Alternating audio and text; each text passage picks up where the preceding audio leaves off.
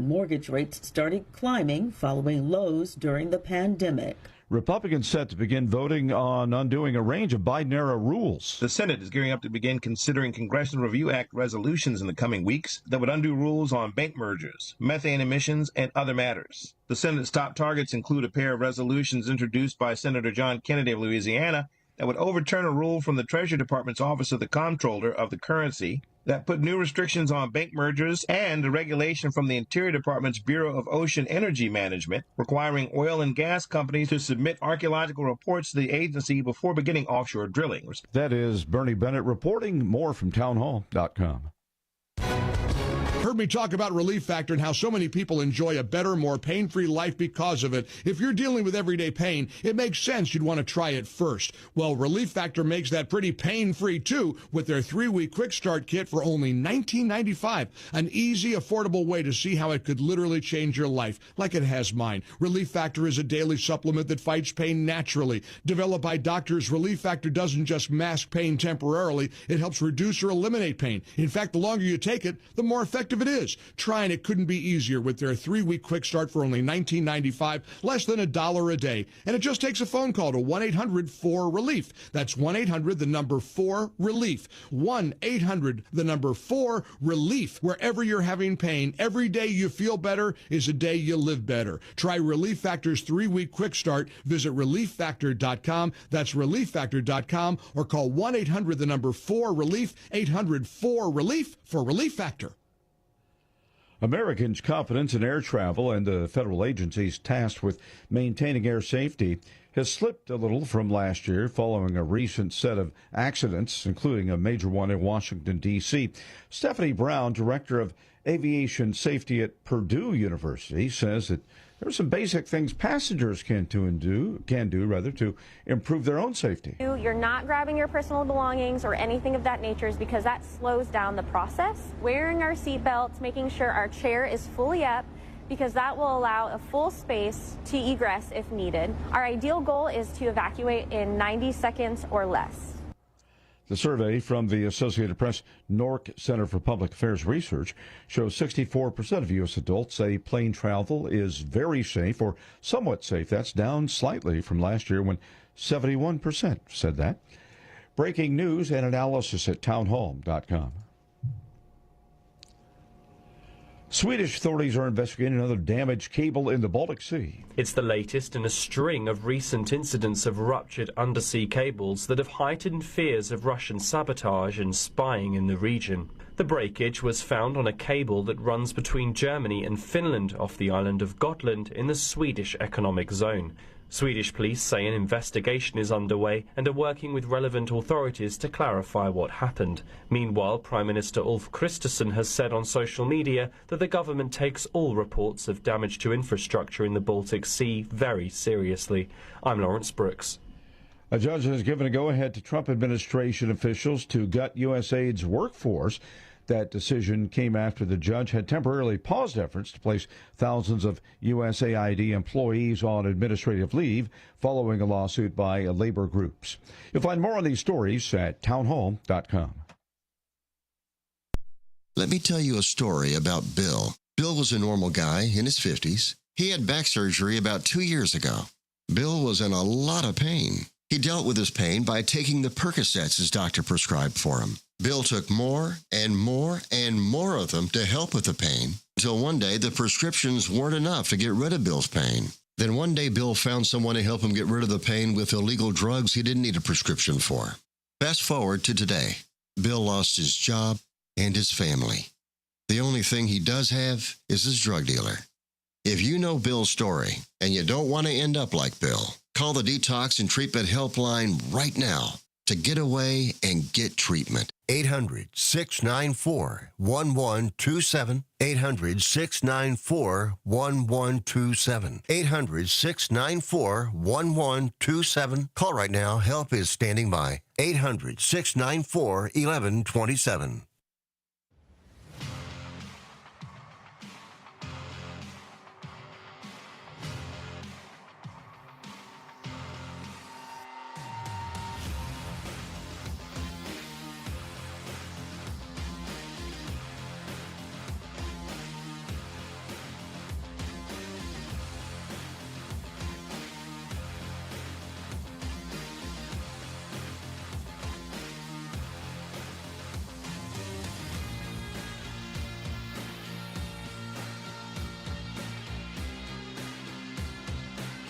Welcome in to On the Rise. I'm your host, Derrick Geyer. Mike Napoletano will be with us momentarily. How the hell is everyone doing on this chilly Saturday morning, February 22nd, 2025? And before we go any further, I've got this for you. And the gloves are off. Matthew Tkachuk and Brandon Hagel. Hagel from Tampa Bay, Tkachuk from Florida.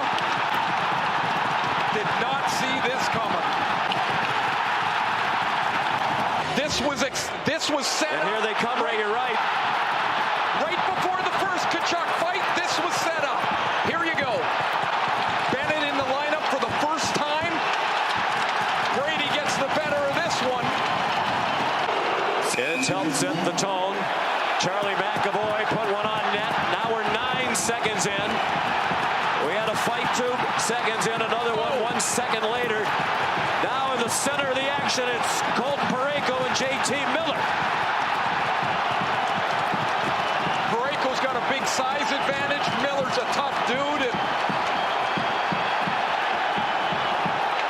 this is like 1996 when this building opened up with the World Cup. Now that is how you start a rivalry game.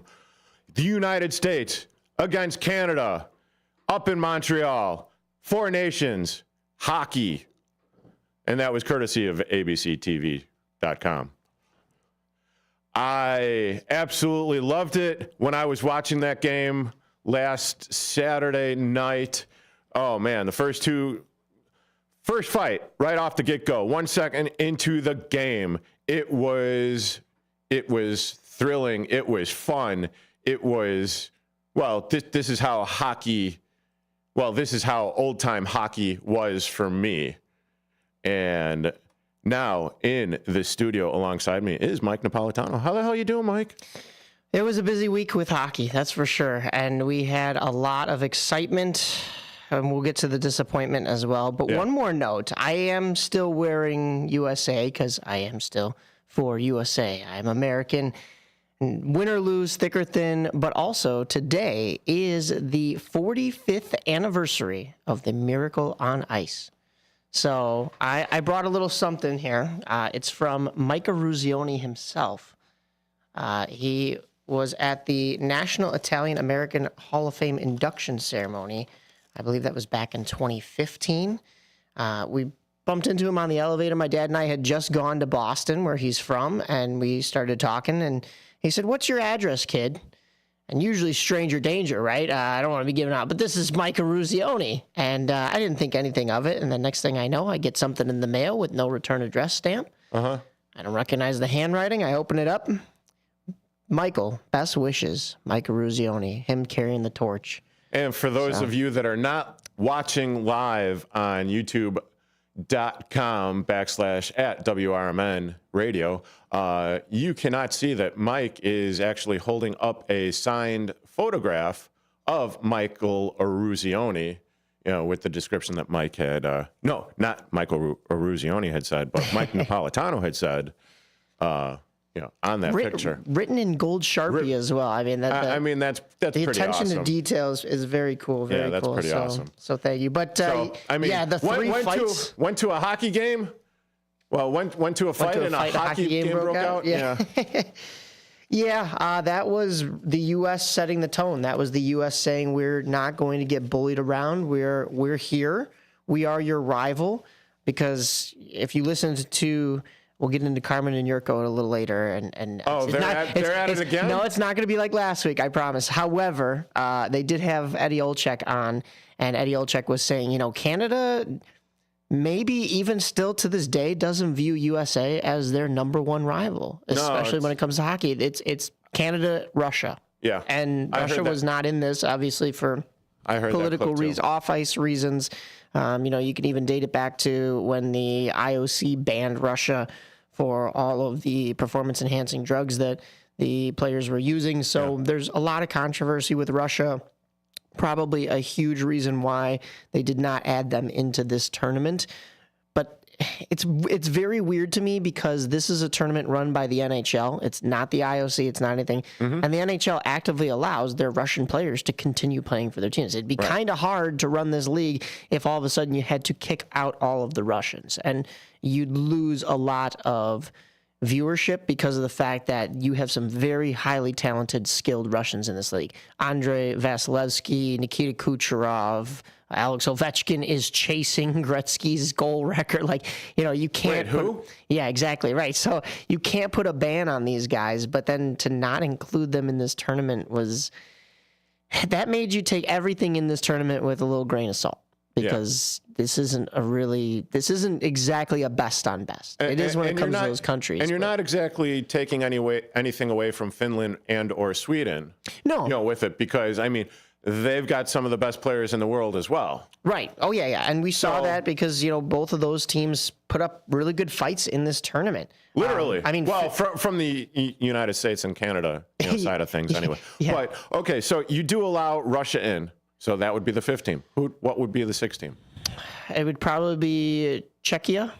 I would say they go by Czechia now because I think they're all encompassing of some of the other. That landscape to me is always changing, and I think it was just the last Olympics in which they changed that. Okay. So I believe they're still going by Czechia, and then after that, I would say probably Germany.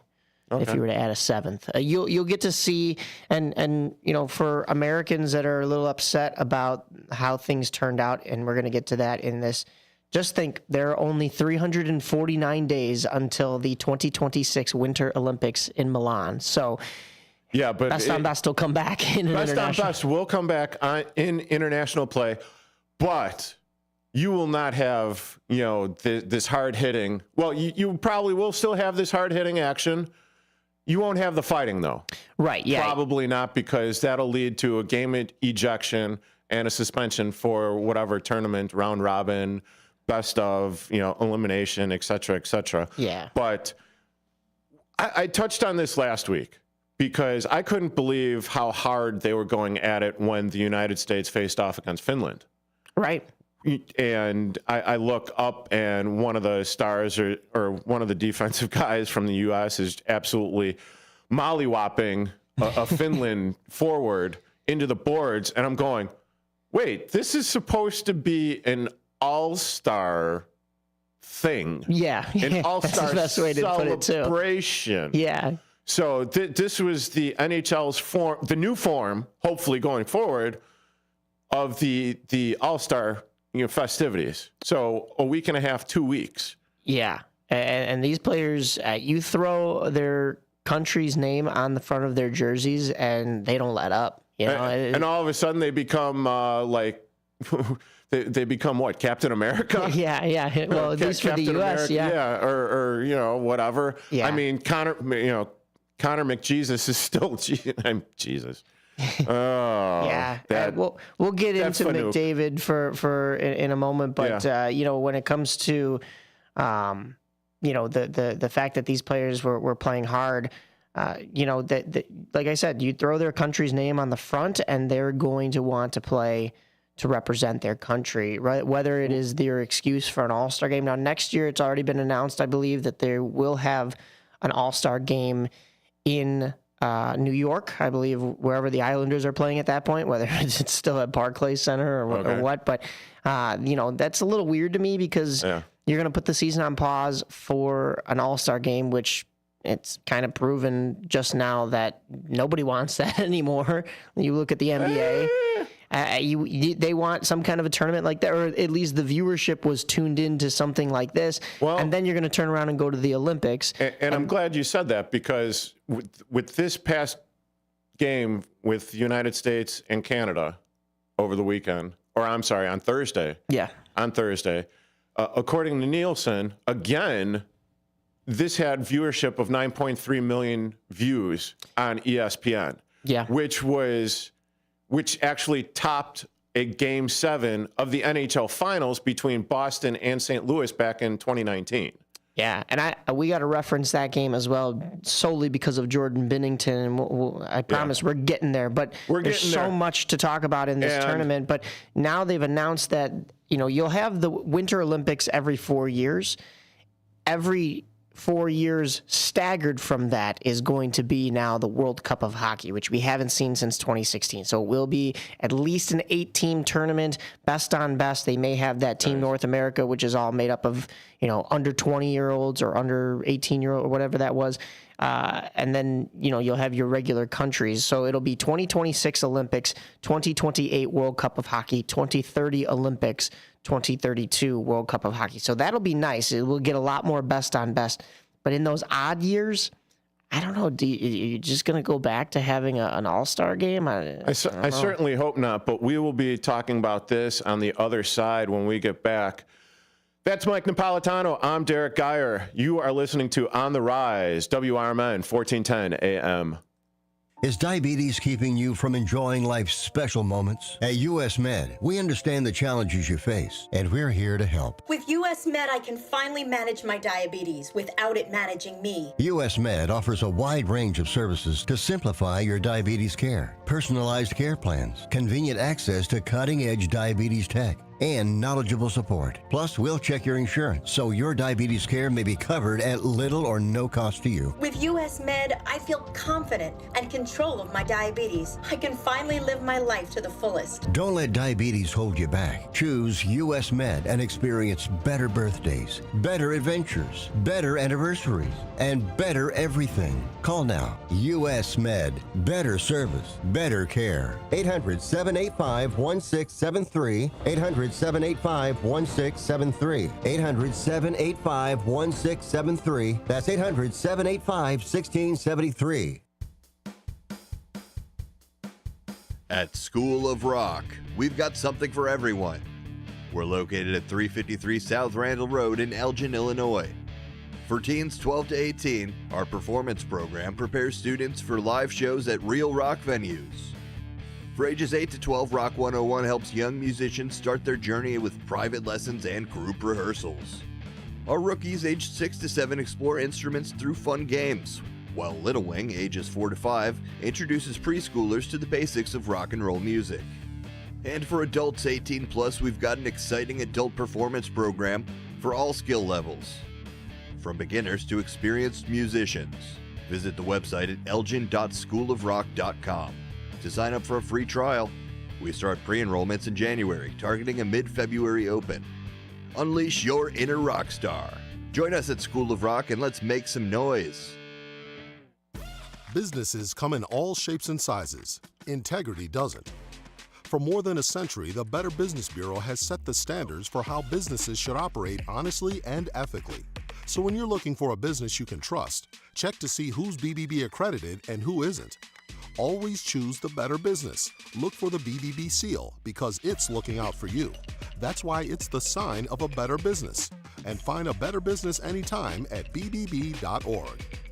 Listen this Sunday afternoon to Handle on the Law. I know we're at an at-will date, but for making a comment, like, hey, your hair looks good. And then I got a call from HR saying, hey, you know what, you're under investigation. Do I have any recourse? Were you fired? No, not yet. The problem, Eddie, is they can fire you for any reason they want. They literally can wake up in the morning and say, you know what, I'm a little bored this morning. I'll tell you what I'm going to do. I'm going to fire Eddie for no reason. Yep, he can do that. Yeah, that's California. Yep, welcome. It's Handle on the Law this Sunday afternoon from 4 to 7 right here on WRMN. Hi, everybody. This is Steve Thorne, running for re-election to the Elgin City Council. So many of you already know me, and you know that my many years of volunteer work and ongoing service are all about helping the residents of our great city, especially our seniors and military veterans. We certainly have had our challenges, past and present, but Elgin owns my heart, and it always has. We are a strong city, a safe city, a city of neighborhoods, a city where people feel the touch of community connection, and that's part of our greatest strength. We look out for one another here in Elgin, and as your city councilman, I pledge to look out for you. I've been endorsed by both the Elgin Police and Firefighters Unions. I'm respectfully asking for your vote to continue serving you on the Elgin City Council. Paid for by Friends of Steve Thorne. This is On the Rise with Mike Napoletano and Derrick Geyer on 1410 AM WRMN.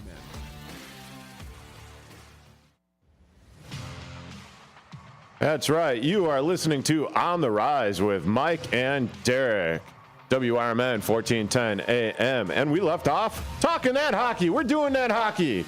More hockey. We are. And, there were a couple other games that happened in this tournament that maybe, people weren't as tuned into just because it wasn't the big names. I mean, you did have Finland and Sweden earlier on that Saturday before that Canada-US game the first time.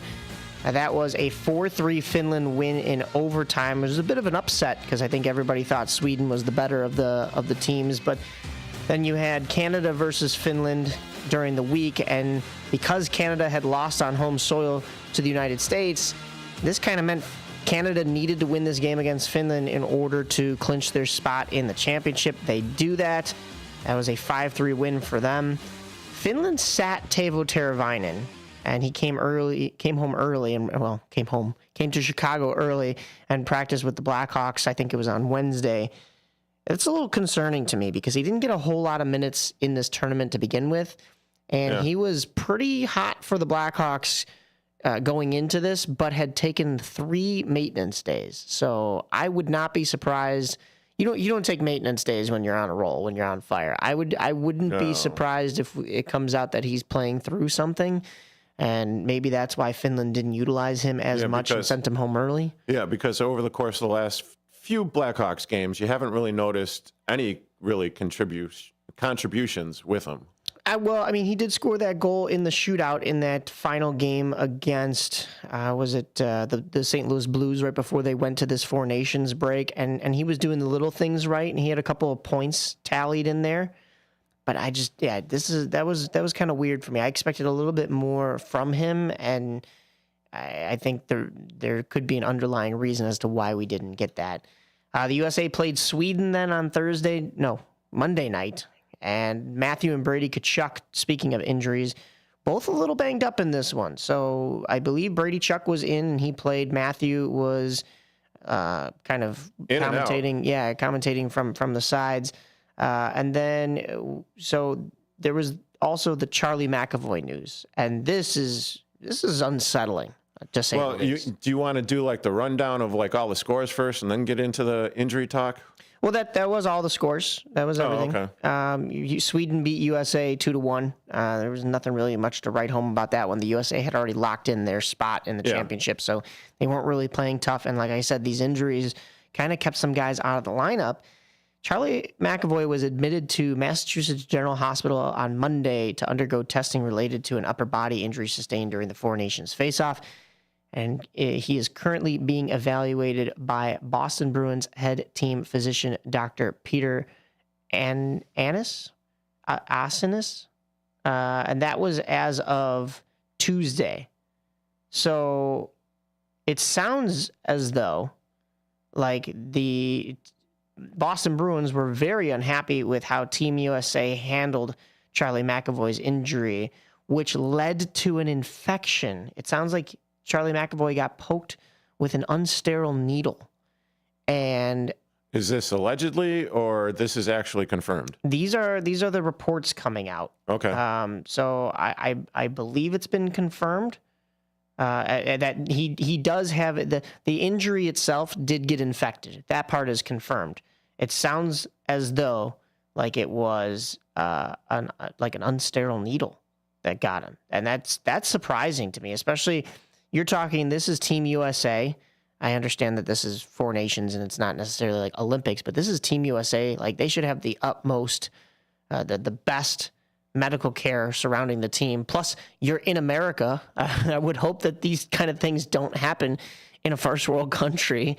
And mistakes are going to happen, but how do you mess up that badly? Well, not only that, but I mean, you're talking about this is an NHL event. So this is your bread and butter. You know, this is your workforce. These are the guys that make the NHL what the NHL are, you know, as far as the product on the ice.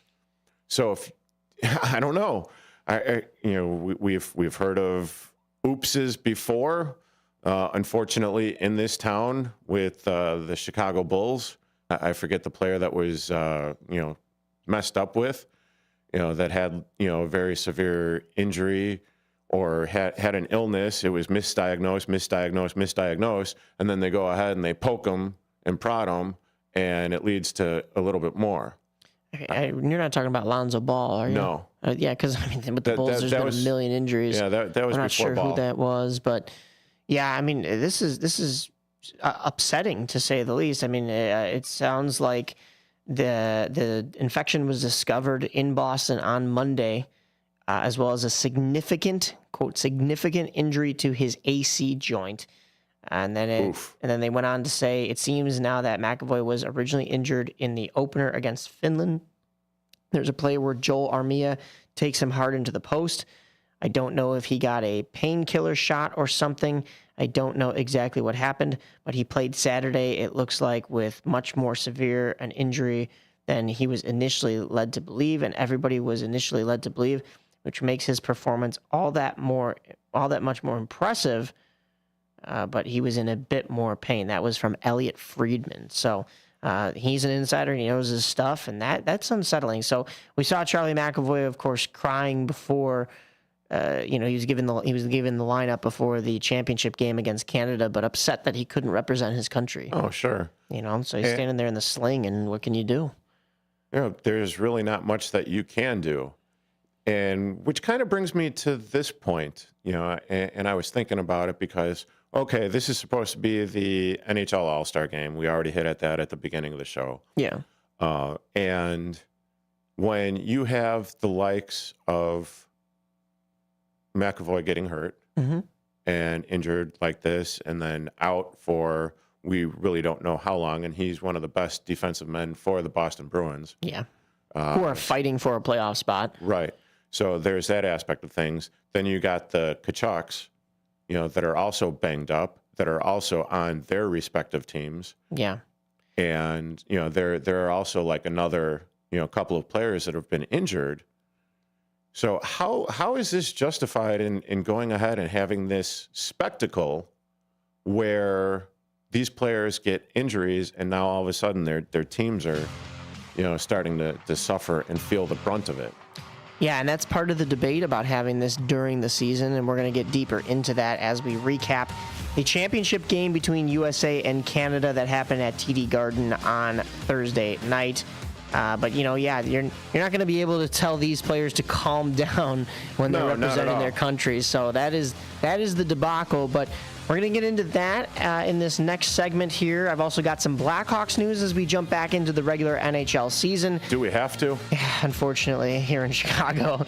And then, of course, we have your AHL and Steel USHL news that we will bring you as well in the next segment. Stay tuned for the top of the hour when we will be talking baseball. Hey, spring training is already starting. It's that time. So stick with us right here on AM 1410 WRMN. You're listening to On the Rise with myself, Mike Napoletano, and my co-host, Derrick Geyer.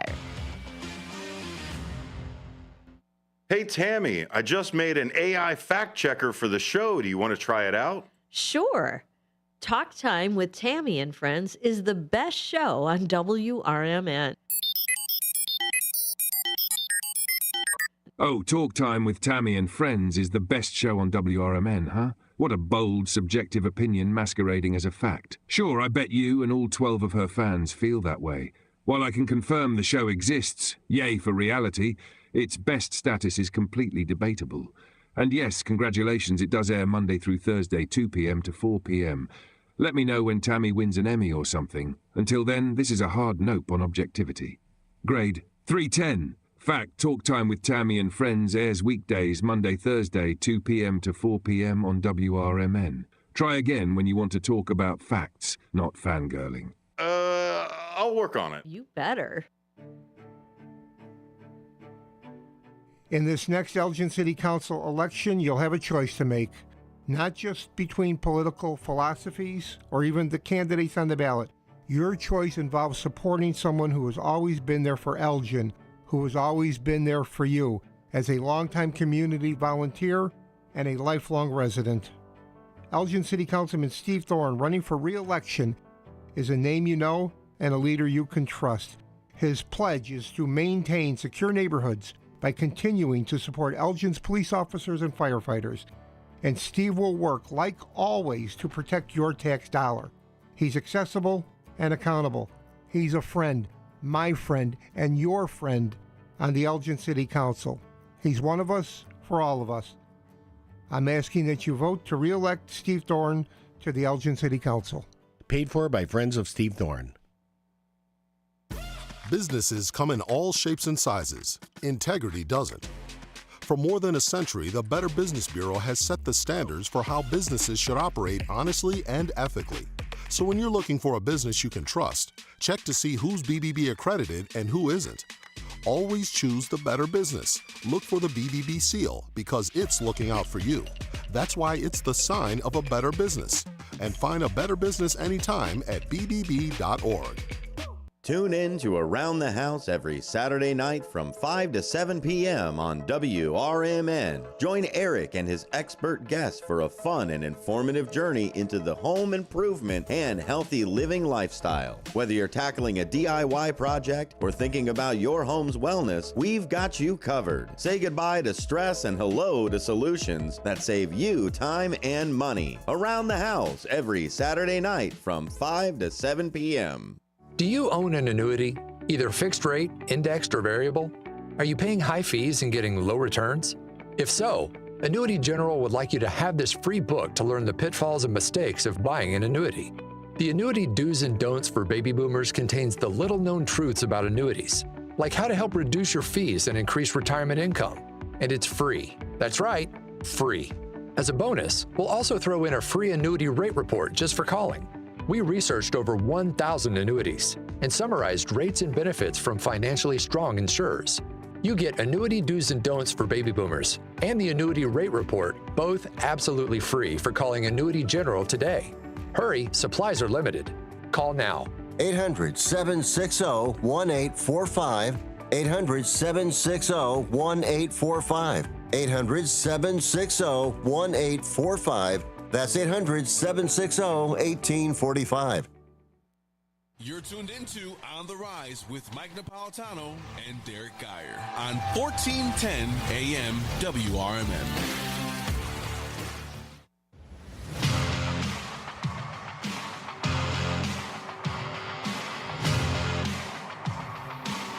That is right. I'm Derrick Geyer. That's Mike Napoletano. You're listening to On the Rise, WRMN 1410 AM. And back into the Four Nations face-off. So on Thursday, the USA faced off against Canada at TD Garden. As I said, you had Mike Eruzione in the house. This one was not the same story as Saturday. This was a very back and forth affair for the most part. We also had, goals from each side. I mean, the defense was locked down for sure, so I didn't expect it to be much more high scoring. There was one more goal than the Saturday game because it went to overtime and it was a 3-2 final. That was because there was a very sloppy third period played by the United States. They had a 2-1 lead. They came back from being down 1-0. They had a 2-1 lead, and then they gave that away. They were lucky that they didn't get caught in the third. They were able to take things into overtime. Both teams looked a little hectic, crazy, sloppy in overtime. I think some of that was due to the fact that both teams were just, the nerves are really getting to you then in overtime. Yeah, who is the goalie for the USA team? Bennington? Connor Hellebuck. Oh, geez. Bennington's for Canada, yeah. But I think they need to rename it Binnington Garden because back in 2019, Jordan Binnington and the St. Louis Blues went into a Game 7 do-or-die scenario in TD Garden against the Boston Bruins, and they came out on top victorious. And in this one, Binnington's back was up against the wall again. Canada needed a win, and unfortunately for the U.S., that they got it. And Binnington was a lot of the reason as to why. He stood on his head. there was a lot of skeptics all tournament, and myself included, that said maybe Binnington really isn't the guy. I don't know why Canada took him, and he lets up a soft goal each game. He did not let up a soft one in this one. No, and the goaltender that did kind of, in my opinion, that didn't exactly have his best performance on Team Canada's second goal of the game in the second period. Connor Hellebuck. Yeah. I mean, the way that he approached the goal scorer, going out a little bit with his body, not standing up straight, not up against the post, left-handed shot. Yeah, I mean, you want to be big in that scenario. That was who had the second goal. It wasn't. I'm drawing a blank. Let me look that up in just a second here. But I mean, you want to be big. You want to take away the sight lines of the shooter. But it was just awkward. It was just a really nice move too by the shooter. And next thing you know, you expect him to go one way. He switches it to, I believe it was his backhand, and it's in the back of the net. And now you're going to overtime. There was a breakdown on defense. I mean, this United States defense was impressive, but it has its faults. And there was a breakdown on that play, and there was a breakdown on the game-winning goal as well. That was the Sam Bennett goal in the second period that you're talking about, assisted by Mitch Marner. So, I mean, you're talking about Leafs fans. Leafs fans were probably really excited that they saw Austin Matthews and Mitch Marner on the score sheet a bunch. Is this the only thing that the Leafs fans really have to look forward to? Well, they keep thinking it's their year, so we'll see. But I'm going to break down why Leafs fans should be concerned when we get to that OT goal, and I'm kind of building up the suspense for it, even though it's not so much fun for the U.S. here. But that Sam Bennett goal, I mean, that's Sam Bennett. He's a heck of a player, and he caught Hellebuck, and rightfully so. I mean, he deserves to put that one in the back of the net. I don't want to make excuses for the U.S., but we talked about those injuries. Charlie McAvoy being out, being a physical force is really painful for this U.S. team. I know Canada was dealing with injuries as well, but they got Cale Makar back for this final game. However, I think if the U.S. is completely healthy, I think maybe we see a different result. I also think going into 2026, I think Canada keeps their team the same. I don't really know who you take off this roster. I mean, why mess with success, right? Yes, everybody's going to be 1 year older, but I don't think that's really going to affect anybody. The biggest one you'd think it would affect is Sidney Crosby. He's the oldest on the team, basically, other than maybe Drew Doughty. But he's still kicking. I mean, he won that MVP of the game in the first game of this tournament. So with the 3 assists and the assist on the overtime winner for Mitch Marner. Yeah, but the one thing that I'm kind of shooting for or hoping maybe is Connor. And I'm not talking about Connor Bedard. McDavid. I think as a Chicagoan, we all do. We want him there. Another year older. He won't be a teenager anymore, so everyone could stop talking about that. Yeah. But then you're also talking about him growing into his body, becoming a little bit stronger. Yeah. A little bit more skilled. And God, I mean, he already looks like he belongs. Yeah, I mean, there was talks about maybe taking Celebrini on this national team over him, just because Celebrini's producing what in many people's eyes they think is more. I mean, both Connor Bedard and Macklin Celebrini are producing about the same. Right. I mean, their stats are practically identical, so I don't know why you'd take one over the other. But I think it's a lot to do with people looking at how the Sharks are playing compared to how the Blackhawks are playing. And if you're going to take individual players, that's just not the case. Another thing too is when you're building teams to play in these international tournaments, that's just exactly what you're doing. You're building teams. You're not taking the 12 best forwards, the 12 flashiest. You want to build guys that can work well together and gel together, become a team, have chemistry, have played together, whether it was other international tournaments growing up or, maybe, throughout the league, maybe they trained together in the offseason like Nathan McKinnon and Sidney Crosby. But what I thought, when you look at the stars on Canada, I mean, it's hard to shut down Connor McDavid, the best player in the world, Sidney Crosby, the former best player in the world, and then Nathan McKinnon, whose hat is always in that conversation as well. So, I mean, that trio is going to be rough to knock off for any team, even if it's the U.S. I don't know if there's too many roster spots that open up for this Canada team, even for those young guys. For the U.S., though, I think what you were talking about earlier with having to play a less physical game and the fact that they did not get the job done here, I think there's going to be some roster changes. And I don't know who you add other than maybe a couple names that come to mind are Tage Thompson maybe should have been out there. You get maybe Quinn Hughes back. I will say Jack Hughes, I think, is a phenomenal player. We didn't see enough from him in this tournament. We also didn't see enough from the Rangers players there. Chris Kreider looked slow. Adam Fox, I didn't even see him until he blew coverage on Mitch Marner by taking a bad route behind the net in overtime, which forced Austin Matthews to make a split-second decision. I mean, that decision got made in a tenth of a second, but it was Matthews' fault. He cannot leave Connor McDavid alone in front of the net in the slot area to go and pressure his Toronto teammate, Mitch Marner, who will be a future Blackhawk, I hope. Oh, you mean this?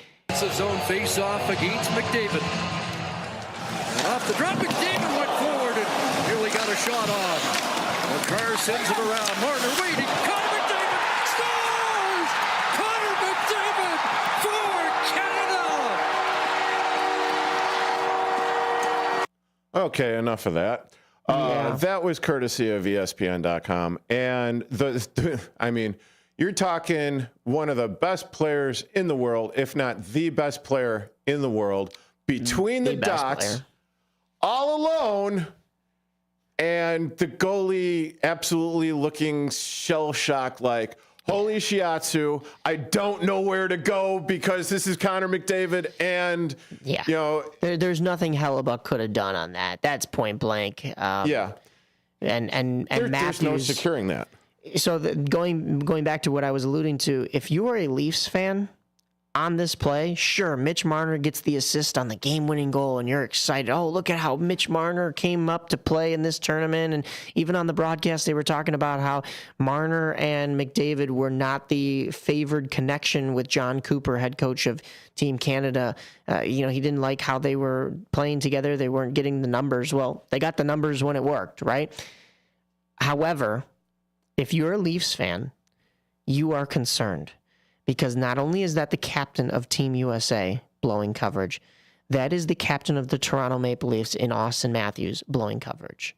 And I don't want to make a blanketed general statement here, but this is why... Why not? Everyone else seems to. This is why the Maple Leafs have not won anything. This is why they struggled to get out of the first round, is because of discipline like that. I mean, I understand it was one mistake. I'm not going to rip on Austin Matthews. He is a heck of an American-born player. I mean, he puts up 60 goals practically every season, but he's offensive. His defensive game is lacking if he's going to make a decision that quickly right there. So, McDavid scores the game-winning goal in overtime to give Canada a 3-2 win. And if that sounds really familiar, 15 years ago, it wasn't number 97 scoring that game winner for Canada in what was deemed the golden goal.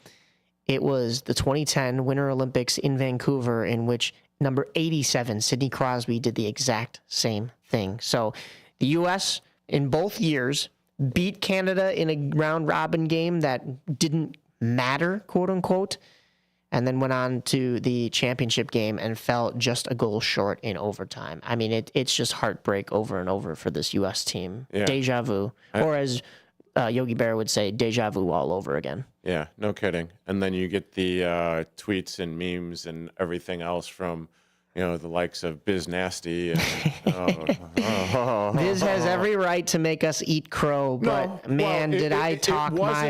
It wasn't as, a dominating performance as he was talking up to it.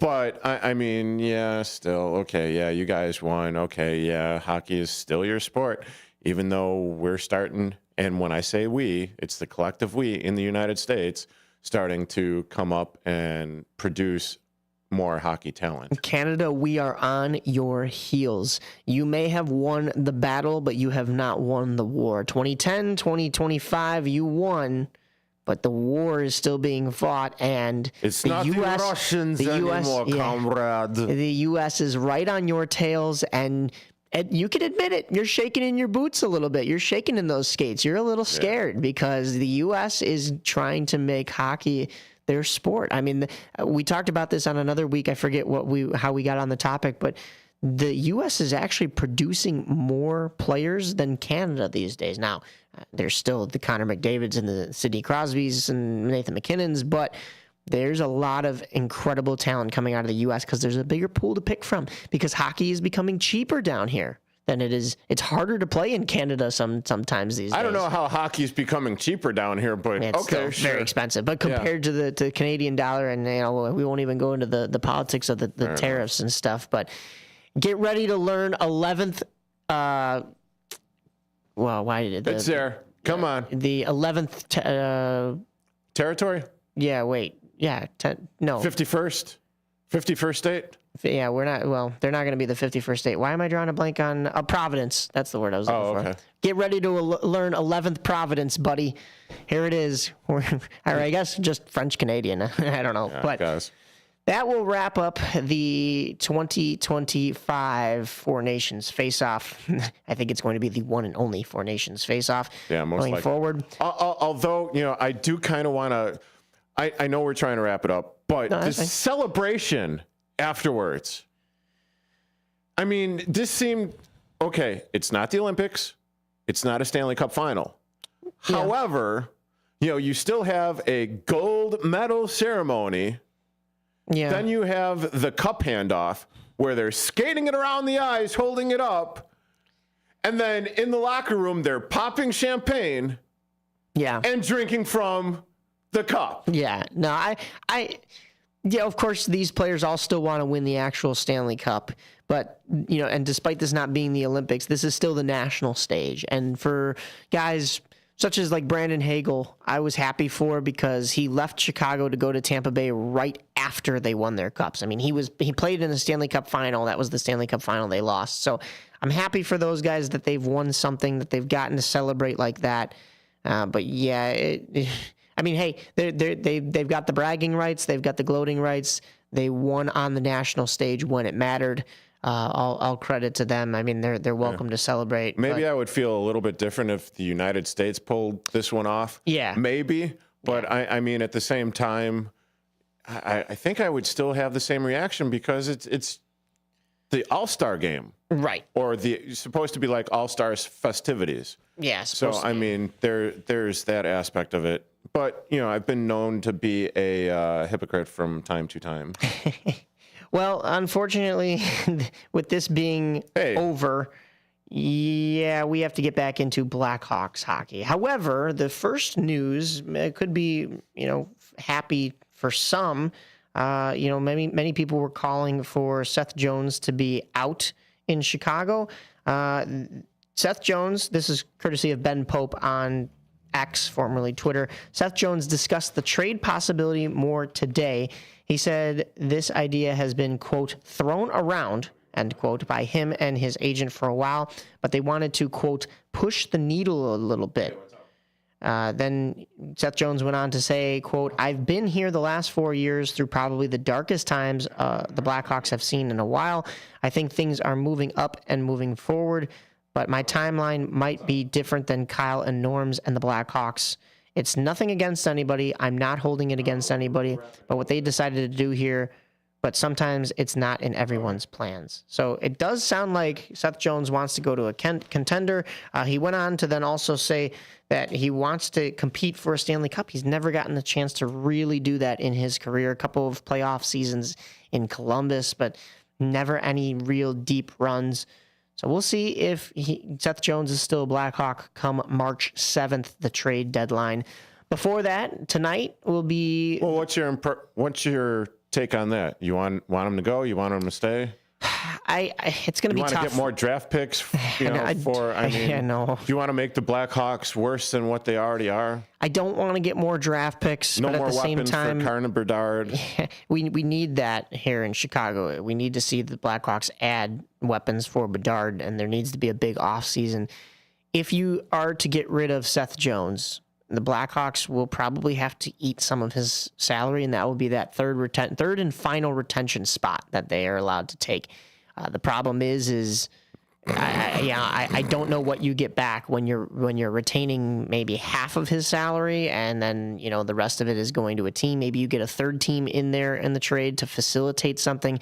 But Where are my sound effects? I just don't see a huge return for the Blackhawks. Not as much as it probably should be for a player like Seth Jones, and most of that is because of how high that contract is. I mean, if it was maybe $3 million, $2 million less, then you get the return that you deserve for Seth Jones. But also, he's probably the player that is worth that money. So do you then want to trade him? And with the salary cap supposedly going up in the next couple of years, I mean, that's not that much of an issue then at that point. But right now it is, and also Seth Jones himself kind of wanting to go to a contender. So I'm kind of indifferent on it. If he stays, great. If he leaves, okay. But I do want to see a solid return. This is a test for Kyle Davidson to make sure that the Blackhawks get what they need out of it if they are going to move a guy like that. So we'll say Connor Murphy? Not Connor Bedard either, but the Blackhawks will be in action against Seth Jones's former team tonight. That's the Columbus Blue Jackets at Nationwide Arena in Columbus at 6 p.m. That's on ESPN+. Tomorrow they'll be back home wearing those beautiful Winter Classic jerseys. Maybe they'll finally get a win in one of them. I don't know. Although then again, they're playing Toronto, so that's tough. You're going to get to see a stadium one. That the Winter Classic ones that they wore this year, the red. Okay. My bad. But they'll be playing Mitch Marner and Austin Matthews. Maybe Austin Matthews will leave Connor Bedard open in front of the net this time. But that is a 6 p.m. puck drop. You can catch that on ESPN, Hulu, or Disney+. Interesting enough. I'm looking forward to Connor Bedard skating circles around him, actually. I hope so. Let's hope. The Blackhawks do play better against good teams. But then Tuesday, they will be in Utah at 8 p.m. on ESPN+. Thursday, 9 p.m. in Vegas to take on the Golden Knights on ESPN+. And then next Saturday concludes the West Coast trip with a 9 p.m. matchup with the Anaheim Ducks on Chicago Sports Network. Now, I mentioned Carmen and Yurko real quick. They did have Eddie Olczyk on. I thought it was a great conversation. I want to give credit where credit is due. I want to give them their props because we did criticize them. I criticized them last week. However, they then went on their own to criticize the rebuild, and it was only stopped by a caller that called in to talk about the Bears instead, even though they weren't really in that Bears segment. But the criticisms, once again, I thought were not fair. They said, where is Nolan Allen? Who is this guy? Nolan Allen just came up and played for the Blackhawks and was a solid defenseman this year for a rookie, scored his first NHL goal. I was in attendance for that one. And now he's down in Rockford. So if you're asking where he is, he's in the AHL. It's not like this kid is, 10 years from being any kind of superstar. I mean, you've also overlooked the season that, Sam Renzel is having in Minnesota. And there's a number of names out there in the OHL that are coming up for this Blackhawks team that you should be aware of. They also asked, where's Kevin Korchinski? Well, if you listened to our show here on WRMN on the Rise, you'd know that Kevin Korchinski was the MVP of the AHL All-Star Tournament. Yeah, that's not anything to take lightly. And guess what? He played up in Chicago last year. So maybe you were asking, where is he, as in, like, you haven't seen him in a while. But I kind of think that you were asking, where is he, as in, like, he's not developed. He's on track. Have patience. This is a rebuild. Nobody said the Blackhawks were going to compete this year. Nobody's saying the Blackhawks are going to compete next year. This is going to take time. The last thing they did was they said, and Lucas Reichel, what a bust of a pick that is. What direction are we going in? Lucas Reichel was drafted by the previous regime, by the Stan Bowman regime. Sure, did they want to keep him around and see if he would develop into the player that originally being drafted, everybody thought he was going to be. Yeah. Did he have a down year last year? Yeah. Is he having a better year this year? Yes. Again, just like the Connor Bedard faceoff numbers. I mean, are we not looking at stats anymore? Are we just going on air and just yapping about whatever we decide to yap about that day, making up narratives? No, it's the sport that is forgotten here in the Chicagoland area. I mean, we haven't forgotten about it. Yeah. But we cover it, so you really get in depth on it. I know my hockey a little bit less than you do, but I mean, at the same time, it's like in-town stupid. Yeah, it really is in-town stupid. Because how do you go ahead and ask, where's Nolan Allen? Where's Kevin Korchinski? You should know what your pipeline looks like if you're covering it. Yes, exactly. And you know what? I said this last week when I was criticizing. It would be one thing if this was talking about the Pittsburgh Penguins and Sidney Crosby, because we were talking about international. It's another thing when you're talking about the team that you cover in your hometown, and it's a big hockey market. It's an original 6 team, so it's not like nobody's dialed in and paying attention. There are hockey fans out there. And on top of it, the entire United States is now paying attention to hockey after this Four Nations face-off. You mentioned the numbers. There was also another number thrown out there that said 10.7 million viewers for the previous Saturday's game. That was the game that was against. That was the first Canadian. I could have sworn that the championship game would get higher numbers. Both numbers, though, surpassed any Game 7 other than, I think, last year between the Florida Panthers and the Edmonton Oilers, because that was kind of Canada versus U.S. as well. But, I mean, what are we talking about here? On Chicago radio? I love those guys. It was nice to get a chance to listen to them during the workday, and I do think that they have some good points with Eddie Olczyk. But, man, there's just some little things that need to be corrected. Little things. Little big things. Little big things, yeah. Little big things. I mean, yeah. Yeah. All right, well, we have a very important day today because White Sox spring training begins today, and here at AM 1410 WRMN, we are one of your homes of the Chicago White Sox. You can listen to White Sox games here on AM 1410 WRMN all season long, although, of course, this is just spring training, so you have to check your listings to hear that one. We're going to get into some of those White Sox games and some news. The Cubs kind of already started, but we also have undefeated, baby. Against the defending champion LA Dodgers, which means nothing. What was their payroll for those couple of keep on going, Mike? Games? I'm sorry, I didn't mean to disrail you. You're good though. We also have a little bit of Icehogs and Wolves that we got to wrap up as well. All that coming up in the next segment right here on AM 1410 WRMN. You're listening to On the Rise with myself, Mike Napoletano, and my co-host Derrick Geyer. At Britain's Touchless Car Wash, they know life gets busy. That's why they're here 24/7 to keep your car looking spotless, fast, and easy. Their advanced brush-free wash technology delivers a sparkling clean without a single scratch, because they treat your car like it's their own. Here's the best part. Right now, you can get a free car wash just for joining their text club. It's simple. Just text BRITT to 30400, and your first wash is on them.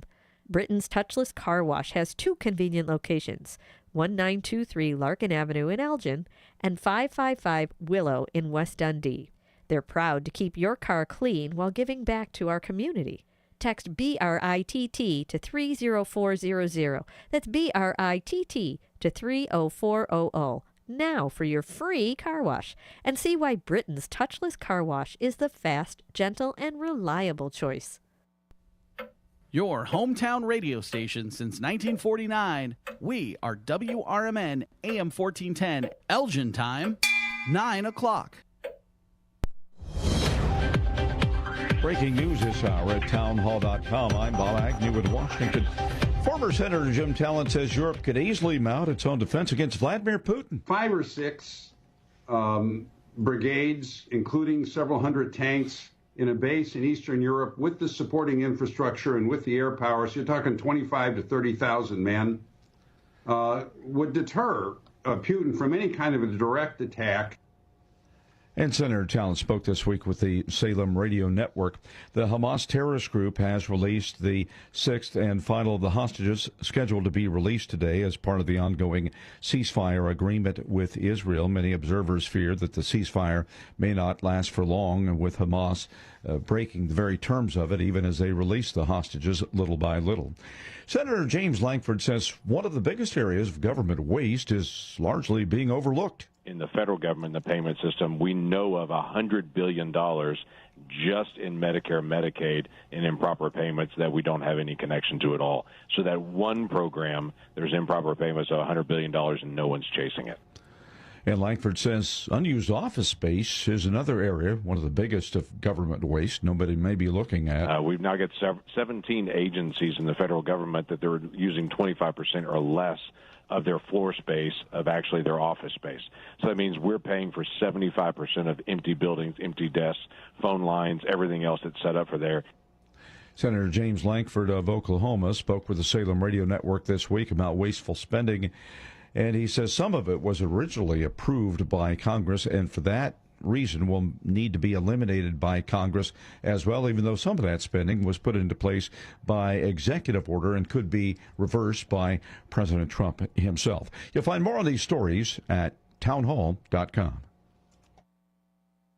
Coverage varies by plan, view contracts, and exclusions at EnduranceWarranty.com. Auto repair bills are through the roof. $3,000 to replace the transmission, $4,000 for a blown engine. And if your manufacturer's warranty is expired, you'll have to cover it all out of pocket. You need an Endurance Auto Protection Plan. No matter what the mileage, if your car is under 20 years old, Endurance can get you covered on the engine, electrical system, transmission, AC, drivetrain, and more. Endurance has plans for any budget. Repairs can be done at the certified mechanic of your choice, and they're paid directly with no middleman. Plans cover 24/7 roadside assistance, towing, battery jumps, fuel deliveries, tire changes, lockout services, and a 30-day money-back guarantee. Act now and get our elite benefits, including complete tire care and key fob replacement. A $2,000 value at no extra cost. With Endurance, you could never pay for covered auto repairs again, so call now for your free quote. Call 800-498-2843. 800-498-2843. 800-498-2843. Sales of previously occupied U.S. homes fell by 4.9% last month compared to December. The latest home sales figures fell short of the 4,110,000 unit pace, which economists were expecting, according to FactSet. The National Association of Realtors reports there are nearly 1.2 million unsold homes at the end of last month. That's up 3.5% from December and up nearly 17% from a year ago. Home prices increased on an annual basis for the 19th consecutive month. The national median sales price rose 4.8% in January from a year earlier, approaching $400,000 per home. George Williams reporting. Americans' confidence in air travel and the federal agencies tasked with maintaining air safety has slipped a little from last year following a recent crash in Washington, D.C. That's according to a new poll. It also indicates most still believe air transportation is generally safe. Breaking news at townhall.com.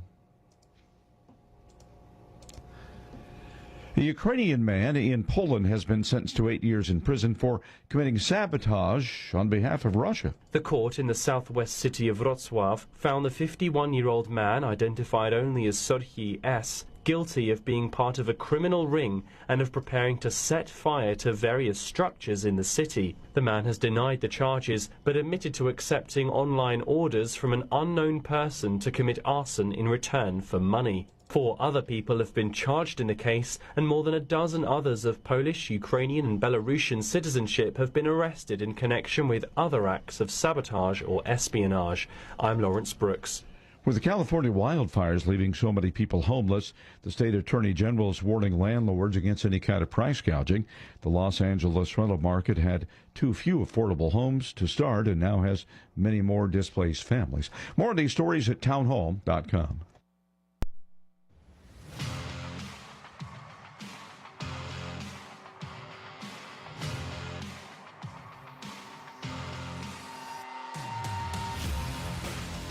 Welcome back to On the Rise with Mike Napoletano and Derrick Geyer on WRMN 1410 AM, a River Media Network Sports.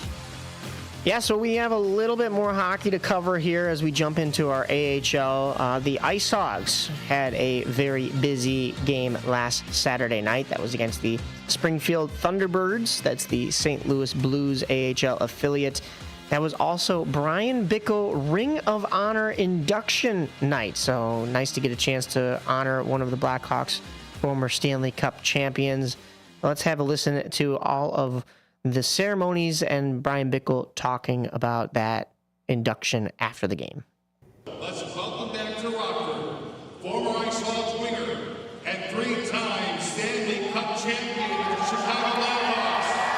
He will represent the team and going forward right here on this ice, Brian Bickle. It was a start. It was the start of my career. At times I didn't know I was going to get out, but I was very fortunate and to get out at a good time, I guess you could say. But I put my time in the minor leagues in Rockford and obviously in Virginia for a year. But to start a career here, I think it's important for any player to develop as a player and just as a human to live on yourself and just adjust. I didn't have home cooked meals. But it was a great experience. It was nice to come back and to get this honor tonight. I'm looking forward to it. That was courtesy of WREX, Channel 13 out in Rockford, covering the game there. And then, the Icehogs actually came out to play in this one for Brian Bickle as well, which was nice to see him get honored. And then the Icehogs come away with a 4-3 victory. You had 2 goals from Joey Anderson, 1 from Brent Sini, and the game-winning goal, basically, in the third period from Andreas Athanasiou, topping the Springfield Thunderbirds. The Rockford Icehogs went on to play the Iowa Wild Monday night on President's Day.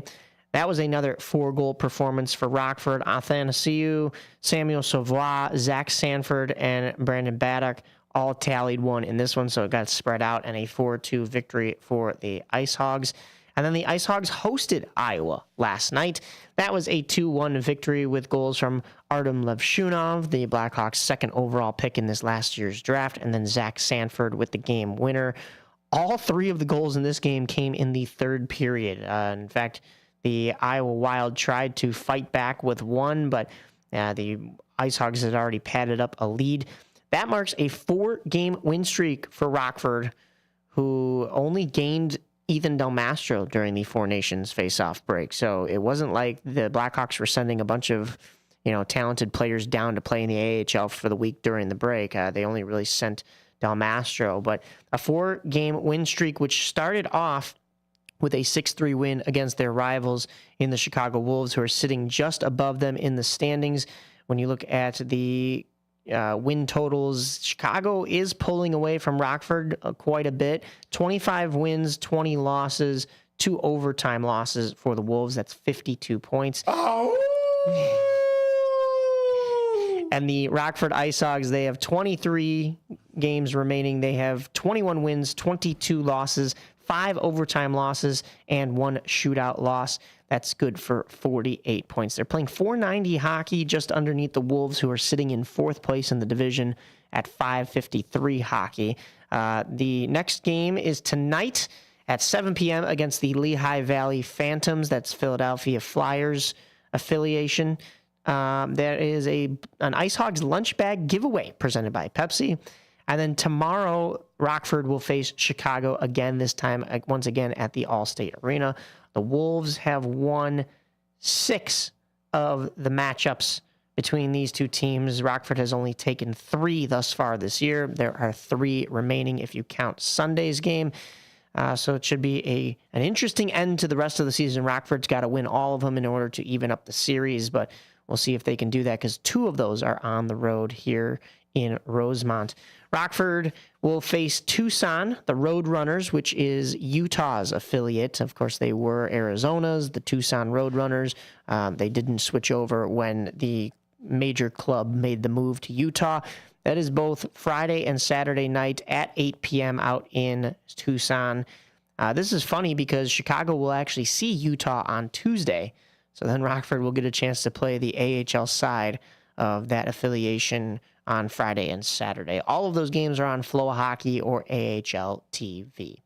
That brings me over to the Wolves side of things. Saturday was also a big night for the Wolves. They weren't exactly inducting any former players, but it was Hawaiian t-shirt giveaway night, Adopt a Dog night, and they had a post-game skate. Unfortunately, they did not have a current game skate because the Cleveland Monsters took it to them.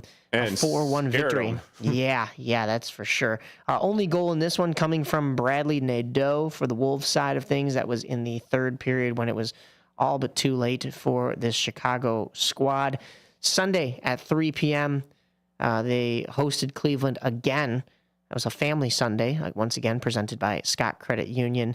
And Cleveland outdid the Wolves one more time, a 3-2 victory. In this one, you had goals from Josiah Slavin and Skylar Brindamore, but the Wolves and the Icehogs kind of switching spots here. Is Skylar Brindamore of the Rod Brindamores? Yes, that is his son. So God. Yeah.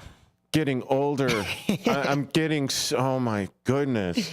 So unfortunately, the Wolves were losing games, but that would cease on Thursday when they hosted the Milwaukee Admirals, who are still leading the Central Division. So it was good to get a win against a top team. That was goals from Skylar Brindamore, Noel Gundler, and Josiah Slavin in that one. But on the away side of things, it was Ryan O'Reilly, longtime NHL veteran and current Nashville Predator. It was his brother Cal's 1,000th AHL game, and just happened to be that he's in the Nashville system as well, playing for Milwaukee. So Ryan O'Reilly was in attendance. He actually held up a funny sign against the glass that said, "Congrats on having less teeth than me." I mean, always poking fun. That's pretty good to see. Yeah, that's good. Wow. I cannot fathom playing 1,000 AHL games. Especially when your brother has played a lot of NHL games. Yeah. It's kind of rough, it's but kind of like a dubious distinction. Yeah. If you will. I mean, you're going, I'm talking about like Crash Davis in Bull Durham and everything, getting like the home run mark in the minors. And I mean, but hell, hats off to him. Yeah. For doing what he loves, because obviously if he didn't love playing hockey, getting paid for it, even in the AHL, I mean, 1,000 games, that's way to go, man. Yeah, absolutely. So, we talked about Michael Layton last week getting inducted, and he had quite the career. I believe he hit 1,000 games in the AHL as well. It might have been combined with the NHL because he was up for a certain amount of time. But congrats to Cal. Unfortunately, he didn't get the win in this one. The Wolves did, so that's good. And then leading up into tonight, Chicago will host Iowa at 7 p.m. That is Faith and Fellowship night. Tomorrow at 3 will be that matchup at home against Rockford. And then the Wolves are also on the road for the rest of the week, just like the Rockford Icehogs. Wolves will be at Iowa on Wednesday at 7, and then in Texas to face the Stars, the Texas Stars, not the Dallas Stars, next Saturday to kick off March. All of those games are on AHL TV or Flow Hockey. We didn't really cover Steel in the last couple of weeks. The Steel fell on the Next Eras night. That's their Taylor Swift-themed game. It was 3-2 in overtime last Saturday. They took a 2-1 lead into the third, but gave up the game-tying goal too late. And then both teams drew iron in the overtime frame before Youngstown, the Phantoms, ended the contest with 22 seconds remaining in overtime. Ooh, you were so close to getting to the shootout. Luke Golker scored his 10th goal of the season in the opening period for Chicago, and Reed Kahn scored his 6th goal of the season in the second frame. Goaltender Luca Cloutier stopped 21 shots in the loss, and this loss snapped a 4-game win streak for the Chicago Steel, but they did earn a point in this one. That 4-game win streak was dating back to January 30th. That was Tri-City Storm, a 3-1 win. Then they followed that up with a 5-2 win against that same Tri-City. And then the Madison Capitals 4-3 overtime win on February 7th. And then February 8th, a 2-1 win against the Green Bay Gamblers. Then Sunday, they fell to those same Youngstown Phantoms 2-1 in a shootout. Unfortunately, that was on Rusty the Mascot's birthday. I know, we're getting there in just a second. Arseny Marchenko scored his 2nd goal of the season. It was the only Steel goal of the game, unfortunately. Goaltender Jack Parsons stopped 27 of 28 shots. was his first loss in 5 games. Like I said, the Steel team has been on a roll. That is now 7 straight games with a point, but that was snapped last night with a 4-1 loss to the Waterloo Blackhawks. Colin Sisson is your lone goal scorer. Chicago Steel still bringing up the rear when it comes to the standings. They are just above the USA Hockey National Team Development Program with 33 points, 7th in the Eastern Conference out of 8 teams. So that's unfortunate. But coming up tonight, they will play that USA Hockey NTDP, the under-17 team, here at Fox Valley Ice Arena. That is Superhero Night. And then tomorrow, I should mention, that's at 7:05 p.m. Tomorrow at 3:05, we'll be at home against the Green Bay Gamblers. That will be the trading cart set giveaway.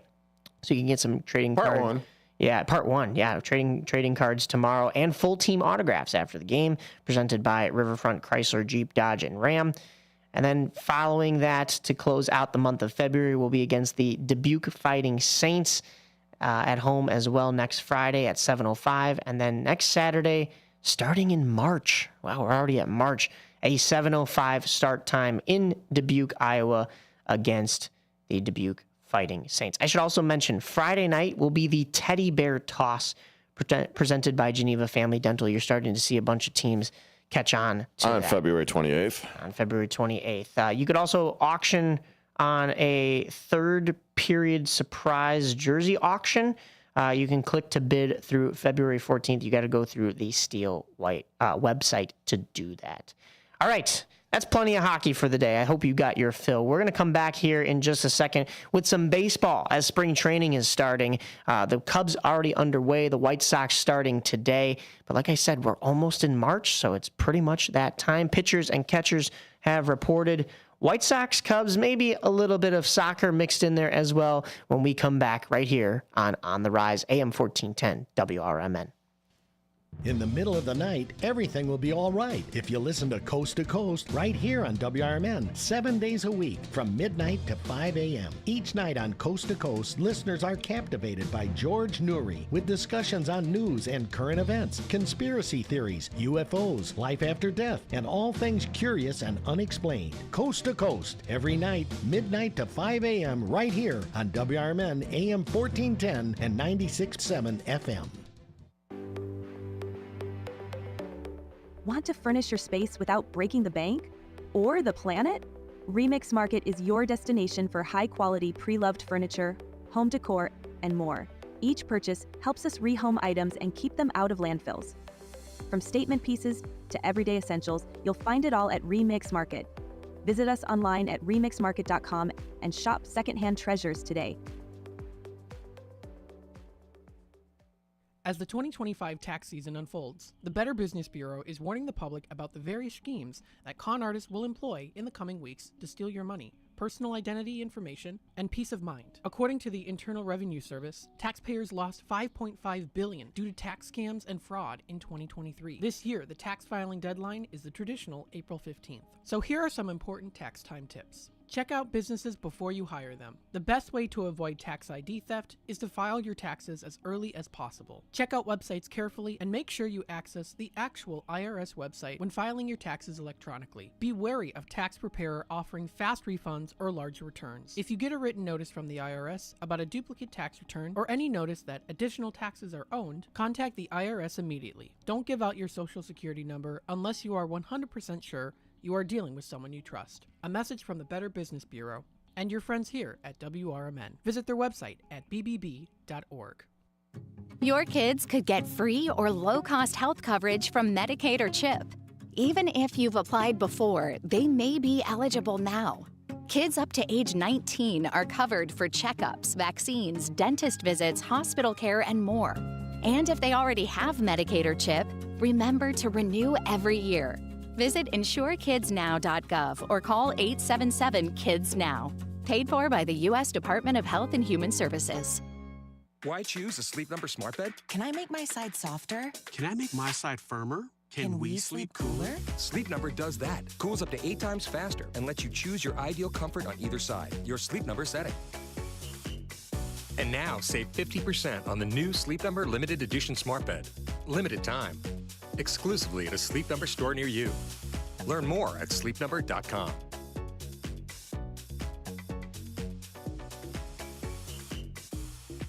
Are you suffering with anxiety, depression, PTSD, an eating disorder, or even a substance abuse problem? If it's causing problems at work or with your family, get help now at Insight Mental Health and Wellness. We can help and treat all types of depression and mental issues. We'll help you use your insurance to get away from it all to a beautiful, sunny, and tranquil vacation-like environment so you can recharge yourself. And with the Family Medical Leave Act, you could take the time off you need from work. Plus, with the Affordable Care Act, your treatment could be 100% covered. If you're suffering from any kind of anxiety, depression, PTSD, eating disorder, or even a substance abuse problem, use your insurance and get away from it all. Come to sunny California. Call Insight Mental Health and Wellness now. 800-419-0287. 800-419-0287. 800-419-0287. That's 800-419-0287.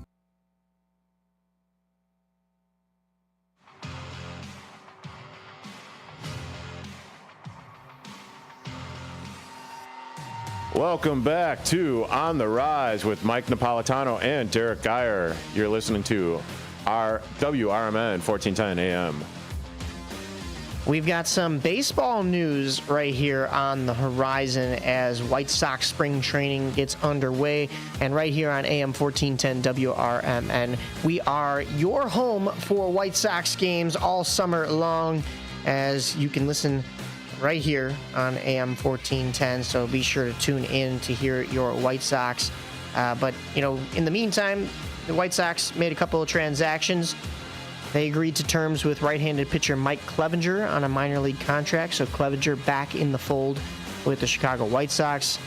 They claimed right-handed pitcher Owen White off waivers from the New York Yankees. How about the New York Yankees now revoking the beard and mustache ban? Well, I guess there wasn't really a mustache ban because some guys have had, but they revoked the beard ban. You're allowed to have a beard if you play for the New York Yankees now. Before it was always you had to be clean shaven, so it's kind of interesting. Well, if you're a player and you have that long beard, we're talking like a good six inches or so. Like a Madison Bumgarner. Mad Bum, yeah. Yeah. Or who's the dude on the Colorado Rockies? He's another Charlie Blackmon. Yeah, Charlie Blackmon. Yeah.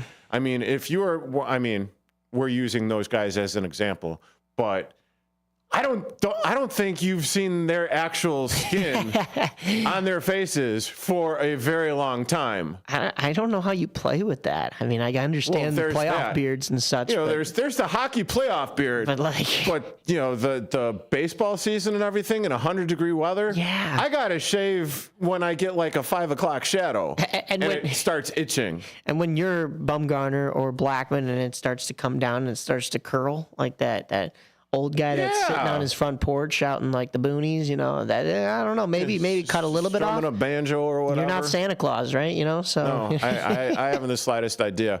But yes, we will be broadcasting the Chicago White Sox versus the Chicago Cubs today. It is a 2:05 start. That'll be exciting. Crosstown already. I was excited to see that in the regular season schedule as we get closer and closer to that. The White Sox and Cubs will face off against each other 6 times, 3 at Wrigley, 3 at Wright Field. I like that. It's back to how it should be. Yes, back to how absolutely. It should be. Yeah, so that'll be exciting. And we kick it off with that in spring training today. Other news for the White Sox, they played left-handed pitcher Kai Bush on the 60-day IL on February 17th. Alrighty. They also agreed to terms with outfielder first baseman Joey Gallo on a minor league contract, a little bit past his prime. So are we doing that whole, hey, I liked him when he was playing for this team again. I guess. Why don't we bring, hey, Ken Griffey, come on. I guess Chris Getz is getting his guys. 500 years old. Yeah, oh my goodness. Hey, I mean, geez. Yeah, Manny Ramirez. Adam Dunn, Manny Ramirez. I mean, you name it, the White Sox get all of the used goods, but they will commence their spring training schedule today. That is at, like Derrick said, at 2:05 against the Cubs at Sloan Park, so they'll be on the road. And then tomorrow, the White Sox will play Kansas City at 2:05. Monday, they'll be at home at the Camelback Ranch against the Texas Rangers at 2:05. Tuesday will be at Colorado at 2:10. Wednesday will be at home against the San Diego Padres at 2:05. Thursday at home against Cleveland at 2:05. Friday against Los Angeles at 2:10 in their Los Angeles's Camelback. No, not Camelback, but their spring training. Am I reading facility. this wrong? What? Am I a day off? No. Then Friday the 28th against Los Angeles. Well, see, on mine that I'm looking at, it says Friday the 28th against Texas. Oh, I don't have that. I pulled this straight from, let me double check. ESPN is known to make their mistakes, but let me double check. Because I think I'm looking at the same thing that you are. So it's the 22nd, Chicago. Are you looking at the Cubs side of things? You know what? You're looking at the Cubs side of things. Okay. Yeah, so. yeah. I haven't gotten to that I'm just a yet. Dumas. We'll get there. Don't worry. We'll get to your North Siders. I'm a Dumas. Yep. Okay. Okay. So and then, oops! I did it again. I played with your schedule. Okay, I'll just stop. Yeah. Saturday, March 1st, after another edition of On the Rise and the Truth About Chicago Sports, will be another 2:10 game for the White Sox in Seattle's spring training facility. That last game against Seattle will be broadcast on MLB.com, but WRMN is your home for White Sox games this whole summer, so tune in with us. On the Cubs side of things, they started early. They had 2 games against the Los Angeles Dodgers in Sloan Park. The first game was a 12-4 win over the Dodgers, baby. And then a 7-3 win against the Dodgers yesterday. What stood out to me in these 2 games, it wasn't exactly the shell of a roster for the Dodgers. I mean, I understand this is just spring training, so maybe guys aren't fully ingratiated into everyday baseball just yet. But Mookie Betts, he had an at-bat in this one and also a walk. You also had the starting pitcher in this game for the Dodgers was Yoshinobu Yamamoto. He went 1 2/3 innings pitched. He had 2 strikeouts and 3 hits, 0 ERA, so he did pretty well for himself. You mean this wasn't the the $1 trillion roster? It wasn't the $1 trillion roster, but Teoscar Hernandez also had 2 at-bats. Max Muncy had 2 at-bats and 1 hit. I mean, it wasn't like there were 0 guys in this game. Is this who I think it is clicking on this?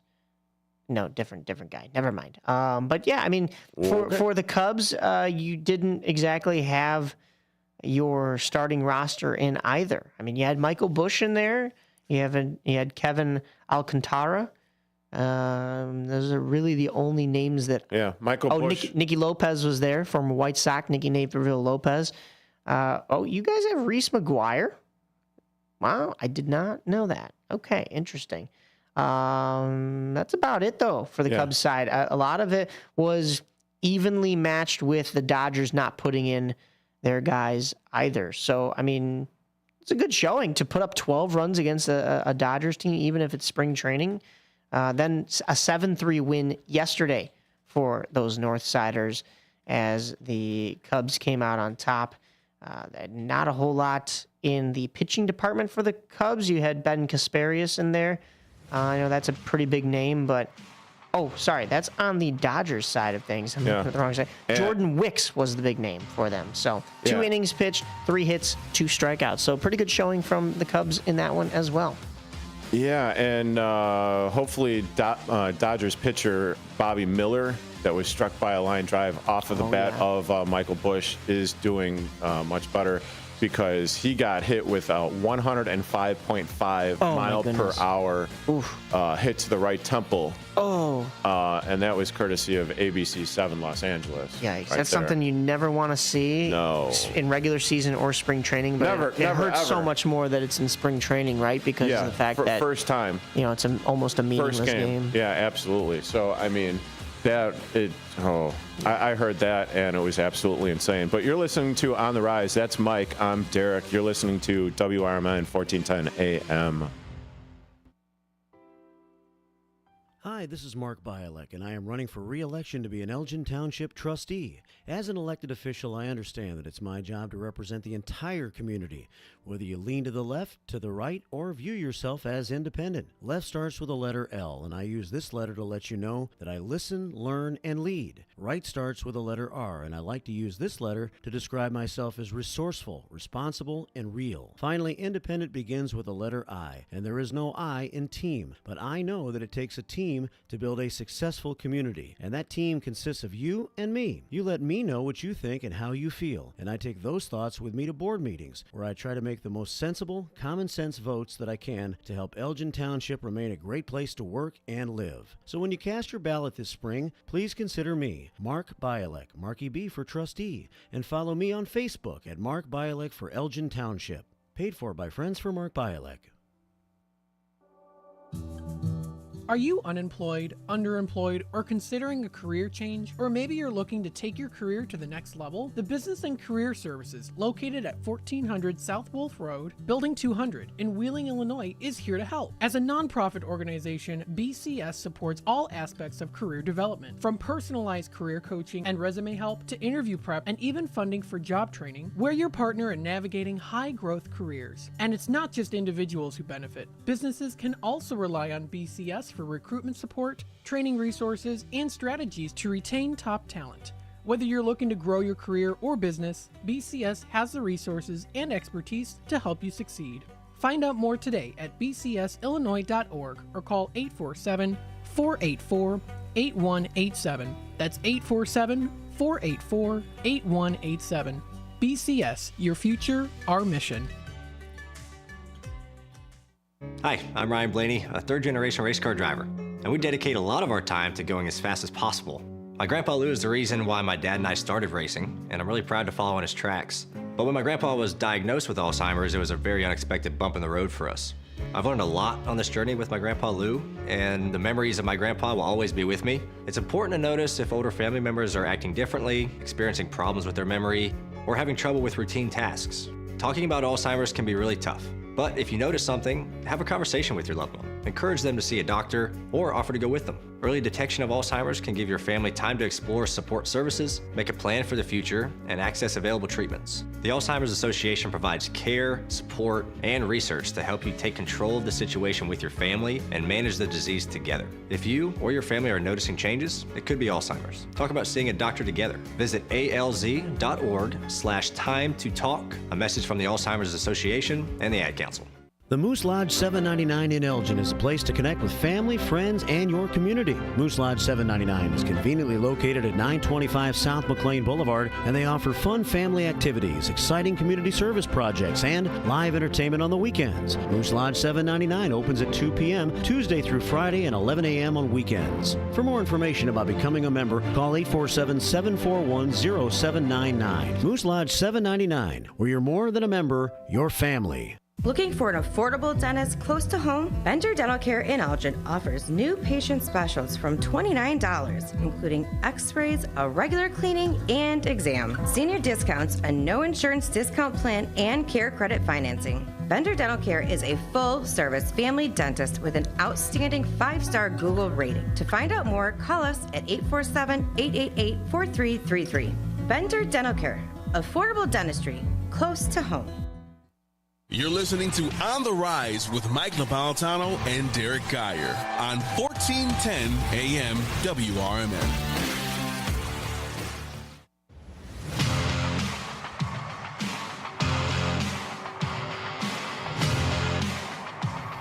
Are we live? Si, senor. Welcome back to AM 1410 WRMN. You're listening to On the Rise with myself, Mike Napoletano, and Derrick Geyer. This will be the last segment. I am here with you because I am headed out to Nihil Games, broadcasting the championships with the wonderful Aaron Schellen and also Eric Willowite, who we may get a chance to talk to in the next couple weeks. I should probably ask him about that. You keep on teasing, Mike. Teasing before I even ask the guest to come on. That's fine. It's whatever. He's a great guy. So playoffs are underway for those, and we will be getting some championships very shortly. We left off with the Cubs, though. They also made a couple of transactions during the week. They agreed to terms with infielder Justin Turner on a 1-year contract. They designated outfielder Alexander Canario for assignment. They agreed to terms with second baseman Dixon Machado on a minor league contract. We saw him in those first 2 games against the Dodgers. They sent left-handed pitcher Rob Zastrinski, I believe, outright to Iowa. They also agreed to terms with right-handed pitcher Braden Spears on a minor league contract. I talked about second baseman Nicky Lopez. They signed him, and also left-handed pitcher Brandon Hughes on minor league contracts.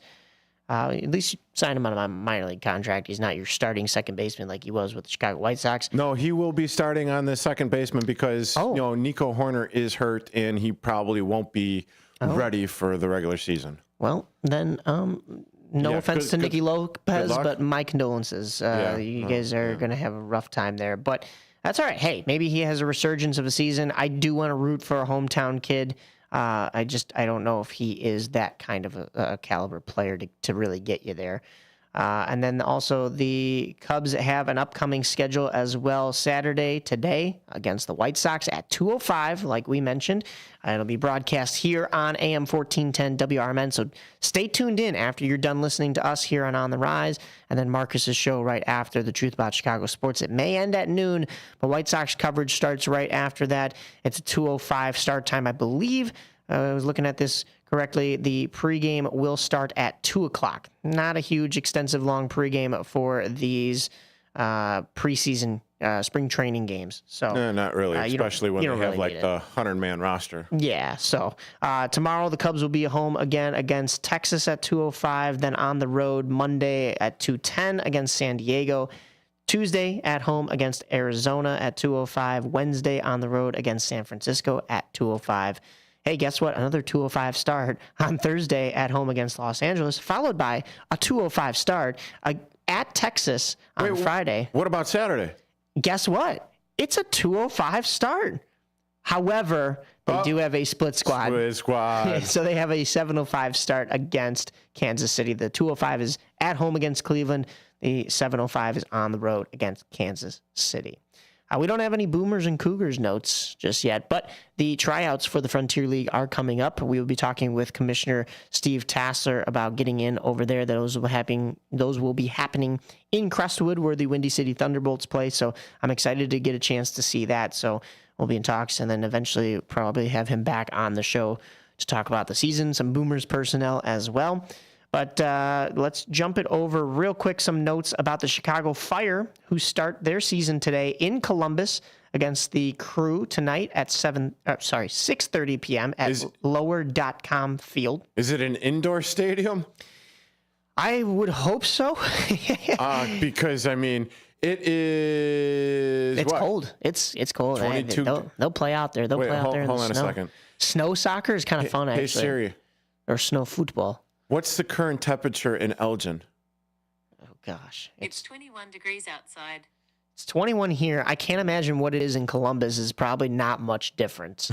But, yeah, former U.S. men's national team coach Greg Berhalter will lead his new side, the Chicago Fire, against the Columbus Crew, who are his former team. He got his head coaching start in Columbus from 2013 to 2018. He led the Crew to the MLS playoffs in 4 of those 5 seasons.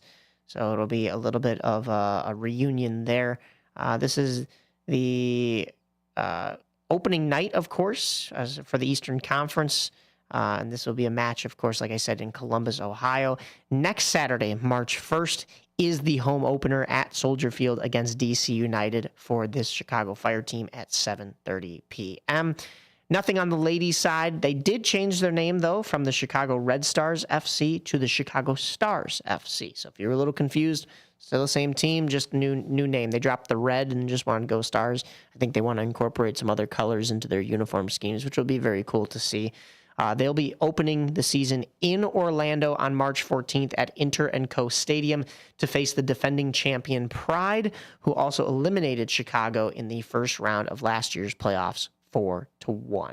You know, I also I kind of heard that there was a basketball thing that happened last week. Yeah, I couldn't remember because I was busy watching the Four Nations face-off. But an actual tournament. Oh, you're right. There was it the dunk contest? Oh, maybe there was an all-star game there at the same time. I think there might have been. Was there like a skills challenge or anything? I mean, I guess so. I mean, if you listen to On the Rise here on AM 1410 WRMN, we did kind of talk about it last week with Mike Hughes, but I don't know if anybody really watched it. I don't know either, really.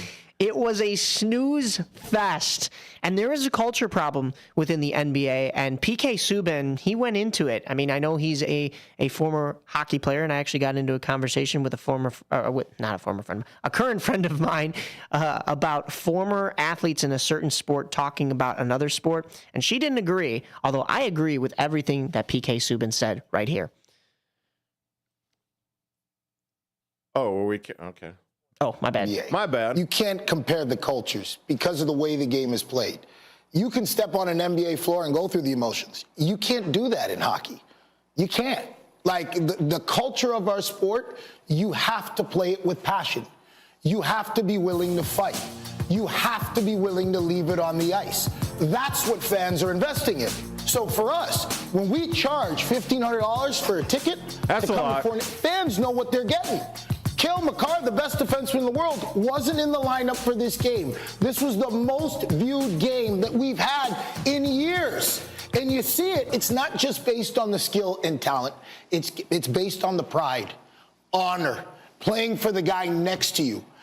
I got a question for the NBA players. What the hell are you playing for?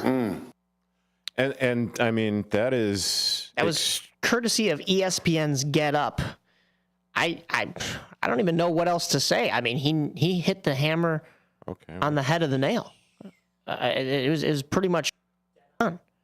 You know, I mean, there wasn't really much in the way of anything wrong that PK Subban said there. So I don't even know how to analyze that. There's not much more I could say that Subban already said and covered in that quote. He also went on ESPN First Take after that. I think we got some audio from that as well. We're doing that too. Yeah, ESPN's First Take. PK Subban doubled down on his quotes. In terms of the money, you're probably right. There is a lot of money. But once again, I asked the question, what are you playing for? Like, if you're really about it, if you're really about sports, then you're about two things, your teammates and the fans. And I'm sorry, it doesn't matter how much money you're making. When you do not show up to play, you're letting your teammates down. When you do not show up to play, you're letting the fans down that are paying you 40, 50, 60 million. I don't care if you're getting 300 million. Congratulations. But these people in here are paying $2,500 a ticket, $5,000, that are blue-collared, hard-working people. If you don't get your head wrapped around that, you shouldn't be in pro sports. And he would go on to continue talking about that.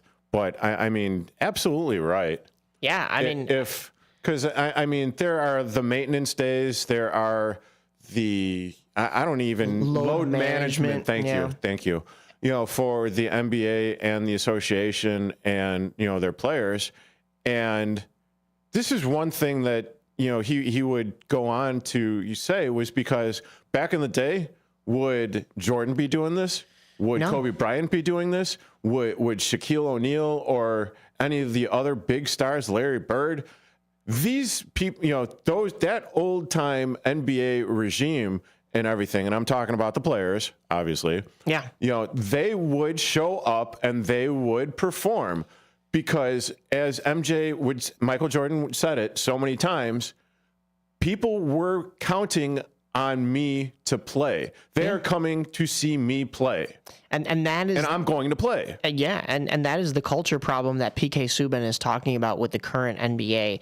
And he went into the MJs and the Kobe Bryants and the greatness. And a lot of this has been the talks because of the fact that hockey was watched more than basketball this past week, and it was supposed to be the NBA's weekend with the All-Star game and festivities. Well, it wasn't, because those guys were phoning it in. Those guys there's no defense being played in an NBA All-Star game. It's a 200-point affair for each team. So you're really just seeing guys make layups. Well, this time the format got changed around a little bit. You know, it was 4 teams, first to 40, whoever won. But I mean, still, the defense was lacking. Yeah. And how many times did you see someone chuck up a 3-point shot from half court? Right. Or from the logo way downtown? Yeah. I mean, in the hopes of making it. Yeah. And then they had, I mean, the one thing that I did actually like was Mr. Beast, a YouTuber or like, an internet sensation, that's got millions of followers and everything, had his Mr. Beast challenge. Yeah. Where he was, where it was an NBA player going up against Joe Schmo from behind the 3-point line. Yeah. And, the NBA player had to hit 3 3-pointers as opposed to the one for, the Joe Schmo. Right. And the Joe Schmo ended up winning $100,000. Good for him. Nice, yeah. That was great. I'll take that. Other than that, I mean, I'm like, what are we doing here? Exactly. And especially, and that was before I started watching the hockey games. Yeah, yeah. I mean, it was just a very lackluster night. Lackluster weekend for the NBA, and PK Subban went into the regular season itself. I mean, because this culture problem extends. And the Bulls, they had one game this week, and I just wanted to mention that when we were out on Thursday night watching USA versus Canada in the championship, practically every single TV was on the USA versus Canada game except for one. And they were watching the Bulls, right? And it had a basketball game on. Oh. It was the Memphis Grizzlies versus the Indiana Pacers. They weren't even watching the Bulls in the Bulls market as they lost 113 to 111 in overtime to the New York Knicks. Wow, big deal. Their next coming games for the Bulls will host the Phoenix Suns today at 4 p.m. And Monday, they will be on the road against the Philadelphia 76ers at 6 p.m. Wednesday, they will come back home and face the LA Clippers at 7. And Friday, the 28th, will be at home against Toronto at 7 p.m. All of those games are on Chicago Sports Network or AM 670 The Score. Hey, I'm getting out of here, but you got a little bit more time. And did you want to go into those great Windy City Bulls? No. No. I'm going to kick you out of my studio. Get going. That's Mike Napoletano. I'm Derrick Geyer. You're listening to On the Rise, WRMN 1410 AM. What's the best way to get rid of a timeshare that you don't want? Call the Timeshare Exit Hotline. We're a group of attorneys that help customers legally exit their timeshares. It's an easy process. We guarantee results or you pay nothing. Exit your timeshare today. Call now. 800-890-5957. 800-890-5957. That's 800-890-5957. I always had to be so good, no one could ignore me. Carve my path with data and drive. But some people only see who I am on paper. The paper ceiling, the limitations from degree screens to stereotypes that are holding back over 70 million stars. Workers skilled through alternative routes, rather than a bachelor's degree. It's time for skills to speak for themselves. Find resources for breaking through barriers at tearthepaperceiling.org. Brought to you by Opportunity at Work and the Ad Council.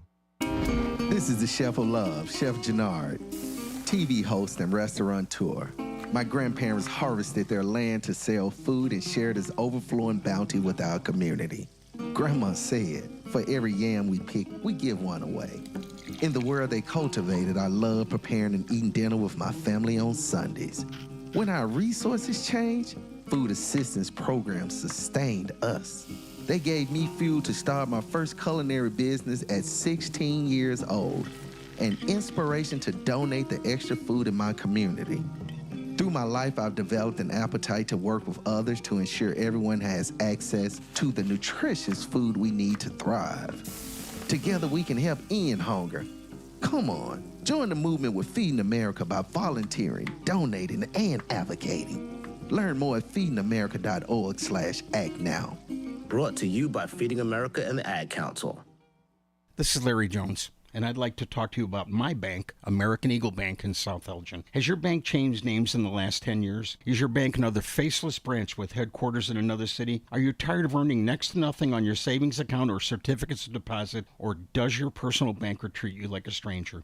If you answered yes to any of those questions, then you're ready for a new banking experience, and American Eagle is the place for you. American Eagle is a locally owned independent bank that's rooted in the community, and American Eagle customers are greeted by name and treated with the respect that they deserve. American Eagle has an innovative program, Eagle Savings, that teaches your children to save while earning prizes and rewards. American Eagle offers great rates on certificates of deposit. My bank is located in South Elgin on Randall Road between the Target and Caputo's and is open Monday through Saturday. Give them a call at 847-742-7400, and a real person will answer the phone. American Eagle Bank, a place where you matter. Hey, Tammy, I just made an AI fact checker for the show. Do you want to try it out? Sure. Talk Time with Tammy and Friends is the best show on WRMN.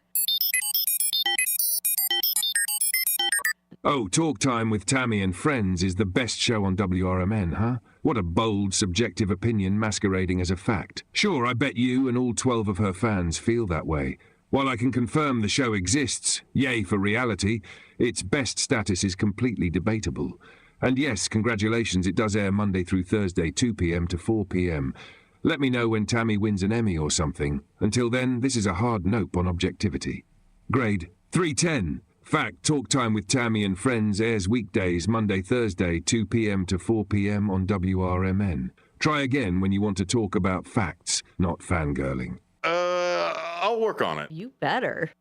You're currently listening to On the Rise with Mike Napoletano and Derrick Geyer on 1410 AM WRMN.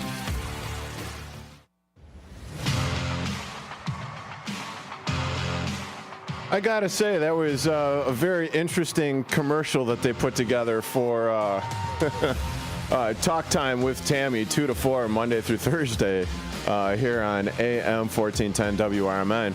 But we are not Talk Time with Tammy. We are On the Rise with Mike Napoletano and Derrick Geyer. I'm flying the last bit a little bit solo here. Aside from the voices inside my chrome dome, my dome. But you are, like I said, you're listening to AM 1410 WRMN. And Mike wanted me to talk about Windy City Bulls. I'm not going to do that.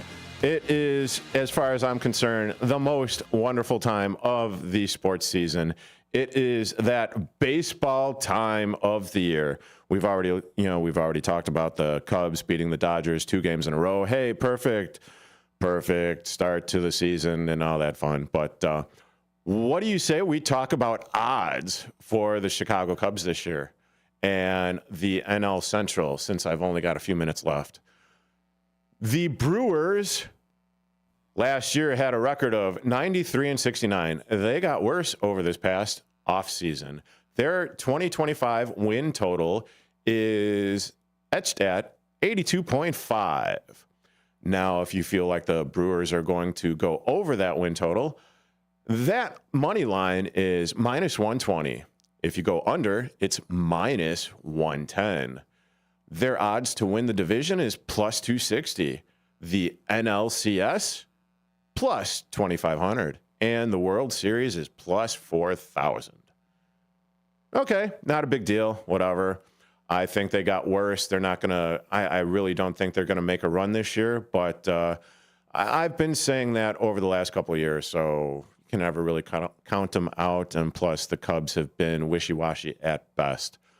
Now, you go on to the much-hated St. Louis Cardinals. In the 2024 season, they had a record of 83-79. For this year, 2025, their projected win total is at 76.5. Oh, cry me a river. If you take the over, it's minus 105. If you take the under, it's minus 125. The odds that they're going to win the division is plus 800. The NLCS, plus 6,000. To win the World Series, not bad, plus 6,000 again. They've got aging players. Nolan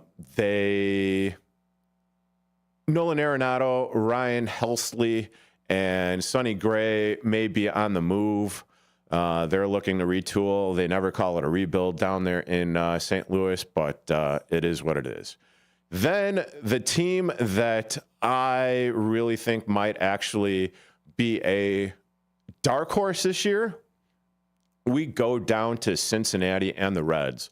Last year, they had a 77-85 record in 2024. And this year, they are projected to win 78.5 games this year. The over-under for them winning that 78.5 is, the over is minus 130. Under, it's an even bet. So you bet $1, you win $1. Now, to win the division, it is at plus 550. I would really consider doing this. I consider doing this because they brought in Gavin Lux, Brady Singer, and Taylor Rogers. Not really, the biggest signings, but they addressed their needs. And with a healthy Matt McClain and Nick Lodolo, I hope I'm saying that correctly. It looks like they're on the rise. Yeah, no pun intended. But they've also got one of the best managers in baseball ever in Terry Francona. So that adds to it. I think they'll go over their 78.5 wins for this year.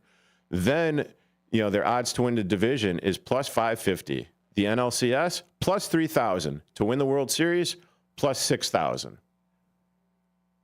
I might actually lay some money on the division at plus 550. Now we get to the Chicago Cubs. Last year, their record was 83-79. Their win expectancy for 2025 is 86.5. The over-under, both at 115, minus 115. Not too crazy on that. However, the fine folks at ESPN.com betting seem to think that the Cubs are the lock to win the NL Central this year at plus 110. Those are by far the lowest odds in the division to win the division.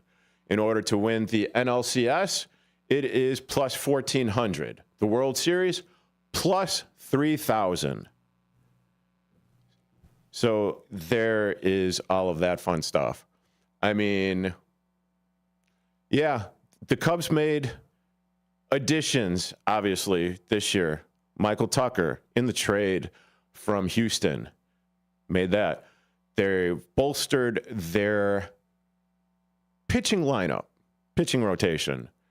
And not to mention, you've got Craig Counsell behind the bench that they brought in last year to push him forward because they needed something to happen. If there was a year that the Cubs were going to make a run for the playoffs and possibly the NLCS, dare I say the championship, the World Series, I know it's a long shot. They got to go through the Dodgers with their $1 trillion payroll. Can they do it?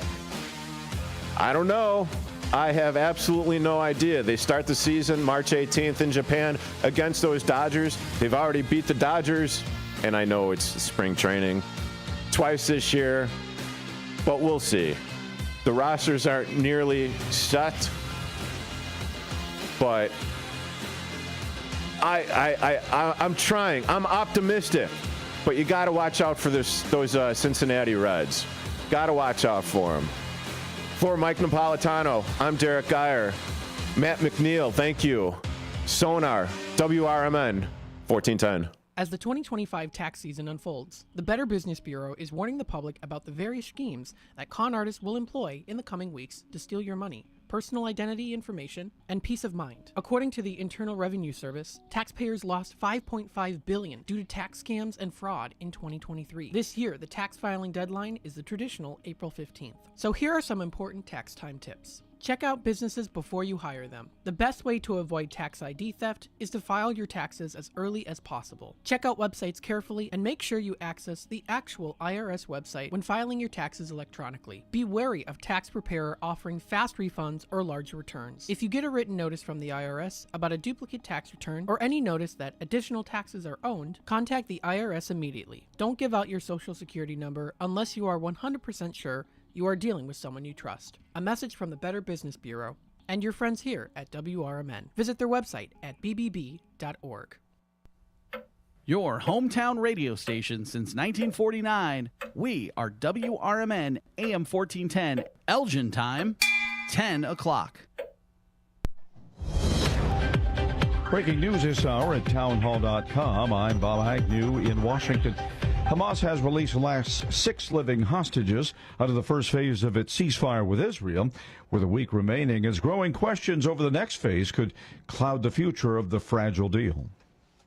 Even discussing the terms of the second, far more difficult and demanding stage of the deal, and they haven't really begun those negotiations from the very beginning. Since the ceasefire came into force on January 19th, there was huge doubt that the deal would ever get to that second phase. The BBC's Lise Doucette reports the second phase calls for Israel to withdraw all of its troops from the Gaza Strip and bring an end to the war. President Trump has fired Air Force General C.Q. Brown as chairman of the Joint Chiefs of Staff. The Friday night move is reported to be part of Trump's campaign to rid the military of leaders who support diversity and equity in the ranks. Brown is a highly respected officer and history-making fighter pilot. The ouster of Brown, only the second black general to serve as chairman, is sending shockwaves through the Pentagon. His 16 months in the job had been consumed with the war in Ukraine and the expanded conflict in the Middle East. On social media, Donald Trump posted, "I want to thank General Charles C.Q. Brown for his 40 years of service to our country. He is a fine gentleman and an outstanding leader." Bill Alexander, Washington. Senator Tom Cotton is warning a Chinese invasion of Taiwan could have a big impact on the U.S. and global economies. For instance, Taiwan is the world's leading producer of semiconductors, which power a modern electronic digital economy. Everything from weapons to smartphones to appliances to televisions to vehicles, anything electronic and digital, really. Senator Cotton details many of his concerns about China in a new book called 7 Things You Can't Say About China. More from townhall.com. Coverage varies by plan, view contracts, and varies by plan, view contracts, and exclusions at endurancewarranty.com. Auto repair bills are through the roof. $3,000 to replace the transmission, $4,000 for a blown engine. And if your manufacturer's warranty is expired, you'll have to cover it all out of pocket. You need an Endurance Auto Protection Plan. No matter what the mileage, if your car is under 20 years old, Endurance can get you covered on the engine, electrical system, transmission, AC, drivetrain, and more. Endurance has plans for any budget. Repairs can be done at the certified mechanic of your choice, and they're paid directly with no middleman. Plans cover 24/7 roadside assistance, towing, battery jumps, fuel deliveries, tire changes, lockout services, and a 30-day money-back guarantee. Act now and get our elite benefits, including complete tire care and key fob replacement. A $2,000 value at no extra cost. With Endurance, you could never pay for covered auto repairs again, so call now for your free quote. Call 800-498-2843. 800-498-2843. 800-498-2843. Linda McMahon, President Trump's pick to head the Education Department, is one step closer to confirmation. McMahon passed the Senate Health, Education, Labor, and Pensions Committee on Thursday, sending her nomination to the full Senate. With the California wildfires leaving so many people homeless, State Attorney General Rob Bonta is warning landlords against any price gouging. The Los Angeles rental market had too few affordable homes to start and now has many more displaced families. Bonta says landlords cannot accept rents that exceed a 10% cap, and that's even if prospective tenants are willing to pay more. The Apartment Association of Greater Los Angeles warns property owners against rent gouging, but adds that fears of such practices are being exaggerated. Rich Thomason reporting. You'll find breaking news and analysis at townhall.com. The federal judge has indefinitely adjourned the corruption trial for New York City Mayor Eric Adams. The Friday ruling will delay by at least a couple of weeks a decision whether charges against the mayor will be dropped altogether, as the Trump Justice Department has requested. At the same time, Judge Dale Ho has appointed a conservative counsel to draw up adversarial amicus arguments against the DOJ's new position. Separately, New York's Governor Kathy Hochul has already announced she'll not exercise executive power to immediately remove Adams from office, saying that such a move could result in what she termed disruption and chaos and would ultimately be undemocratic. George Williams reporting. U.S. stocks fell sharply on Friday. The S&P 500 sank 1.7% of its value for its worst day in 2 months. The Dow Jones Industrial Average down by 1.7% as well, and the Nasdaq Composite tumbled by 2.2%. You'll find more on these stories at townhall.com. When it comes to real estate, you want the best. Choose RE/MAX, the #1 name in real estate. Located at 113 West Oak Knoll Drive in Hampshire, Illinois, RE/MAX leads the industry in brand awareness and provides comprehensive services, residential, commercial, leasing, and investment solutions, all tailored to your needs. With innovative marketing and cutting-edge tools, RE/MAX helps you find your dream property or sell faster. At RE/MAX, they take a client-centered approach, offering personalized strategies to achieve your real estate goals. Ready to get started? Call them today at 847-683-9200. That's 847-683-9200. Or visit their website at ildealmakers.com to begin your journey. RE/MAX Dealmakers, making real estate simple and successful.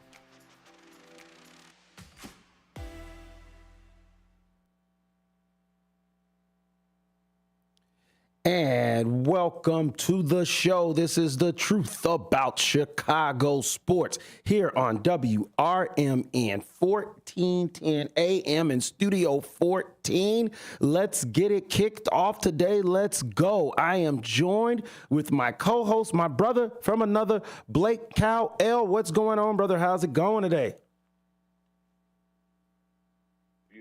Saturday here in the greater Elgin area for you, St. Louis area for me, but beautiful nonetheless. Good morning. Good morning. Good morning. Yes, indeed. We got the sun out. It's warming up some. We're starting to get some of that Arctic thaw off of us that we've been dealing with for the last past week. And it's actually, feeling good. It's a good vibe in the air. You, of course, were cheating because you were hanging out in the beautiful Arizona area, checking out the beloved Cubs out there as spring training has started. Once again, I want to remind everyone that this station now, WRMN 1410 AM, is affiliated with the Chicago White Sox. We will be broadcasting the game on this channel at 2:05 p.m. Central Time. The spring training game will be broadcast on WRMN 1410 AM as we are now affiliated with the Chicago White Sox. I'm looking forward to this great partnership. We will talk about White Sox as well, but since you were out there hanging out in the desert with the Cubs organization, let's start right there, Brother Balake. Give me the skinny. How was it, first off? Yeah, it was awesome. It was great weather, first and foremost, 75 degrees almost every day, so you can't complain about that. Anytime you come back to the snow and you're a little sunburnt, it's a weird feeling here in February. But as far as baseball goes, it was a great time. I was able to watch a lot of different pitchers, a lot of bullpen pitchers specifically pitch on the backfield against mostly some of the minor league guys or some of the guys that are fighting for the last couple of roster spots. But the first day we got a lot of good action. Ian Happ, Pete Crow Armstrong, Dansby Swanson, even Kyle Tucker, newly acquired Chicago Cubs, was taking some hacks on the backfield. But overall, it was a great experience. First time being out there. But as far as baseball goes, you could tell everyone had a buzz about them around the area. Everyone's fired up and ready to go. And that's really, that's what we're looking forward to. As football season officially is over, and March Madness kind of trickles up as well. Baseball season is right here, and it's really already started.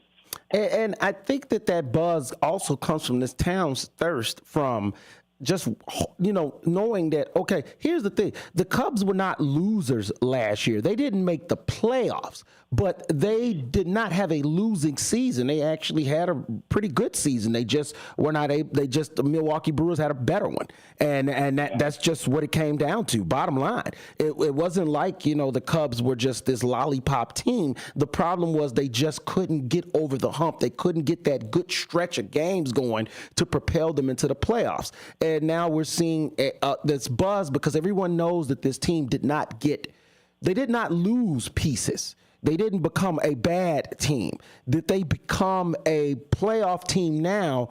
That's to be determined, but that's where the buzz is because people know that there is a chance, and all you have to do is get in the playoffs. And we know that in this division, especially with the Brewers taking a step back, losing some key pieces, we now think that, I know my belief is that Greg Counsell settling into his second year with the team will have a much more stronger influence and better managerial job than he did probably last year in terms of roster moves and pitching choices. And so we definitely see a team that's got some juice to them. And also they made a smart little move on Tuesday, which I kind of caught, and then I saw you covering on Soch. They also went and acquired Justin Turner. Why was that an important move to get him? Yeah, that was a big move, and specifically more so if you look at the course of an MLB season, you look at a roster building. This is more from a roster building standpoint. This Cubs team doesn't have a ton of veteran leaders. You have Dansby Swanson, of course, who's been around and has won a World Series. But losing a guy like Cody Bellinger loses a lot of experience as well. Justin Turner brings that championship experience, veteran experience, and he had a good season last year off the bench. I think he ended up with 117 runs, or weighted runs created plus, which if you're listening and don't understand that stat quite fully, essentially anything above 100 is a fairly good stat for that. It weights kind of your batting value to a team and how good you hit throughout a course of a season. A little more in depth than batting average, but he's going to play the backup first baseman role of Michael Busch this season. Mostly, a lot of me included, when he first signed, a lot of people thought that he would be kind of the backup at third base. It looks like he's going to kind of handle more of that first base, pinch hitting off the bench, veteran presence. But with the signing of Justin Turner, it also creates this little roster problem the Cubs have, which is interesting enough, because Justin Turner, Carson Kelly, and I'm blanking on the third name now, John Birdie, those are going to be the three guys that kind of already have a roster spot locked up. So who's going to get that last bench spot? There's a lot of interesting names to look at. A guy like Vidal Brujan, a guy who can play the outfield and the infield, speedy little guy from the Marlins. They also have a guy called Gage Workman. What's going on with Gage Workman? I'm looking at the roster as well, and I'm kind of seeing that as he's a big size man. He's 6'4", 202. So he's probably one of the biggest players on their roster that's not a pitcher. So just from sheer size alone, you're kind of like, well, man, does he have some pop in that bat? Yeah, and that was a guy who I highlighted a lot on my social media this week as I was kind of covering the backfields and watching guys take batting practice. Gage Workman is an interesting player because as a third baseman, the Cubs would be pretty loaded at bench spots for infielders, but this guy's a left-handed bat. He has crazy power in the opposite field. That's what surprises me. He had a home run in yesterday's spring training game, or I think it was the first spring training game, but had a couple hits yesterday as well. This guy flicks the bat out, keeps the bat in the zone for a long time, goes to the opposite field, and the ball just keeps on carrying. It's a really interesting swing, and he's an interesting player. I think that's the guy that Cubs fans should look out for to potentially snag that last roster spot heading to Tokyo here in 3 weeks now at this point. And we know, at least, I'm not going to say we, because, that would be me speaking for you. At least my belief, though, is that the Cubs hitting from their infield, their outfield, even their catching position, I believe they're going to have offense. I don't think that's going to be an issue. The real issue is sustaining the runs, keeping the other team off the board. And do you think that, who do you see in the starting rotation that could really take a rise outside of Imanaga, who I believe is going to be the opening day starter? Who can you see in this as a starting pitcher that needs to take that next step that could help propel the Cubs to playoff position? That's a great question because that's a big talking point right now, and especially at Cubs camp too. Just speaking to people around the team as well as fans in general, one of the biggest questions is who's going to be this fifth starter. And to answer your question more directly, I have to go with Ben Brown, 6'6", right-handed pitcher, 210. He was injured last year. He had a weird injury. I think it had something to do with like his shoulder or his neck. Yeah. And really, I mean, he was a rookie last year, a little bit of injury, and he comes into this season featuring two strong pitches, a four-seamer and a curveball. Tyler Zombro, who's the new pitching coach for the Cubs, or new pitching assistant, speaking with him, he'll tell you straight up, this is completely on record, he said he thinks it's the best death ball in the game. He thinks it's the best, one of the best curveballs, death ball, wipeout pitches in the game. High praise from a guy who's worked with a lot of different guys like Tanner Scott, Jordan Montgomery, and across Major League Baseball. He's worked with a lot of guys. So for him to have that kind of praise is exciting. I know Ben Brown is also working on a changeup. That would be featuring a third pitch of his. He pitched 2% of this last year. I think he's working to get that closer to 7-8%. Got to watch a lot of him pitch on the backfield this week, which was awesome. Super nice guy too. Signed for a lot of fans and a lot of kids who are hunting for autographs. Reminded me of myself when I was a kid. But for Cubs fans, I would look at a guy like Ben Brown. He is he's just a freak athlete, man. And if he can really sustain health, I think you're going to be looking at the All-Star break saying the Cubs got a dude with this guy. So I'm going to have to say Ben Brown. Closer. Do they have one yet? They're going to give the reins. They're going to give the reins to Ryan Presley, Marcus. I mean, they're going to. So that's settled. That's who they're going to Presley. They're going with the 36-year-old. Okay, 6'2", 207. So he's got the size. The age is what I worry about in that situation like that. But when you are the closer, you're only asked to come in and do a couple of innings. Do you think he can sustain this role? Because it's going to be huge for the Cubs, and they're going to need it. It's going to be huge, and I'm going to tell you yes because I'm an optimistic fan. I mean, we know from our Bears coverage, we're two optimistic guys. We don't want to hate, and we don't want to think that we're going to do bad. But you know, I thought last year too, a guy like Hector Neris would have been a lot better, and he just wasn't. So I mean, it's going to be interesting to start. I think the worst case, the Cubs do have a couple good backup plans. One of those being Porter Hodge, but you know that's something that needed to be addressed of a lockdown closer.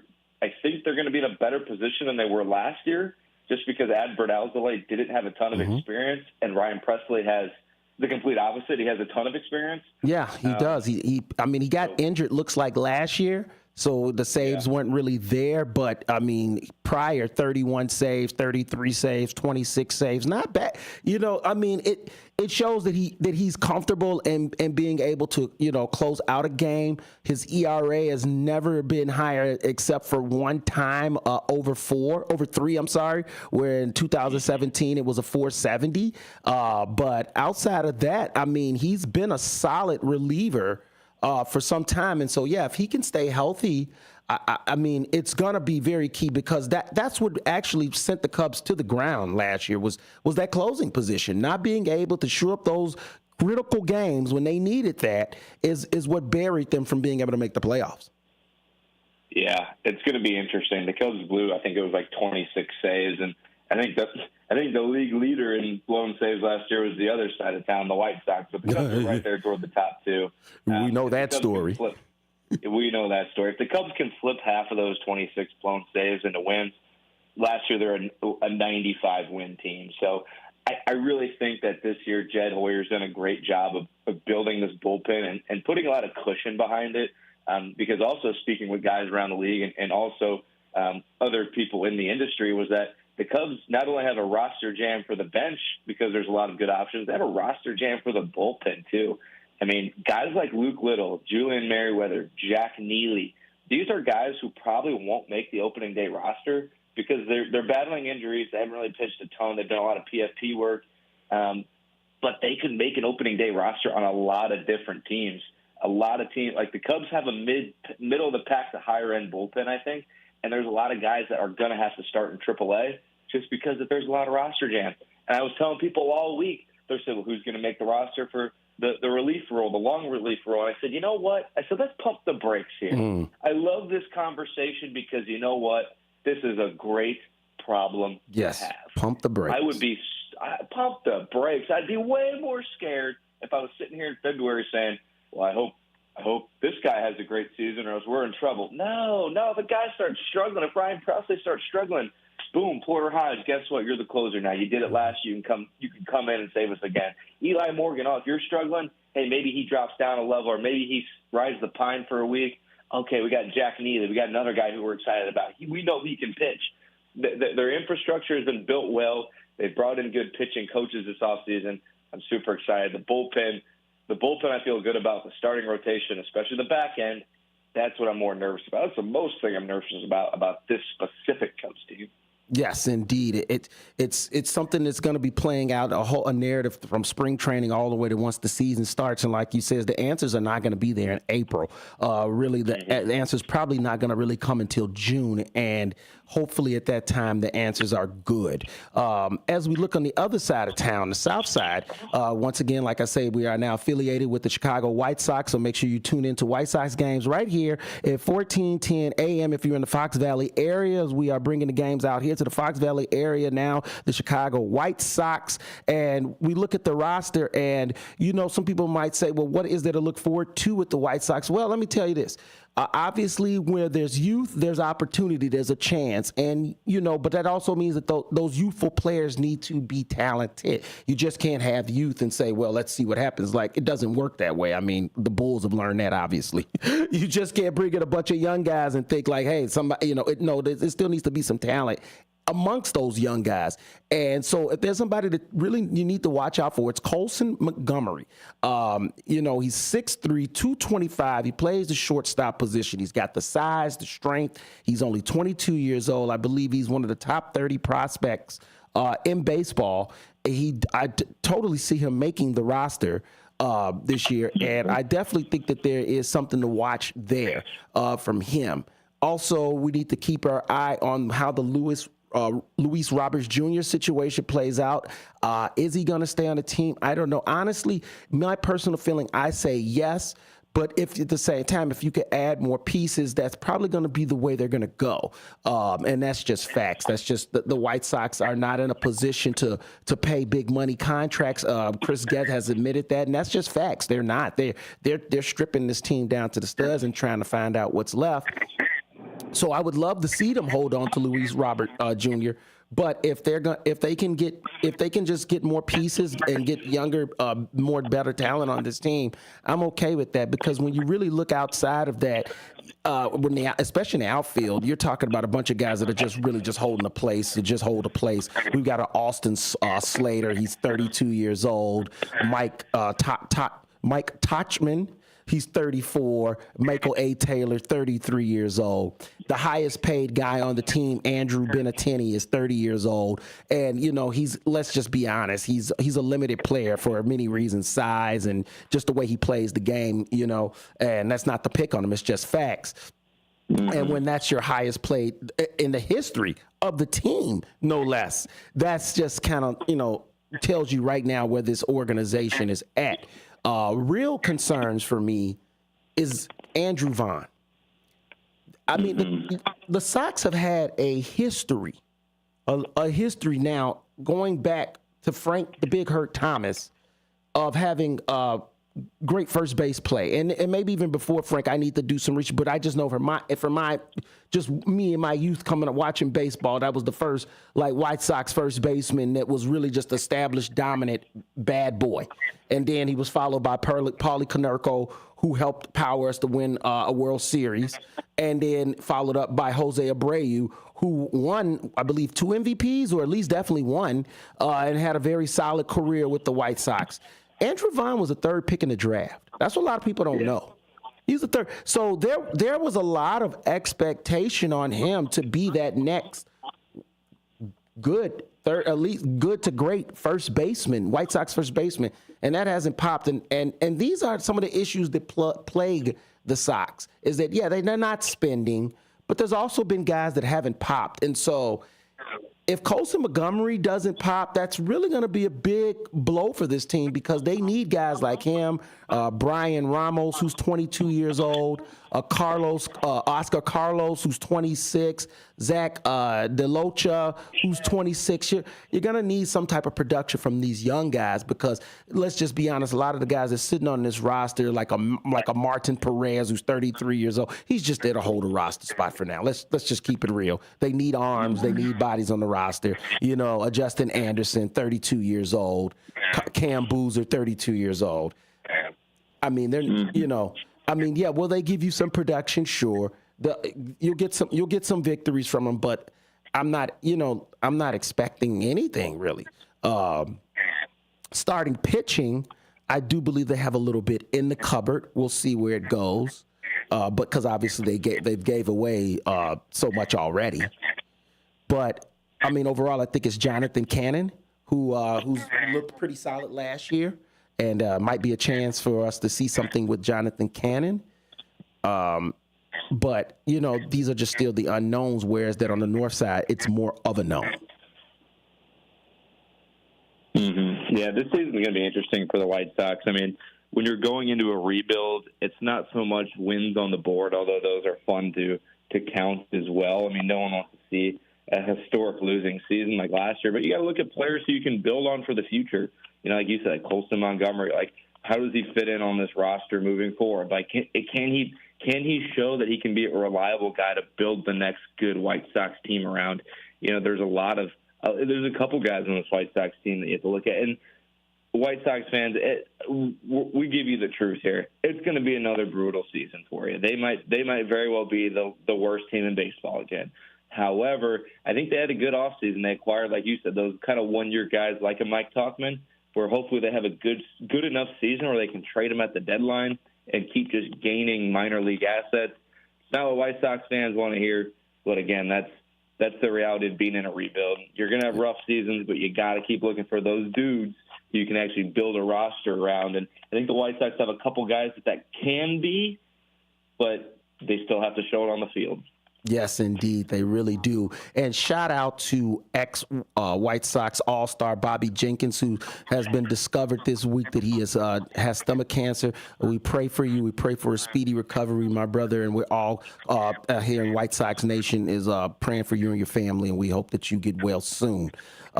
Blake, what did you think of what do you think of the ABS challenging system, which they've been featuring in spring games and maybe talking about incorporating in the season? Do you think it works?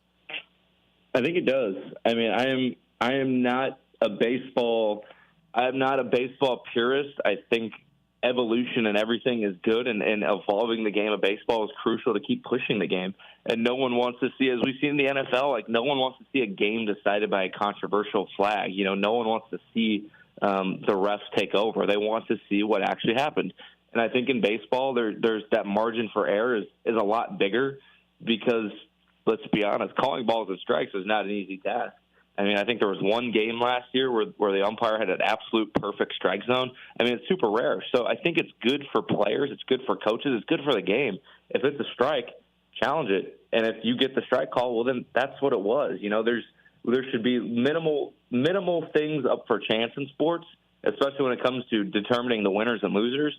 And I think this is another just good step that Major League Baseball is taking. Apparently in the minor league system, it worked really well last year. It's going to be interesting to see it more prominent on the spring training stage with major league guys. And I think when it's eventually implemented in the league, maybe next year, maybe after the collective bargaining agreement after 2026, I think it's good for the game, Marcus, and I think it's going to continue to get better. And it's going to help a lot of players out that struggle with getting bad calls against them. I mean, last year, Seiya Suzuki, he was called out on a lot of pitches outside the zone. Like, he's very good at strike watching or looking at knowing his zone. So guys like him are going to benefit a ton, and I'm super excited for it. Yeah, and just in case people are not familiar with how this is going to play out, only the batter Catcher and pitcher can initiate a challenge, which they must do immediately after the umpire's call. The player must quickly tap his hat or helmet to initiate the challenge. So it's not just like anybody can be out there doing it. It is literally only the players on the field, not the managers in the box. So I kind of like that right off the bat. And I believe it's only 2 challenges per game is what you're allowed. Now, obviously, if you win, you don't lose that. You don't lose those challenges. But if you lose, then you only get 2 times, and then the rest of the game, no one else can challenge again, if I'm correct about that.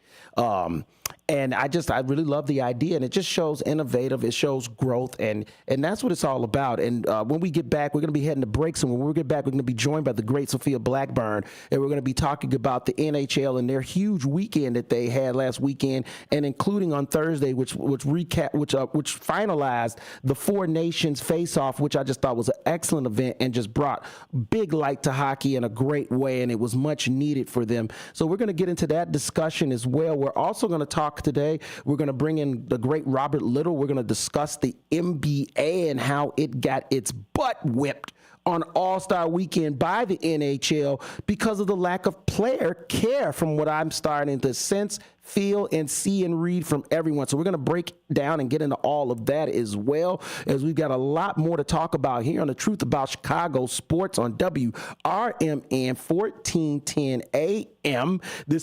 We're here in Studio 14. This is your host, Marcus Mack, and I'm joined by my co-host, Blake Cowell. Make sure to stay in tune with us. Like I said, when we come back from break, the great Sophia Blackburn is joining us, and we're going to break down some hockey and all things in sports here on WRMN 1410 AM. Hi, this is Sue with Newman's Corner Pub in Hampshire, Illinois. Are you looking for the perfect hangout spot? Swing by Newman's Corner Pub right at the corner of 72 and State Street in Hampshire. Enjoy fantastic drinks, live music, and a fun crowd that makes every visit special. Test your luck with our hot slots and our Queen of Hearts drawing every Saturday at 3 p.m. Challenge your friends to darts or pool while you're here. Newman's Corner Pub, where every day feels like a weekend. Visit us at Route 72 and State Street in Hampshire. That's Newman's Corner Pub, your new favorite spot. Does your car need a shine? At Britain's Touchless Car Wash, they make it quick, easy, and spotless every time. And they're open 24/7 for your convenience. Right now, get a free car wash just for joining their text club. Text BRITT to 30400 and enjoy a free car wash. Visit Britain's Touchless Car Wash at 1923 Larkin Avenue in Elgin or at 555 Willow in West Dundee. Britain's, caring for your car while caring for our community. Political party poopers got you down? Shake it off and join me, Dennis Sonar Green, every weekday from 4 to 6 p.m. on WRMN for A Political Talk Show, where we cut through the doom and gloom with a focus on America first, constitutional values, and a populist perspective that puts you, the citizen, at the center of the conversation. At WRMN, the talk of the town, we're not afraid to challenge the status quo and bring you the straight talk you need. Whether you're frustrated with the political establishment or looking for a clear, some nonsense analysis, this show has you covered. Tune in. Let's take on the issues together with a fresh, unfiltered approach. Catch us every weekday from 4 to 6 p.m. on WRMN, A Political Talk Show. WRMN, the talk of the town. You said you'd never buy your kid candy from the checkout aisle. Or forget extra diapers. And never give in to a meltdown. You'd never lick your thumb to clean their face. Never let them have too much screen time. And never bribe them for just one more bite. You say you'd never let them out in public without their hair brushed. Never, ever become a minivan mom. And you'd never give them your phone for a quiet dinner. Calling boss work phone. So when you say you'd never leave your child in a hot car, no, it can happen. Cars get hot fast, and kids can be at risk in temperatures as low as 60 degrees Fahrenheit. Never happens. Before you leave the car, always stop, look, lock. Brought to you by NHTSA and the Ad Council. Haven't been to the dentist in a while? Bender Dental Care in Elgin has a new patient welcome offer. Complete exam, regular cleaning, consultation, and x-rays for only $29. Okay, that bears repeating. A complete exam, regular cleaning, consultation, and x-rays for only $29. Bender Dental Care has a verified 5-star Google rating. It doesn't get any better than that. Family dentistry at its best. Bender Dental Care in Elgin. My mom has taken up going to the park to practice yoga. My dad's going to a club, but not a book club, a salsa club. Finding new hobbies comes with age. My mom has started getting lost and not knowing where she's going. Becoming lost or disoriented doesn't. Confusion with time or place may be a sign of Alzheimer's. An early diagnosis can help improve the quality of life for your loved one. Learn the warning signs of Alzheimer's at 10signs.org. Brought to you by the Alzheimer's Association and the Ad Council.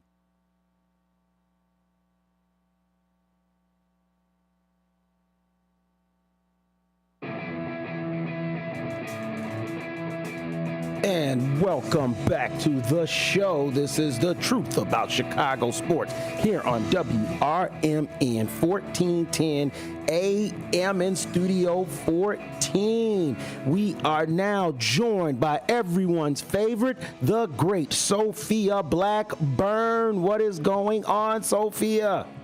Hello. Nothing much really today. Yes, indeed. We're starting to thaw out. There's some sun out by us. Hopefully there is some by you. Yes, and, you know, we got somewhat of hope of spring in the air. Hopefully. It's cold. Oh, Down with the storm. no more. No bueno. So let's get right into it. We know that it was already set up from last weekend where we had a major matchup where the Four Nations kicked things off. We had the USA that would go on to win the first matchup, but then on Thursday for the final game that would clinch the winner, they came short against Canada 3-2 in overtime with Connor McDavid scoring the game-winning goal. And, you know, if anybody's going to beat you, I think it's got to be that guy who everyone, including myself, believes he is the best player in the game. What was your thoughts on the whole Four Nations face-off overall? Overall, I think it was a great concept. They raked in money. They raked in views. They made people who weren't even hockey fans. I will say, key thing, they drag so many NBA watchers over to the NHL, and I think we need more. It was a great concept, and I think this is going to kickstart a tradition for sure. Yes, indeed. And you're right. It did, including myself. It definitely drug me over. I have been fed up with All-Star Weekend for some time, and I'm going to talk about that more when Robert Little joins us today, as accredited sports journalist. And that's going to be a great conversation to have in terms of how the NBA dropped the ball, but just focusing on the NHL. Talk about just a great concept, the way they embraced the moment, and the way it was also handled, covered, presented, represented, the play, the passion. Yeah, you best believe anybody that loves sports wants to see players that care.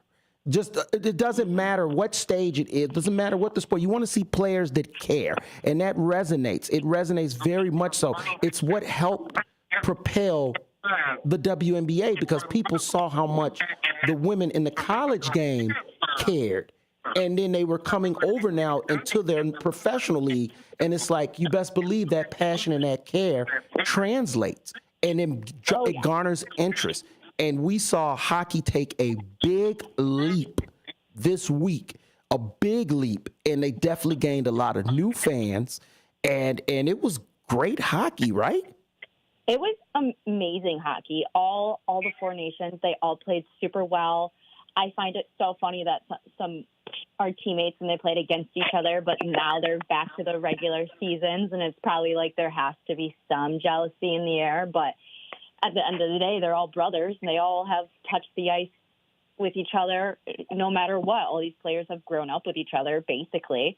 And the hockey community just has just that, like, I don't even know how to comment on it because it just has that flair. It just has that community. It's family. It's just they're so passionate about this sport, and it's once they hit the ice, like everything is they just go for everything. They don't care about what injuries they have. They don't care about how much they get paid. They just literally go to play, to win, to honor their own flags. Like, all of them were I'm guessing we're super excited to honor their own country.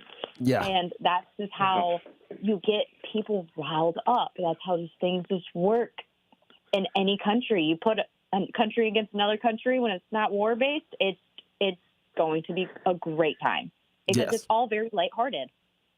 And it brought a lot of people to the forefront that you don't know. So, like, a perfect example.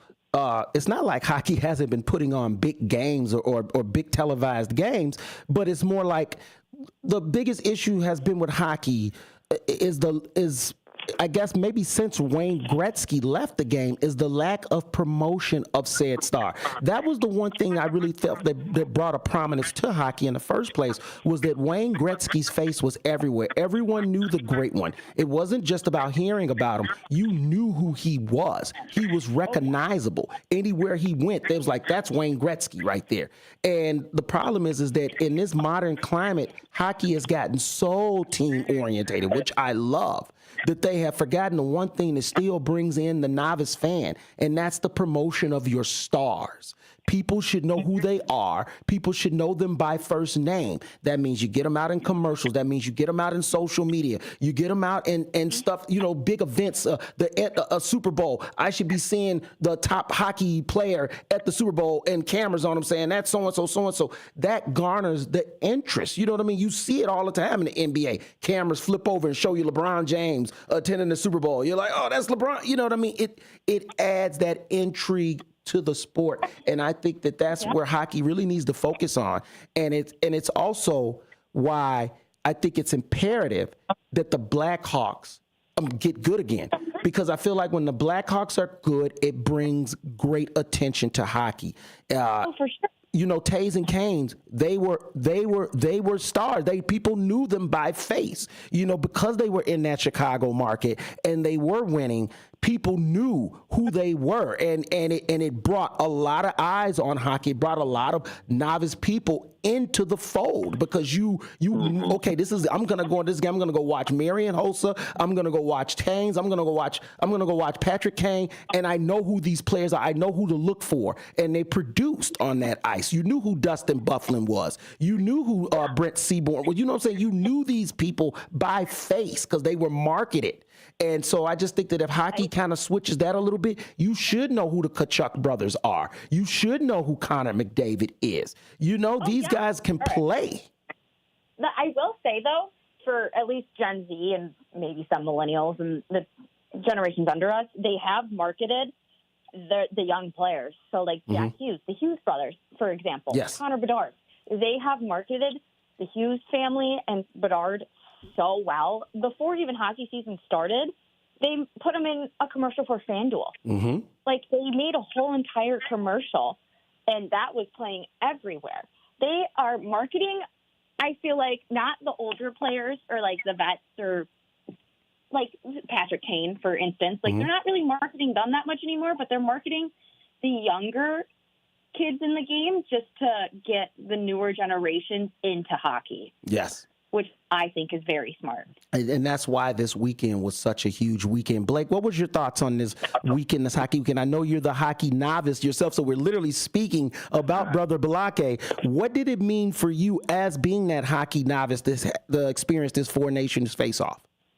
It was awesome. I was sitting on my couch with my roommate, just fired up to watch USA play. I mean, it's kind of like when the Olympic basketball team plays, even to draw comparisons, even if you don't like the game of basketball similar to hockey, you're like, okay, well, Steph Curry's playing, so I'm going to watch. I think hockey's getting to that level. Even though Connor McDavid wasn't on the USA team, you're like, I know I'm watching some of the best talent in the world do what they do best with other guys who have similar elite talent.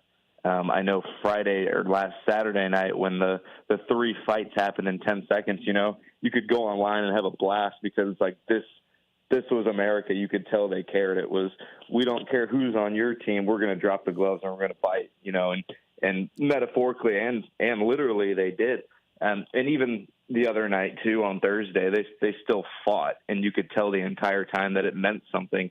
And even, like we said, for me, hockey is hockey for me. I don't completely understand the rules. I'll tune in when it's a big game or when the Blackhawks are in the running, but other than that, I'm pretty naive to what's going on, and I'm on the edge of my seat on Thursday night because it's going to overtime, and the USA is fighting for it now. I guess I want to ask you, Sophia, do they have plans to do this like every year, or is this now just going to become like an every other year thing, or have they mentioned what their plans are for the future?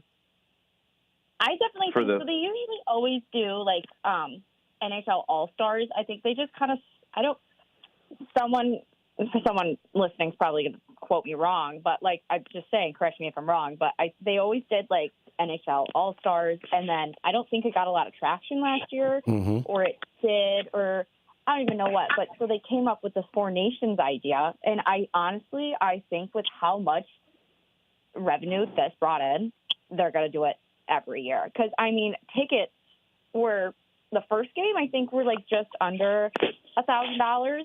And then like, for the second game, for the championship, they were expensive.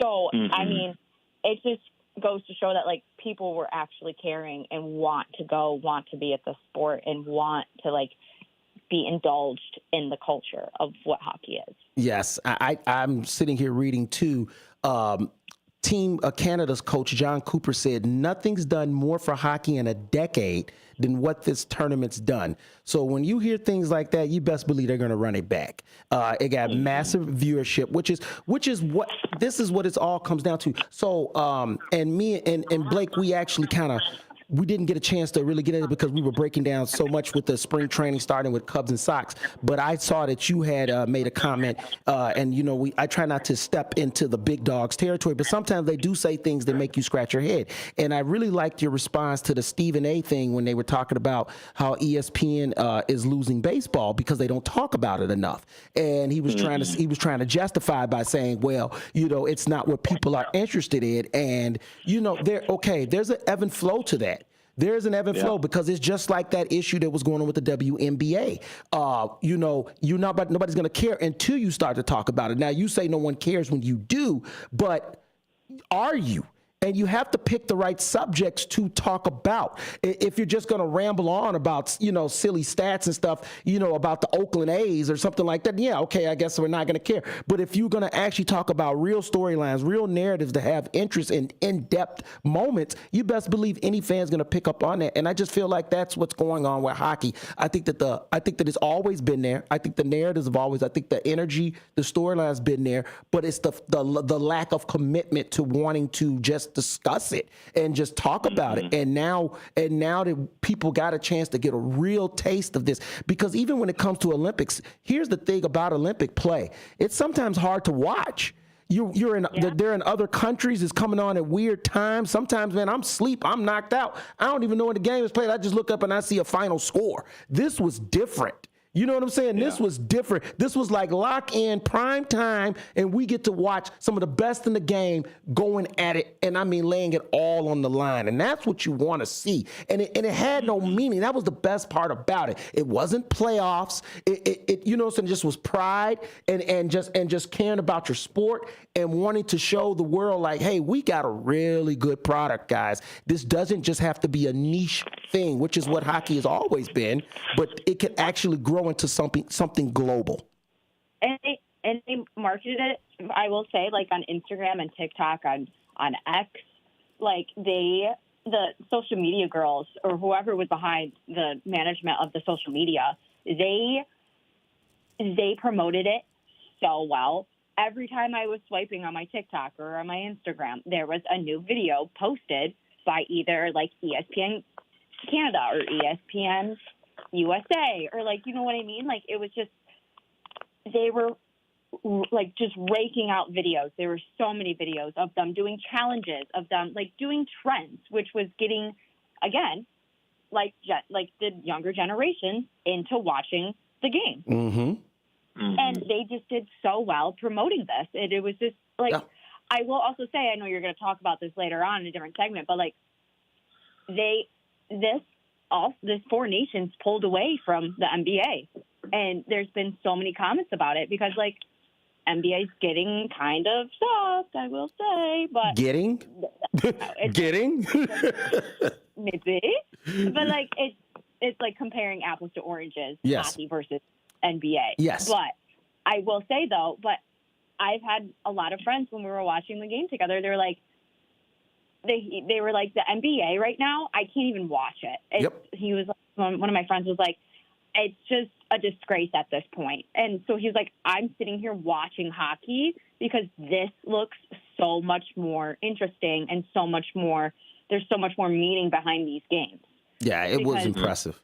It was impressive. Just so impressive how they pulled this off, and they did a great game. And also, I will have to say, like, Austin Matthews, you know, he's like the most valuable player for the Maple Toronto Leafs. Like, he plays in Canada, but he was on Team USA. And, I mean, he has to go back there today or yesterday or whatever, whenever they went back. And it's like, go back to normal. And it's just so funny to see how, like, some of these players that are on Canadian teams, and, like, people are like, I hate him right now, but, like, I'm going to love him when he comes back because, like, it's just all about the team pride. Yep. And that's it. That's it. It's all about team pride. And I'll tell you, I am looking forward to, and I know, like I said, I totally understand, and I'm really happy that Bedard didn't play on the team just because he's young. I want him to take some rest, get a chance to relax and get himself back in the mode.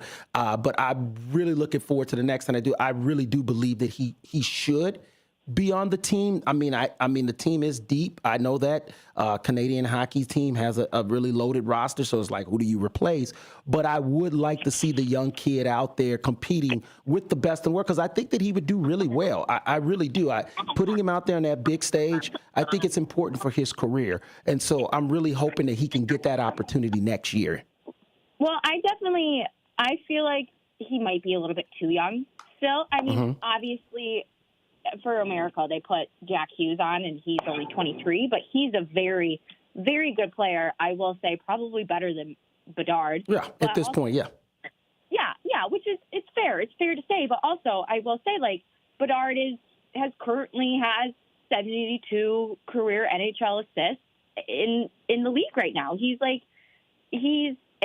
what, 19, 20? Yeah, like 19 still a baby. He's playing very good for the age that he is at the level that he is playing at. I definitely think that he will be in the Four Nations at some point, but I feel like they're going to give it to more of maybe a little bit of the older guys because it's such like a lineup. But at the same time, like, I definitely could see him playing next year. Definitely. Not to like hate on Betsy for a second. Yep, I definitely feel that too. And here's some other news to throw out there. This was kind of like something that is kind of going under the radar, but it really shouldn't. Patrick Kaner, who's going down as a Blackhawk legend, will be a Hall of Famer, I believe. He is 50 goals away from being the all-time goal leader for American-born hockey players. We love Red Wings. When he takes and eclipses this mark, which we know is going to be sometime soon, will this put Kaner as the greatest American-born hockey player to ever play? I like that. Mike Mondano, or I can't say his last name, next to Mike, and then... Yeah, no, you said it, Mondano.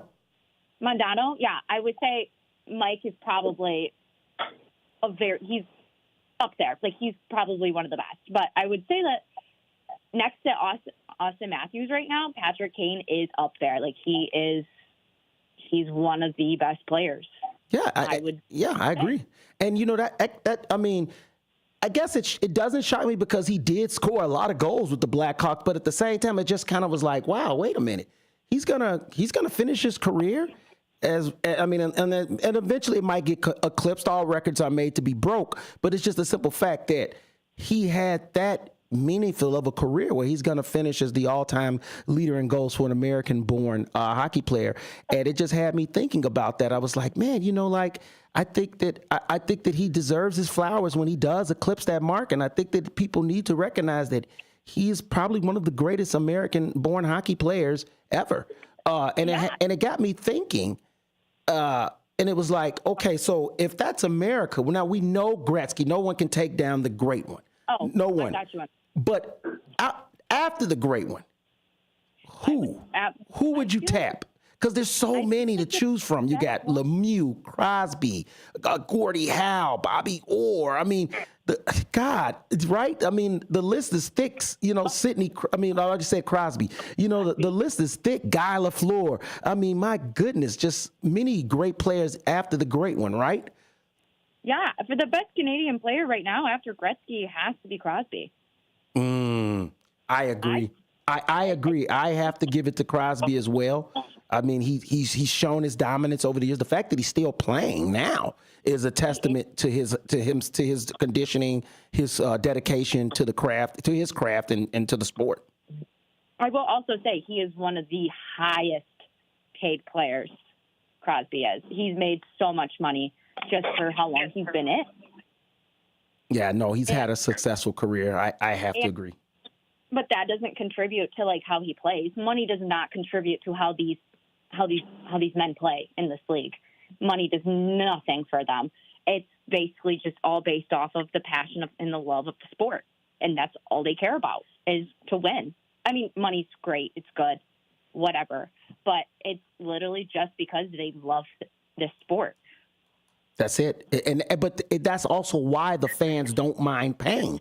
And it goes back to statements made by P.K. Subban when he was saying that, fans don't mind paying $1,500 for a ticket to watch a game like this because they know they're getting everything out of these players. And yes, they get paid. Yes, they make money. They don't make NBA money. But I honestly believe even if they did, it wouldn't change how they approach the game. They would still play with a passion and a flair and that commitment that makes fans go, wow, this is a good product, and I like watching this. Can I want to say something about that. Mm-hmm. I don't understand how these basketball players are getting paid more than NHL players. Hockey is one of the most expensive sports, on the market. I'm going to tell you. You want to know? Pardon? You want to know? What do I want to know? Why they're getting paid more? Just because of their skills? TV deal. TV deal. The TV deal is so much more lucrative. And the NBA gets paid so much more to broadcast their games than hockey. And that's what needs to change. There needs to be much more broadcasting of hockey and a higher salary allocated to that. It's frustrating because hockey is one of the most expensive sports. Hockey's the most straining on your body. Yep. They will be playing with so many different type of injuries. Like the Kachuk brothers, both were not 100%. The USA team was not 100%, and they still were playing. Yes. They're like, this is a one-in-a-lifetime experience. We're going to go out there. We're going to do it. Even during regular season, they still play injured. The commitment. It's amazing. They slap on icy hot, tape whatever they need to be taped up on, and they play. NBA, if you're hurt or injured or not 100%, hurt. Sorry, hurt. People. If you woke up and just had a minor headache, this ain't my day, coach. I'll be back in tomorrow. I'm sorry, but hockey, they deserve so much more recognition. Just so much more. They deserve to be paid more. They're physically hockey. I feel like also I was having this conversation with my friends. We feel like it's probably one of the most, next to football and rugby and blah blah. It's a dangerous sport. Very much so. Lives on their feet. On ice, you're on ice with sharp skates, and you're flying at each other, chasing a small puck with sticks. Yeah, that sounds dangerous to me. There have been some tragic injuries and some tragic deaths, last year. Yes. I believe the kid with the cut from the skate. Yes. Oh my goodness. Yep, I remember that. It's just they get cut to the eye. They get cut everywhere because of these skates. And I definitely think that you falling on a court because you didn't make your free throw. I don't understand basketball, guys. Sorry. Nope, it's real. And we're going to break it down. We're going to get into that at our next segment, and it's real because I'm not understanding it either. Sophia, we thank you so much for joining us. It's always great to have the great Sophia Blackburn on with us here on The Truth About Chicago Sports on WRMN 1410 AM in Studio 14. Sophia, will you be joining us again next week? Most likely. Oh, that's what I'm talking about. Unless, Blake, she goes to run to Canada. But me and you both know what that's all about. Everybody else does. But we know what the Canada run's all about. No, we're looking for jobs. Yes, Good indeed. save. Yes, indeed. Good save. We are. I'm looking for jobs in hockey over there. Hey, me and Blake aren't judging. Me and Balake do not judge. We support. Go the great Sophia Blackburn. No, we just love giving you a hard time. We love you always being on the show. Thank you for everything you always bring. Your insight is just absolutely wonderful. And like I said, this was just such a great week and a great moment for hockey. I know as you being a big fan and this is your love, I know it was a great moment for you to witness. So once again, thank you for joining, and we look forward to you next week on WRMN 1410. Oh, yes, and don't forget, there is a Blackhawks In this game next Elgin City tonight Council at election, you'll have a choice to make, not just between political philosophies or even the candidates on the ballot. Your choice involves supporting someone who has always been there for Elgin, who has always been there for you as a longtime community volunteer and a lifelong resident. Elgin City Councilman Steve Thorne, running for re-election, is a name you know and a leader you can trust. His pledge is to maintain secure neighborhoods by continuing to support Elgin's police officers and firefighters. And Steve will work, like always, to protect your tax dollar. He's accessible and accountable. He's a friend, my friend, and your friend on the Elgin City Council. He's one of us for all of us. I'm asking that you vote to re-elect Steve Thorne to the Elgin City Council. Paid for by Friends of Steve Thorne. Your hometown radio station since 1949. We are WRMN AM 1410. Elgin time, 11 o'clock. Breaking news this hour at townhall.com. I'm Bob Agnew with Washington. Hamas has released the last 6 living hostages expected under the first phase of its ceasefire deal with Israel. But the BBC's Lise Doucette reports questions still remain over the next phase. From the very beginning, since the ceasefire came into force on January 19th, there was huge doubt that the deal would ever get to that second phase, because it will mean that Israel has to withdraw all of its forces from the Gaza Strip, and it means the end of the war. President Trump has fired Air Force General C.Q. Brown as chairman of the Joint Chiefs of Staff. The Friday night move reported to be part of Trump's campaign to rid the military of leaders who support diversity and equity policies in the ranks, those imposed under the Biden administration. New poll from AP Norc indicates a slight drop in Americans' confidence in the safety of air travel. 64% of U.S. adults say plane travel is very or somewhat safe.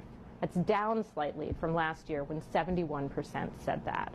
About 2 in 10 adults now say air travel is very or somewhat unsafe, which is up from 12% in 2024. The poll was conducted shortly after the January 30th crash between a passenger jet and Army helicopter near Washington, D.C., but before a Delta jet flipped on its roof while landing in Toronto. That's correspondent Amelia Thompson-DeVoe. A mixed reading when it comes to home sales in the latest report. The National Association of Realtors reports sales of previously occupied U.S. homes fell by 4.9% in January, dampened both by rising prices and mortgage rates, deterring many would-be home buyers despite greater inventory. At the same time, the seasonally adjusted annual rate of just over 4 million units was up 2% year over year. That's correspondent George Williams. More on these stories at townhall.com. Wesley Financial Group is not a law firm. Wesley Financial Group is not a law firm. If you own a timeshare, don't miss this public service announcement from Chuck McDowell, founder of Wesley Financial Group. If you receive an unsolicited phone call or mail piece to discuss selling, renting, or especially canceling your timeshare, don't fall for it. If you really want out of your timeshare, hang the phone up immediately or throw that mail piece in the trash and contact your timeshare resort or Wesley Financial Group for assistance with your timeshare. As the only Inc. 500 timeshare cancellation company, our knowledge, experience, and results has made Wesley a trusted resource for over 40,000 families we've helped get out of their timeshare. Give us a call and I'll send you our timeshare exit information kit free with the straight facts about your timeshare and all of your options for cancellation. Call for your free info kit. 800-885-3333. That's 800-885-3333. 800-885-3333. The man accused of gunning down United Healthcare's CEO has appeared in court for the first time since his arraignment on state murder and terrorism charges. Luigi Mangione attended a hearing on Friday in a bulletproof vest and shackles. The judge said they were safety precautions. The Justice Department opens up an investigation into the Medicare billing practices of United Healthcare Group. The Wall Street Journal reports that federal officials have launched a civil fraud investigation into how the healthcare giant records diagnoses that result in extra payments for its Medicare Advantage plans. United Healthcare is the largest provider of Medicare Advantage plans in the U.S., but it's been under pressure in recent quarters because of increased use by customers and rate cuts. In pre-market trading, shares of United Health Group dropped more than 10%. The company had no immediate comment on the report. I'm Donna Warder. More from townhall.com.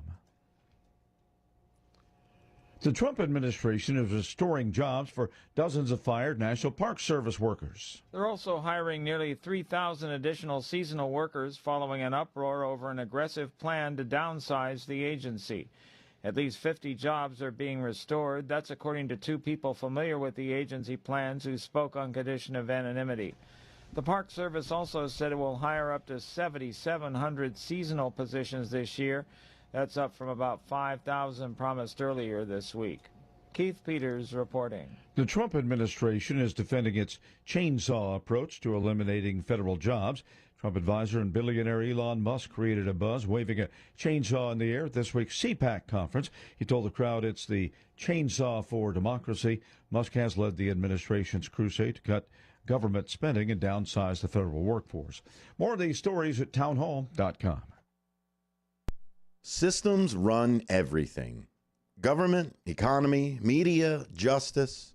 They shape your choices, your opportunities, your future. But do they work for you or against you? On Apolitical Talk Show, we break them down, not to destroy, but to understand. Because if you don't see how the system works, you won't see when it's being manipulated or who's benefiting from it. Power belongs to those who know the rules, challenge the loopholes, and demand accountability. That starts with knowledge. That starts here. Join us weekdays from 4 to 6 p.m. as we uncover what's really happening behind the headlines so you can decide for yourself what's fair, what's broken, and what needs to change. Apolitical Talk Show, breaking down the systems to build them up together. Right here, weekdays 4 to 6 on WRMN, the talk of the town.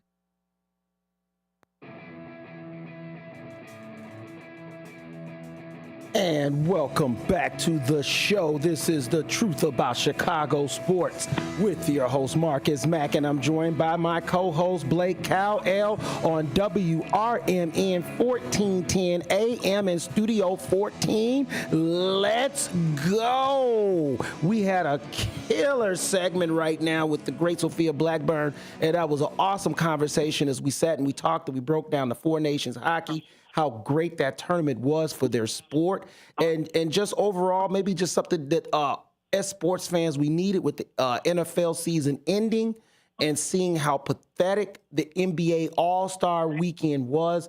I think that it was much needed for just sports fans all around America. Yeah, it definitely was. I mean, we're in the lull of the sports year right after the Super Bowl. March Madness hasn't kicked off. Spring training baseball is what it is. It doesn't count. It just kind of gets the juices ready for that. And the NHL swooped in and said, you know what, we're going to dominate the TV market. We're going to put on a great show, and they did just that. hats off to everyone who was involved in putting that together. Yeah, and like I said, we're gonna get into this more with the great Robert Little. Robert Little will be joining us, BSO, Black Sports Online, and also the Headlines King, great sports journalist. We're gonna sit and talk with him. He attended the Super Bowl, and he also was there for All-Star Weekend. So we'll really get some great insight into that and talk about how that looks in terms of up close and personal. We also had some fans that have come on. We had one fan came and asked about the Bulls, and you know what? We'll since the season has kind of started back up, I believe they're playing also on the 22nd as well. We'll get into that real quickly. Also, before we went to break, Sophia was trying to let everyone know that the Blackhawks are playing on the 22nd. It's just today. They're playing today at 6 o'clock. So that also, as well as the Bulls, are playing as well today. So we're going to have Bulls and Blackhawks. You can get that to Chicago Sports Nation app. That's where they're streaming now. Also through DirecTV, I believe Hulu as well. And you could get the antenna. I broke down and I went and got the antenna. I'm still trying to see if it's going to work. I'm going to test it out for the first time today, but I broke down on Thursday, Blake, and I went and got the antenna. I said I want to be able to watch my local sports team. So hopefully that works out, and we'll see how it goes. But the question that was asked about the Bulls is, I don't know if the first one was a joke. He said, will Vooch hit a game winner in his remaining tenure for the Bulls? And I mean, you got to actually be in a game to hit a game winner. He said, is he here next? Is he there next year? And I can think that we can answer that one more seriously. I find it hard to believe that Vucevic is on this team to start next year. If he is, I mean, I guess then we know that the Bulls are trying to stick with him as some type of weird building block, which I still don't understand. But, yeah, I don't see him on the team starting next year. What about you, Blake? I mean, it's the Chicago Bulls. Can we really say that with some confidence? Exactly. I mean, I don't know. I mean, it feels like after Zach LaVine was traded, it was time to rebuild, and then they extended Lonzo Ball. So exactly, and don't forget Patrick Williams last year. Yeah, so I don't know. I mean, I wouldn't be surprised if he's on the team next year. I wouldn't be surprised if he wasn't, because I don't know what this team's going to do, and nothing surprises me anymore with this specific franchise. So I hope you're right. I hope that they kind of just part ways, respectfully, that the window is not there for either player, and they send Vooch to a team that's competing, and they can keep rebuilding their own team. Yes, I mean that's really what it comes down to, is that I know that this season is a bust. I'm really just looking forward to hopefully them getting and landing a draft pick. I know that this signals the rebuild. Why Vooch was not moved, I think that it was because we have one of the worst front offices right now ever. I think A.K. Eversley, they're just horrible. And, I thought Pax and Gar were bad, and I think that this might be even worse. And the sad part about it is that they've got carte blanche from the owner. And here's the weird flip side of it. They actually do have a good coach. Billy Donovan is going to go in the Hall of Fame. Make no mistake about it. He's going to go in, especially the NCAA Hall of Fame for coaching. So it's not like they're sitting here with this just nothing around. They have things in place that there was actually a commitment from that sorry owner, Mr. Jerry Reinsdorf. And just as much as he has ruined the White Sox product, the same thing is happening there on the West Side. And when you've got people that don't know what they're doing, but they don't have any repercussions, that's why the Bears were where the Bears were for so long before they went and they got the right people in place. That's why it was so important for them to go out and get Kevin Warren. That's why it is so important for Ryan Poles to do his job correctly. Because guess what? The McCaskies have no idea about what's going on with football. And I'm sorry, Jerry Reinsdorf is just studying the way, and it has just caused a massive problem with the Chicago Bulls, and they're not going to get past it until Jerry Reinsdorf gets the heck out the way, and that's the same with the Chicago White Sox as well. So no, I don't. Yeah, we don't see anything happening from this team. I wouldn't be surprised if Vooch is still on the team, but you know what? Either way, hey, we're just going to have to roll with it for now. And like I said, we're just going to pray for a better draft pick. We're going to move on from them. We had some Bears news as well. A couple things that happened, and I don't necessarily know that they were unexpected, but some people did take it a little unexpected, and that was the release of DeMarcus Walker and Gerald Everett. I think no one was surprised by Gerald Everett leaving. I think the real, though, kind of a little bit of a shock was DeMarcus Walker for some fans, But it wasn't for me, Blake. Not at all. I saw a guy that they kind of needed to bring in at the time to fill a roster spot, and he was semi-productive when they brought him over from Tennessee, but I never expected him to be a game changer, a game wrecker. He was just a veteran guy that you could count on to make some plays here and there. So I'm not surprised at all that they're letting go of him whatsoever. The Bears looking to say they're estimated to save $10.75 in a cap space. Walker's 30 years old. He was set to make $5.2 million the final year of his contract. I just think that it was a smart business move, and the same with the with moving from Everett. That's a $5.5 million in cap saving as well. So I mean, I do get it, because we need people in the trenches, but I think that Walker's production could be replaced. What about you? Yeah, it's tough, man, when you have a guy who got you a lot of snaps last year, and especially in a position group where the Bears just aren't that strong. That part was a little bit confusing, but, again, and I just got done covering the whole Cubs offseason, so I'm using the same phrases that I think I was using there. In a vacuum, they released a guy, but the full painted picture has yet to be put together. There's a lot of offseason to come, whether that's the draft and free agency and yada, yada, yada. Does Ryan Poles already have a couple guys that he's targeting in this year's free agent class to backfill that position? I know it has more to do with kind of like money savings in this move and freeing up some more cap space for free agency. But, I mean, man, this defensive line needs a lot of work. Same with the offensive line. I just hope that there's a solid backup plan to just keep putting bodies out there and, hopefully just backfill the position.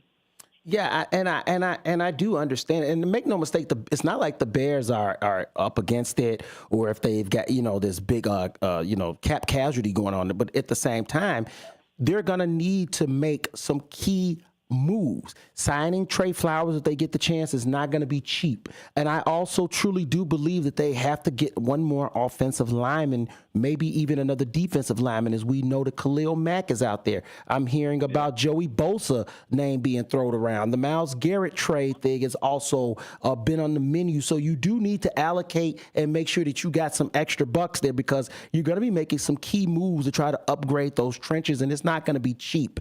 And they can't address it all in the draft, and that's the sad part about it, because they still need a third wide receiver, because they're going to more than likely Keenan Allen is gone. They still need a second tight end, and now with them the releasing of Gerald Everett. So they're still and this draft is loaded in tight ends, which is why I bring that up, because it would be a very good move if they could land a good tight end in the draft. So, what you're really looking at in this draft potentially is maybe getting 2 to 3 people in the trenches for either side of the ball. So that means that you need to sign at least 3 more people in the trenches in free agency. And I think that the Bears can do that. I definitely think that they can sign at least 2 on the offensive line, Trey Flowers and a center possibly. And then from there, if you could draft that left tackle and maybe work out a deal with Tevin Jenkins, I really think that it'd be a wise move to do a prove-it deal with Tevin, and then still have a backup for if he goes down. Yeah. This offensive line, like you said, it needs a ton of work. And Trey Smith's still that number 1 name that I'm looking for. Looks like the Chiefs are going to pass on franchise tagging him, so a deal for him could look maybe, just throwing rough numbers, around 5 years for like $110 million. I mean, that's well within the Bears' ability to spend this offseason. And, big bucks George McCaskey, who just went out and paid $13 million for a coach. I mean, and, like we kind of mentioned, rest in peace, Virginia McCaskey. I mean, there's like we said, there's no one looking over his shoulder anymore. It's his franchise. It's his team. It's his ownership group that he's a part of, and go spend the money and go make this team great. I think that Marcus, I told you I wouldn't buy back in and get super excited. Didn't we? We swore that we would not drink the Kool-Aid, and here we are, me and you. We got a gallon bucket up to our face, and we're just guzzling it. Go Bears! They got us again. They got us again. We're 7 months away from the first game, and I'm already talking about getting pumped up for what we're going to do for this offensive line. Absolutely pumped. That's how sick we are as humans, Marcus, but you got to get excited. You have to get excited. I mean, you bring in a guy like Trey Smith, you add a center. The Bears need to keep Caleb Williams upright. He threw for 3,400 yards when he was sacked 50-something times, or 3,600, whatever it ended up being. Get this guy standing up straight, and I can guarantee you, I will give you the Blake Cowell stamp of approval. If you can upgrade this offensive line and not sack Caleb Williams as much as he did last year, he will throw for 4,000 yards next The season. first Bears quarterback to do it. We just heard it. With this dysfunction, he almost did it. I've never believed, I think, in a Bears quarterback really as much as Caleb Williams. I was a big Trubisky fan. I was a big Fields fan. I was a big Cutler fan. I've always backed the Bears quarterback, whether for better or for worse, no matter how crazy and delusional they make me sound. Caleb Williams will throw for 4,000 yards if they can improve the offensive line. I think that's where they go. I think they hit it hard. I think they build the trenches nonstop. And the combine is next week, so we'll start seeing a lot of these prospects get their numbers together, and we'll see, Marcus. I don't know. We'll see. Yeah, no, it's something. It's a fact. If he stays upright, I'm with you. I believe he throws for 4,000 yards. Also, he was 500 yards away. Actually, less than 500 yards. He was 460 yards away from throwing 4,000 yards. If you go and you give me the Commanders game and he throws 200 in that game or 300 yards in that game, that pathetic game that they went out there and performed in the desert against the Arizona, or that disgusting thing against the Patriots, those 3 weeks right there, if he goes and let's say 200, 300, or maybe just let's say 200, and even 200 again, that's it right there. He's a 4,000 yarder. And just in those 3 games, he's a 4,000 yarder. So, I wholeheartedly believe he will be the Bears' first quarterback to throw for 4,000 yards. I totally think that's obtainable. I definitely want to see it for next year. I'm rooting for it big time. And like I said, I'm sorry, and I'm not trying to call no one out, man. I'm not here to try to take someone's job. I'm just here to call it like it is, because this is the truth about Chicago sports. And the truth is Braxton Jones is not a elite level left tackle, and I want an elite level a left tackle protecting Caleb Williams' blind side.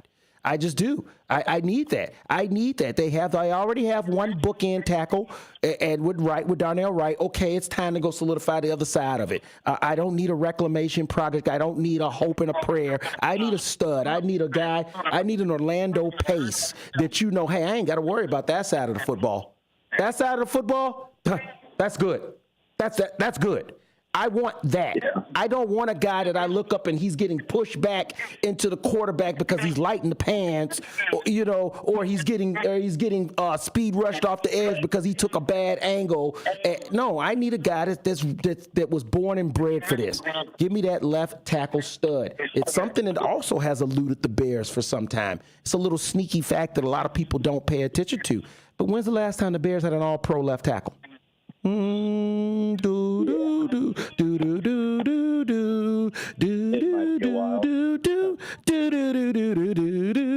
the last time the Bears had a left tackle that went to the Hall of Fame? You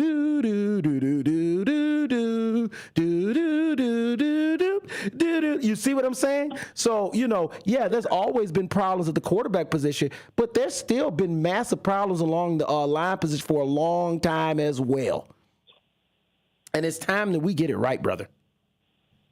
Yeah, it's far past due we get it right. I'm thinking off the top of my head. The last Pro Bowl lineman we probably had was Cody Whitehair in 2018, and that was more of a fluke Pro Bowl than anything, because as we know how his career has kind of taken shape, it didn't last very long with the Bears. You look at a guy like Charles Leno Jr., he made a Pro Bowl at one point, but really if we're talking about just good offensive lineman for the Chicago Bears, you're looking at a guy like Olin Kreutz. That's really the last really solid offensive lineman that you could just count on nonstop. They just give me no player on this Bears team should be signing with us unless they're over 280 pounds this offseason. Just give me some big dudes who can block for Caleb Williams. I think once the combine goes, you're going to start seeing, you're going to see guys like Ryan. You're going to see those pictures of Ryan Poles and Kevin Warren and Ben Johnson talking with offensive linemen, getting the inside scoop, interviewing these guys, getting ready, because for another season, the Bears have a top 10 NFL draft pick. And even though it is 10, there's going to be a lot of good options on the table still. And we're going to see rumors of other teams, who they're going to draft before us. But offensive lineman, I think, is still just where the Bears are going to be looking at, and as it should be. Yeah, and I'm sitting there, I'm doing a quick scour. I'm really trying to see, and I'm telling you, as I'm glossing over, as I'm going down, I'm looking at linemen that actually played in our modern era. Pro Bowl, I mean, if we're talking just any lineman, I'm seeing the last guy that was a true Pro Bowl player was Olin Kreutz on the line. He made the Pro Bowl in 2006. Obviously, this kid, to me, I think that he's a Hall of Famer. He might not get in, but he's borderline. I think that Olin Kreutz was just fantastic. Jimbo Covert, who's in the Hall of Fame and was a great left tackle, he made the Pro Bowl back in '86. And wow, from there, man, I'm telling you, and I'm scouring the list, okay? And it gets thin. Cal Long, okay, here we go. Cal Long in 2015, and he was more of a guard than tackle, in my opinion. Although I know they did have him play tackle, and I know, and he actually did a very good job when he switched over to tackle. But I'm showing him in 2015, and that's looking like it's it, Blake. Yeah, it's few and far between. I mean, like, seriously, that's just crazy, right? That's crazy that offensive line play has been that porous, where we have to struggle to find a Pro Bowler on the line. Okay, here we go. Charles Leno, you were correct. And that was a fluke, because the Charles Leno thing, I believe he was an alternate. I don't think that he flat out made the Pro Bowl. I think it was because of injury, and it was like, well, hey, that guy, he had a decent season. Yeah, that sounds about right. But that's what we're looking at. I believe Charles Leno was the last one in 2018, and he did play left tackle. So that last Pro Bowler for the left tackle was 2018. But make no mistake about it, we all know that Charles Leno average at best. And like I said, that one Pro Bowl, that was a fluke season. That was the 2018. That was that Matt Nagy year when they got hot, I believe. Trubisky kind of caught everybody up. I'm surprised we went 12-4. I think, and went 12-4 in the playoffs. So yeah, okay, you got a 12-4 playoff team. Let's tap the left tackle there, because we got we need somebody to fill in and play. But that's kind of how I felt like that pick was. Charles Leno was no mauler. He was no game changer. Make no mistake, he was no Trent Williams out there, not even in 2018. Yeah, no, he wasn't. And, and on top of the offensive line, there's other areas, too, that this roster, make no mistake about it, this Bears roster has a lot of holes still in it. It's not just the offensive line. That's where we want to see it built the most. But, with Dennis Allen coming in on the defensive side, we've talked about it in past weeks, too. The defensive line needs to keep getting built. Yes. Do they go a different direction in the linebacking core? Is Jaquan Brisker a long-term answer on the back end? I mean, the offensive line's the biggest sticking point, because that's truly what they need. But as far as the roster as a whole, there's still spots on the defensive side that need to be fulfilled as well. But you know what's something refreshing about all this, Marcus? We are not talking about the quarterback. Yes, and I think right? That is a beautiful Finally, that's a beautiful thing that Bears fans should at least be happy about. This is the first offseason in a long time where it's like, you know what? Is Caleb Williams a top 10 quarterback in the NFL yet? No. But does he have the potential? Absolutely. And I think at the end of next season, we'll be sitting here pretty comfortable that we have our guy for the next X amount of years. I'm going to say 10, and even that, I hope it's more. I hope it's 15. But I'm just so glad I'm not debating between two guys. I'm glad I'm not talking myself into like a Jimmy Garoppolo or like a journeyman, like a Jameis Winston coming in. I can sit here and say, you know what, I'm very excited for who's under center, and especially I'm excited because the guy who has the play sheet in his hand is Ben Johnson. I mean, that's the most beautiful thing about this offseason talk is I'm not exhausted talking about it, because no matter who they pick for the offensive line, I'm just glad they're not running it back with the same people who they did last year. Exactly. They're changing it up. They're changing up their format, and that's what's giving people. We're seeing them do things and operate in a way that we've never seen the Bears operate. And they're also, like you said, in a position they have not ever been in, where they definitively don't have to worry about the quarterback. I mean, even the backup, Tyson Bagent is an excellent backup. Like, I literally have no worries about the quarterback position, and that's just been such a great position to be in. It has given us this whole new perspective on how to approach an offseason, something that's very new for all of us, all Bears fans. And that's what gives you this excitement, because you know that the one of the most important positions on the field has finally been filled. And not just by some like journeyman person that's only here for, this is a kid that could probably be in this position for the next 15 years. And that makes me even more excited, because it's like, no, we have a true franchise quarterback, and we can finally focus on the other things that are important. Because if you think about it, let's really go back and take it back a second and think about how important this is.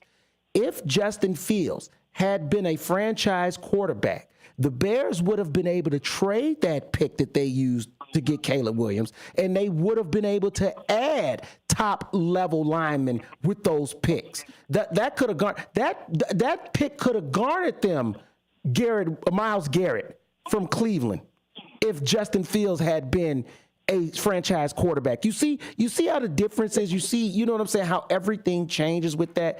And so that's just something that's very key going into this offseason. We're going to be getting ready to head into break. When we come back, we're going to be joined by Robert Little. Robert Little's going to be joining us here from Black Sports Online and Headlines King. We're going to be talking and breaking down the problem that has now become the NBA, as they have a real serious problem going on, as they got their butts whipped on All-Star Weekend by the NHL, which was the first time, at least I've ever seen it in my sporting life.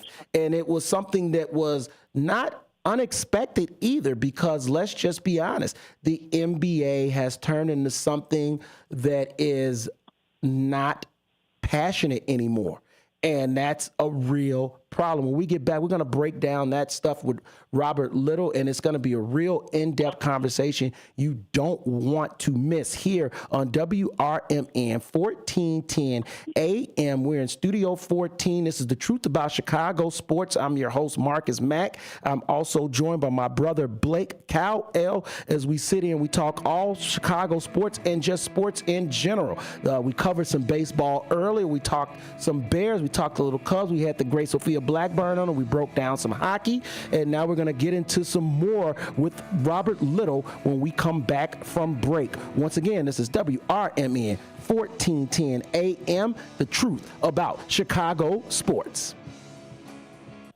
Are you dreaming of a getaway? Want to leave the stress of daily life behind? Whether it's a relaxing cruise or an adventurous land escape, planning the perfect vacation doesn't have to be a hassle. At Cruises International, they specialize in vacation destinations, land and sea, making your dreams come true. Located at 1721 Moon Lake Boulevard in Hoffman Estates, Cruises International isn't just about booking travel. They're your personal concierge, trusted travel advisor, and advocate. Your preferences are unique, and they'll take the time to understand exactly what you're looking for. From personalized service to their global network of specialists, they ensure that your vacation is tailor-made just for you. It's time to plan the vacation of a lifetime. Call 800-255-7447. That's 800-255-7447 today and speak to a cruise and vacation expert. Cruises International. It's time to set sail to your dream destination. Hi, I'm Ryan Blaney, a third-generation race car driver, and we dedicate a lot of our time to going as fast as possible. My grandpa Lou is the reason why my dad and I started racing, and I'm really proud to follow in his tracks. But when my grandpa was diagnosed with Alzheimer's, it was a very unexpected bump in the road for us. I've learned a lot on this journey with my grandpa Lou, and the memories of my grandpa will always be with me. It's important to notice if older family members are acting differently, experiencing problems with their memory, or having trouble with routine tasks.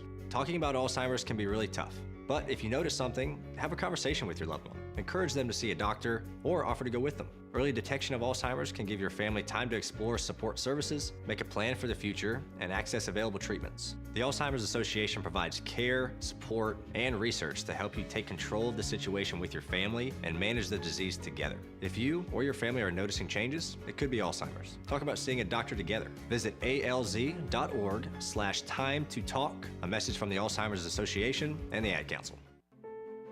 The Moose Lodge 799 in Elgin is a place to connect with family, friends, and your community. Moose Lodge 799 is conveniently located at 925 South McLean Boulevard, and they offer fun family activities, exciting community service projects, and live entertainment on the weekends. At Moose Lodge 799, you'll find a place to relax, make new friends, and be part of something bigger, like supporting the kids of Mooseheart. Doors at Moose Lodge 799 open at 2 p.m. Tuesday through Friday and at 11 a.m. on Saturday and Sunday. Join a welcoming group of members who share a passion for good times and giving back. Call 847-741-0799. That's 847-741-0799 for more information, or stop by and see what they are all about. Moose Lodge 799 in Elgin, where family, friends, and community are always invited to join. Are you 18 to 24 looking for a hands-on job leading to a career? Have you considered manufacturing? BCS, Business and Career Services, can help. The Manufacturing Careers Internship Program helps you gain work experience while earning money. You will obtain OSHA safety and forklift certifications. At BCS, there's also job placement and retention support. All services are free. BCS has locations in Cook and Kane County. Find out more today at bcsillinois.org or call 224-545-0765. BCS, strengthening communities, building careers. Accepting applications now. 224-545-0765.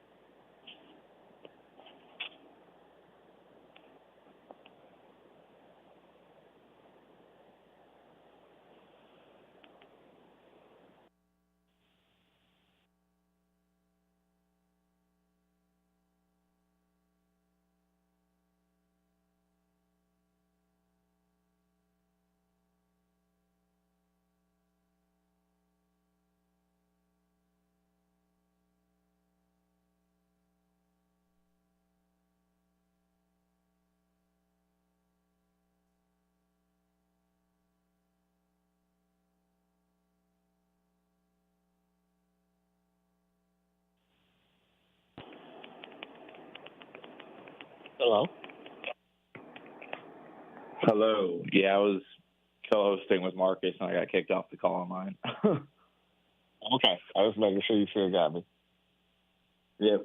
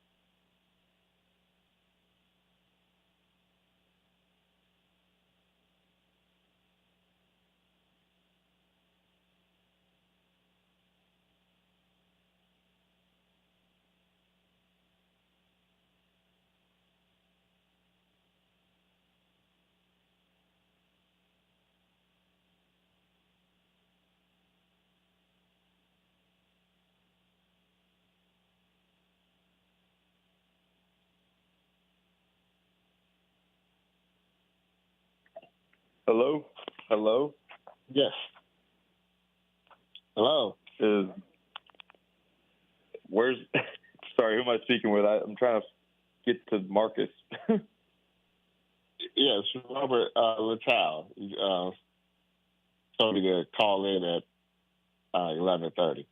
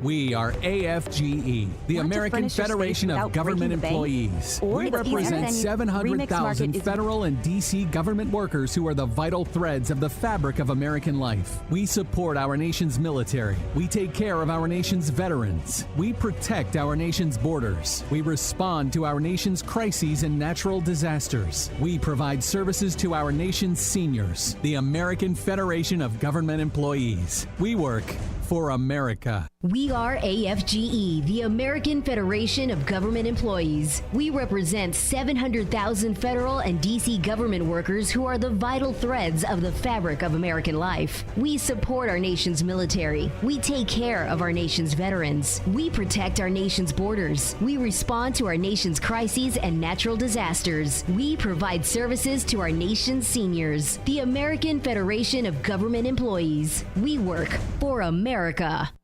It's easier than you think for pests to threaten your family's health. Ticks, which spread dangerous diseases, hide in tall grasses and even on your pets. Rodents easily invade your home, contaminate food, and can carry more than 35 diseases. Mosquitoes, which breed in standing water, transmit many diseases. Get the facts you need to protect your family at pestworld.org. It's that easy. A public service message from the National Pest Management Association. Want to furnish your space without breaking the bank? Or the planet? Remix Market is your destination for high-quality pre-loved furniture, home decor, and more. Each purchase helps us rehome items and keep them out of landfills. From statement pieces to everyday essentials, you'll find it all at Remix Market. Visit us online at remixmarket.com and shop secondhand treasures today.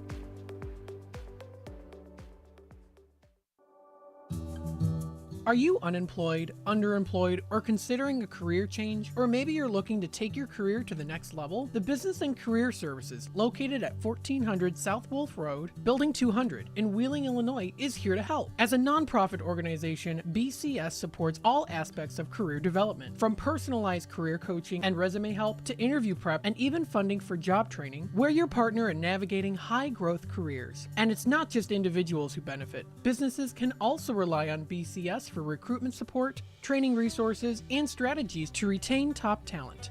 Whether you're looking to grow your career or business, BCS has the resources and expertise to help you succeed. Find out more today at bcsillinois.org or call 847-484-8187. That's 847-484-8187. BCS, your future, our mission. Are you prepared for an emergency or disaster? Because it's not a matter of if, but when. Don't find yourself saying, I'll trust water bottles and a flashlight to save the day, but I'll be proved wrong. With a tornado approaching, I'll realize that I lack a wheelchair-accessible shelter. When the floodwaters rise, I'll be up in the attic with 20 cans of beans. It's a recipe for disaster. let's prepare so we all have a better story to tell. Get started at ready.gov/older adults. Brought to you by FEMA and the Ad Council.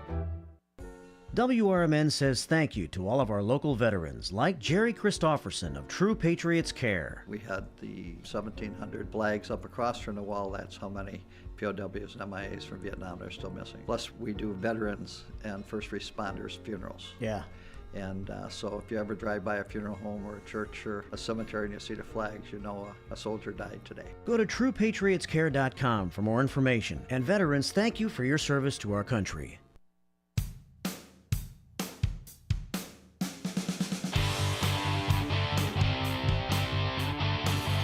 The show. This is the truth about Chicago sports here on WRMN 1410 AM. We had some issues with technical issues, so we had to unfortunately let Robert Little go. But I am back on air now. Hopefully everyone is hearing. Brother Blake, are you back on? I'm back on. There we go. Okay, we got Blake on, and yeah, I don't know what happened there, Blake. That was a little wild, but you know what? We're just gonna go with it, and just call it a day. But yeah, what we left off, and we didn't get the chance to discuss and speak with Robert Little on, was the simple fact of what has happened with the NBA, and that is that the product has become a very big cesspool and of what seems to be lazy athletes. And I'm not understanding how this really happened. It started with the retirement of Kobe Bryant, and the league was then passed down to LeBron James. And then what we saw after that was a shift of stop caring so much about the fans and started worrying about my own ego, my own brand. And I wholeheartedly do put that on LeBron James. This was supposed, every athlete has said that they were told by their predecessors that you must leave the league in better shape than you found it. And it's not. It's actually in worse shape than when LeBron James was handed the league, to the point that the All-Star game is just a complete waste. And it was so easy for the NHL to knock them out the park. It was ridiculous. Yeah. No, it's the NBA All-Star game has crashed and burned. It's become just a mockery. And even the All-Star Saturday night, something that I mentioned last week, something that was very entertaining for a long time. Even now, I was like this. They made a mockery of that too with the Victor Wembanyama and Chris Paul debacle of them trying to cheat the skills challenge and just throw the ball. That clip is the reason why the NBA has turned to a joke. It's the reason it has sucked. It's the reason that people don't care. Because as we talked about in the Four Nations face-off with Sophia, if they don't care, I don't care. And that was the All-Star weekend. The thing about too, Marcus, the NBA All-Star game, quote, if you can even call it that, the little 40-point race to 40 playoff format, lasted about 3 hours. I got to my hotel in Arizona. I turned it on because I had nothing else to do. And for 3 hours, maybe 35, 40 minutes was spent playing basketball. The rest was ads. It was fluff. I find Charles Barkley and Shaq and Ernie Johnson and Kenny the Jet, I find those guys as entertaining as anybody. But they are not the main course of the show. They're supposed to commentate the action. They're supposed to be a part of the action. And I think the NBA just shoved those guys down our throat and said, you know what, no, this is the main attraction. It was filled with fluff. It was filled with Kevin Hart, who just isn't funny anymore. And it's just not basketball. I turned the show on to watch hoops, to watch the best players go at it, and it wasn't enough of that. It was a sorry TV program. Yes, indeed. And now we are finally back, joined with Robert Little again. Robert Little, sorry for the technical issues. Welcome to the show, brother. Thank you so much. No problem at all. Just was listening in about what you guys were saying about inside the NBA. I found it very interesting. Yes, and you were actually there at the All-Star Weekend, correct? Yeah, that's correct. Give us your breakdown as to why the NHL was able to basically spank the NBA's butt, which has usually always been the NBA's weekend, which is All-Star Weekend. Well, the NHL has always been very proud of the fact that the countries, where the players come from, be it Canada, be it the U.S., be it Sweden, be it Russia, they're very proud of the countries that they're from. Whereas the U.S. and the All-Star game here in the U.S., there's no really pride in that. They're all kind of just playing. They all are friends. They don't have any animosity towards each other, and that shows on the court. This is not like, 20, 30 years ago, these guys are really rivals. These guys all go on vacation together. They go to Cabo, after the game. So there's no real animosity. So therefore, on the court, you don't feel that type of intensity because it's simply not there. That's a great point that you bring up, and I think that's also goes back to what I was saying about how the game being passed down to Michael, then being passed down to Kobe, and then being passed down to LeBron, where there was the massive ball drop. Because guess what? Michael went out and hung out with Charles Barkley. He was his friend, but when it came to the court, he was looking to take his throat. Kobe liked his contemporaries. He enjoyed hanging out with them, giving them advice, being there for them. But when he stepped on the court, he wanted to destroy them, including his idol, Michael Jordan. There was no love on that parquet. And that's where I blame LeBron, is in his era, he created this buddy, chummy culture because of his own lack and fear of wanting to be upstaged. And so therefore, the same thing goes back to why he never participated in a slam dunk contest. His fear of being upstaged led him to create this pompous, inflated ego superstar athlete basketball player that doesn't feel like he has to do anything for the fan. Or do I see it wrong? I think you don't see it wrong in a sense. I think LeBron, I think any league kind of goes by the way that the face of the league goes. And LeBron, I think, has done a lot of positive things as being the face, of the NBA. He's never been in trouble. Great role model. Obviously, on the court, he's done amazing things. The amount of money that they've made or will make in his era has increased. I think he's done a lot of positive things for the NBA. I do think the one negative thing is that, starting with the whole thing with the Miami Heat and the teaming up and the super teams and things of that nature, that's part of his legacy, as well. And part of his legacy, it used to be a rite of passage that the player that was taking that torch would compete in the All-Star game, compete really hard, compete in the dunk contest. We saw a succession of players, do that. When he stopped that lineage. And, everybody takes their cue from LeBron. If LeBron doesn't play hard, then nobody else is going to, play hard. So I think what needs to happen is that, LeBron has to retire. Yes. Whoever's that next guy, I agree. Whoever's that guy that steps up is going to have to be the guy that says, hey, I'm changing the narrative of how we handle this weekend. So whoever becomes that face of the league will be in charge of that.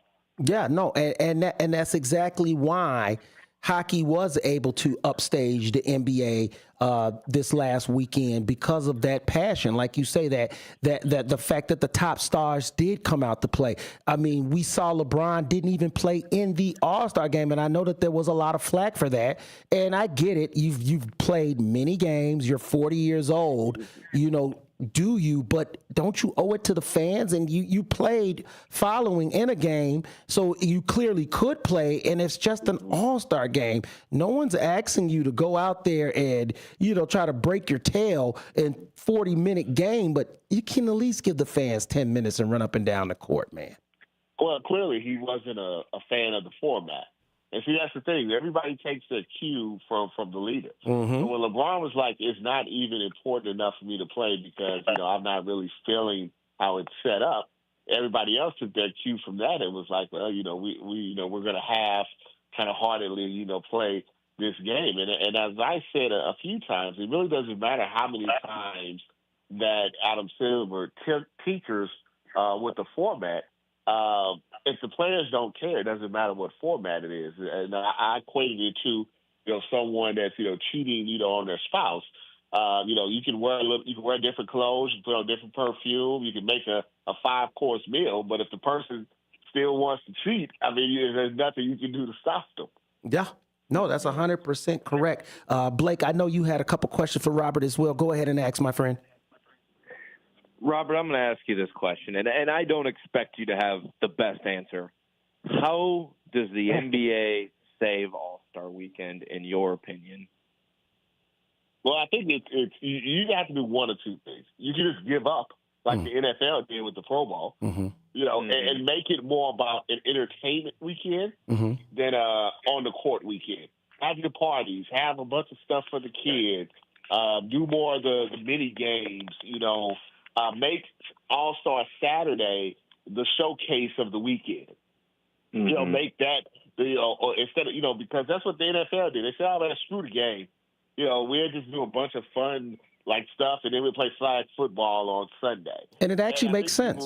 That makes sense. Yeah, and people don't complain anymore about it because they said once they realized the players weren't taking it seriously, they was like, why should we take it, seriously? And I feel like people have kind of accepted that.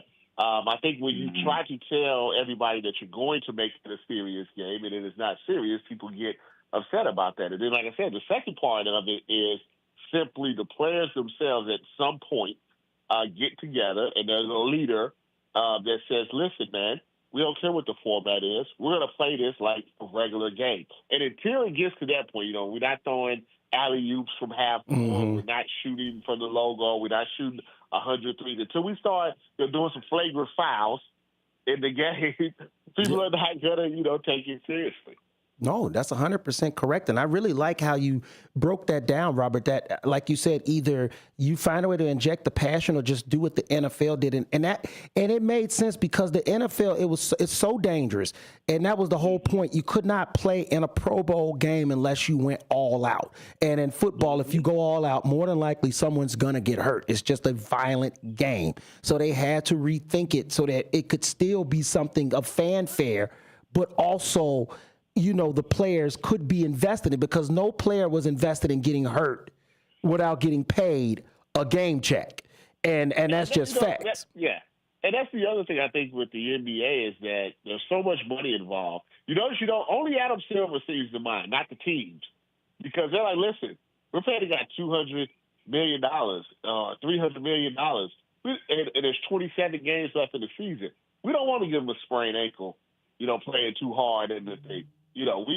Say if you're the Denver Nuggets, everything revolves around Jokic. And he goes in there and somebody, is playing too hard to hit him and he hurt his shoulder or he pulls a hamstring or something. That's it. It's over. Yep. And I think teams don't care. They're like, screw that. We don't care what the fans. We have our money. We got our $86 billion TV deal. So it's a fine line of entertaining the fans. And just say, hey, listen, it's just All-Star Weekend. Just put something out there that's a decent product for the fans, maybe for the kids, and not worry so much about the game itself. Yes. Once again, thank you, Robert Little, for joining. I know that we wanted more time. I wanted to actually hear about how the Super Bowl was for you as well. I know you were out there having fun, and I saw you out there getting the interviews in on Interview Row, so I was really proud of you, my brother. I go, that's my bros out there, and you were doing it big. So I always appreciate you joining the show. I'm definitely going to have you on again because this is so much more that we could talk about. We did not get enough time because of the issues, but we were glad to get them fixed and get you on anyway because it's always an honor having you on the show. So thank you once again, Robert Little. Once again, if you want to find him, just simply look up Black Sports Online or the Headline Kings. Robert Little, accredited sports journalist and awesome dude all around. Thank you, Robert. I appreciate it. You guys have a great Saturday. Have a great Saturday. You too, Robert. And once again, that was Robert Little. Turn 65 and have a great day. like me. It's important you find a Medicare Advantage plan that gives you the coverage you're looking for. But finding one can be difficult. The best thing I did, and I suggest you do the same, is call a licensed insurance agent and let them walk you through your Medicare Advantage plan options. There are so many benefits you have access to, so make the call now and let the representatives explain everything to you. Our licensed insurance agents can offer you a variety of Medicare Advantage plans. Plus, the call is free, the information is free, and there's no obligation to enroll. We're here to make it easy for you to select a Medicare Advantage plan that may work for your needs. Finding a Medicare Advantage plan can be easy if you do what I did. Make a quick call right now to learn more. Thank you. 800-433-3082. 800-433-3082. 800-433-3082. That's 800-433-3082. Your hometown radio station since 1949. We are WRMN AM 1410, Elgin time, 12 o'clock. Breaking news this hour at townhall.com. I'm Bob Agnew in Washington. Donna Warner reports on the new FBI director's plans to move hundreds of staffers out of Washington, D.C. On the same day Kash Patel was sworn in as FBI director, he told senior officials of his plans to relocate up to 1,000 employees from Washington to field offices around the U.S. and an additional 500 to a large bureau facility in Huntsville, Alabama. In a statement, the FBI says Director Patel has made clear his promise to the American public that FBI agents will be in communities focused on combating violent crime. Donna Warder, Washington. Hamas has freed all 6 hostages in the latest exchange, even as heightened tensions between the adversaries clouded the future of the fragile ceasefire deal. The 6 today included 3 Israeli men seized from that Nova Music Festival back on October 7th of 2023. U.S. Senator Tom Cotton believes the Chinese takeover of Taiwan is likely unless the U.S. increases its deterrence in the region. He says such an invasion would allow China unprecedented control over the global economy. They produce almost 60% of the world's basic semiconductor chips. They produce over 90% of its advanced chips. Former Senator Jim Talent says it's time the European Union took on Vladimir Putin on their own. That could be done, and they ought to do it. Republicans set to begin voting soon on legislation to undo a range of Biden-era regulations. More from correspondent Bernie Bennett in this report. The Senate is gearing up to begin considering Congressional Review Act resolutions in the coming weeks that would undo rules on bank mergers, methane emissions, and other matters. The Senate's top targets include a pair of resolutions introduced by Senator John Kennedy of Louisiana that would overturn a rule from the Treasury Department's Office of the Comptroller of the Currency that put new restrictions on bank mergers and a regulation from the Interior Department's Bureau of Ocean Energy Management. That is correspondent Bernie Bennett. More from townhall.com. Wesley Financial Group is not a law firm. Wesley Financial Group is not a law firm. Hi, I'm Chuck McDowell, the timeshare cancellation guy and founder of Wesley Financial Group. And I want to set the record straight. I am not an attorney. I've never wanted to be an attorney. And the truth is, I really don't even like attorneys. If I sound like an attorney, I'll apologize. But what I've learned in my 15 years in the timeshare cancellation business is you don't need to be an attorney to get folks out of their timeshare. At Wesley, we've helped over 40,000 families cancel their timeshare, and I want to share with you how we do it. Just give my office a call. I guarantee if we take you as a client, we'll get you out of your timeshare or you'll pay nothing. Attorneys, this was meant to be funny, so please don't sue me, especially my friend Kenneth from Black River Falls, Wisconsin. Call now for your free timeshare exit info kit. 800-613-5454. 800-613-5454. 800-613-5454. Americans' confidence in air travel and the federal agencies that oversee it has slipped a little over the past year following a recent crash in Washington, D.C. Stephanie Brown is Director of Aviation Safety at Purdue University and says there are some basic things passengers can do themselves to improve safety. You're not grabbing your personal belongings or anything of that nature because that slows down the process. Wearing our seatbelts, making sure our chair is fully up, because that will allow a full space to egress if needed. Our ideal goal is to evacuate in 90 seconds or less. It is Stephanie Brown, Director of Aviation Safety for Purdue University. The survey from the Associated Press Nork Center for Public Affairs Research shows that 64% of U.S. adults now say that plane travel is very safe or somewhat safe. That figure is down slightly from last year when 71% said that. Breaking news and analysis at townhall.com.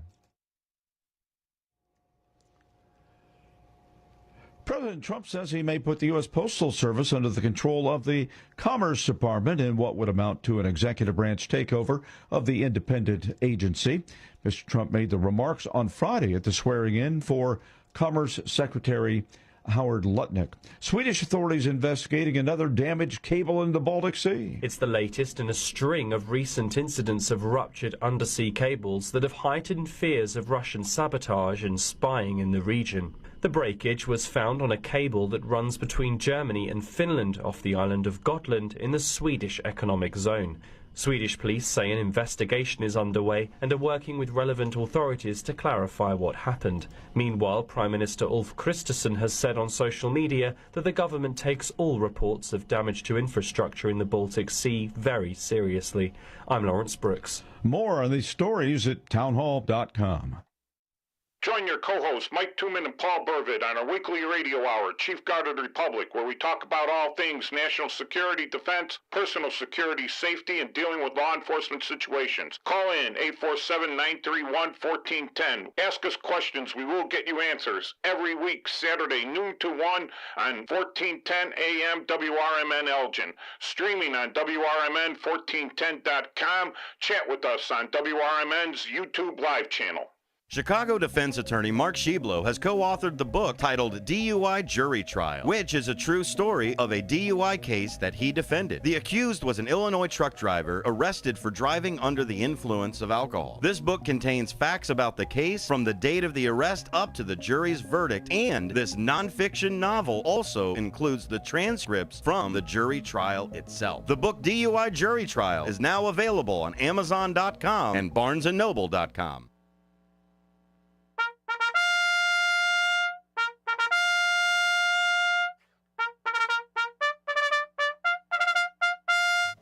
Fix bayonets, comrades. This is the Chief Guard of the Republic radio show with your co-hosts Mike Tooman and Paul Burvid. Every Saturday, noon to 1 on WRMN 1410 AM, the Fox River Valley Media Network.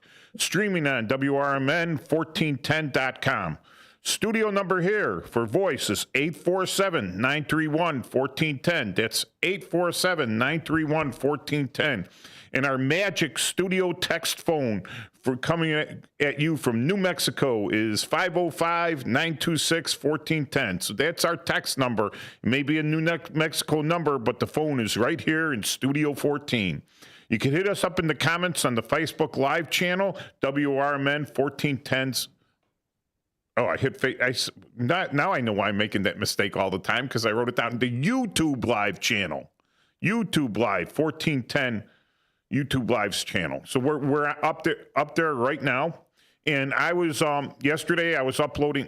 Oh my God, my hat's all crooked. Good thing I could see that. You know what?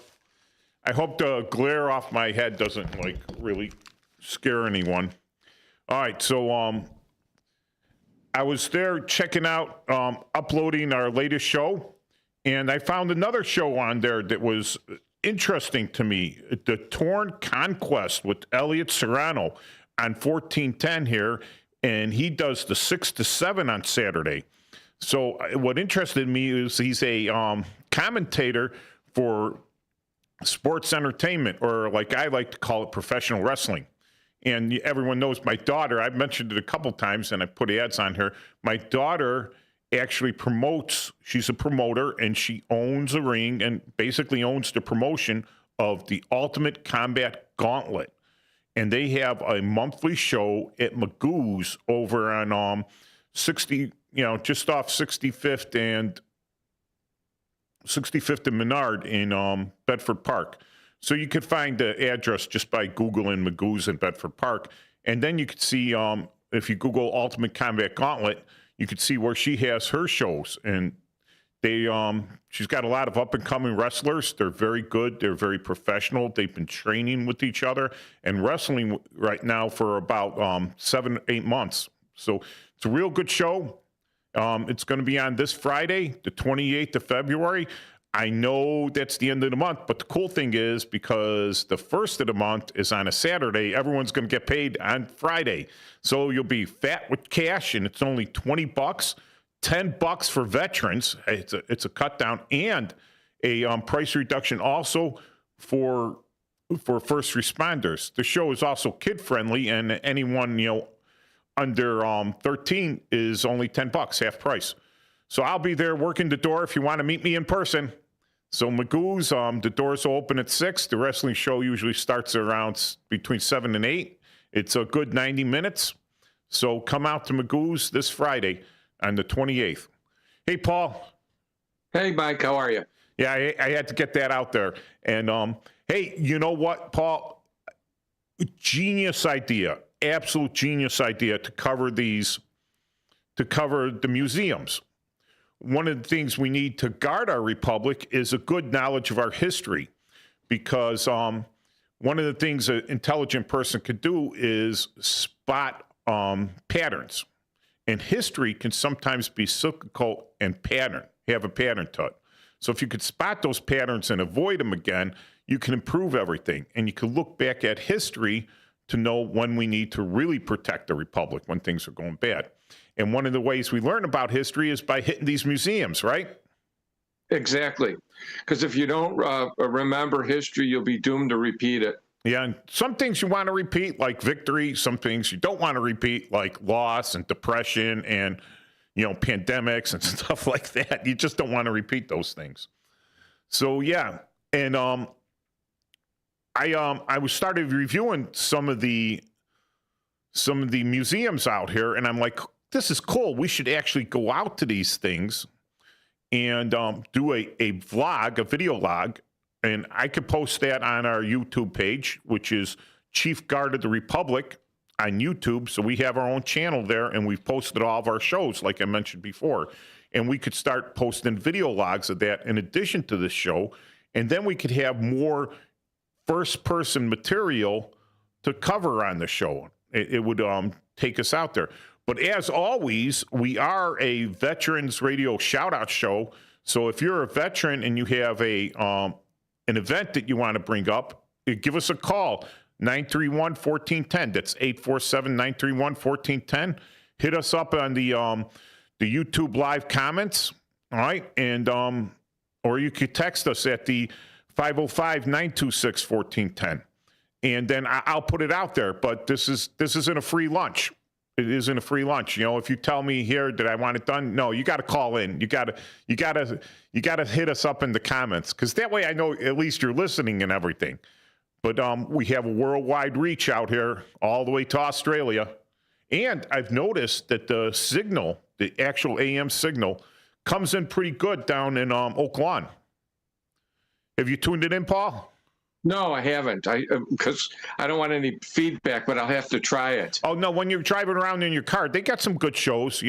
I've been listening to the Talking Heads on the radio, and normally I listen to Psycho Radio, and that's not a hit on anyone, or maybe it might be. All right, the ultra right wing conservative shows.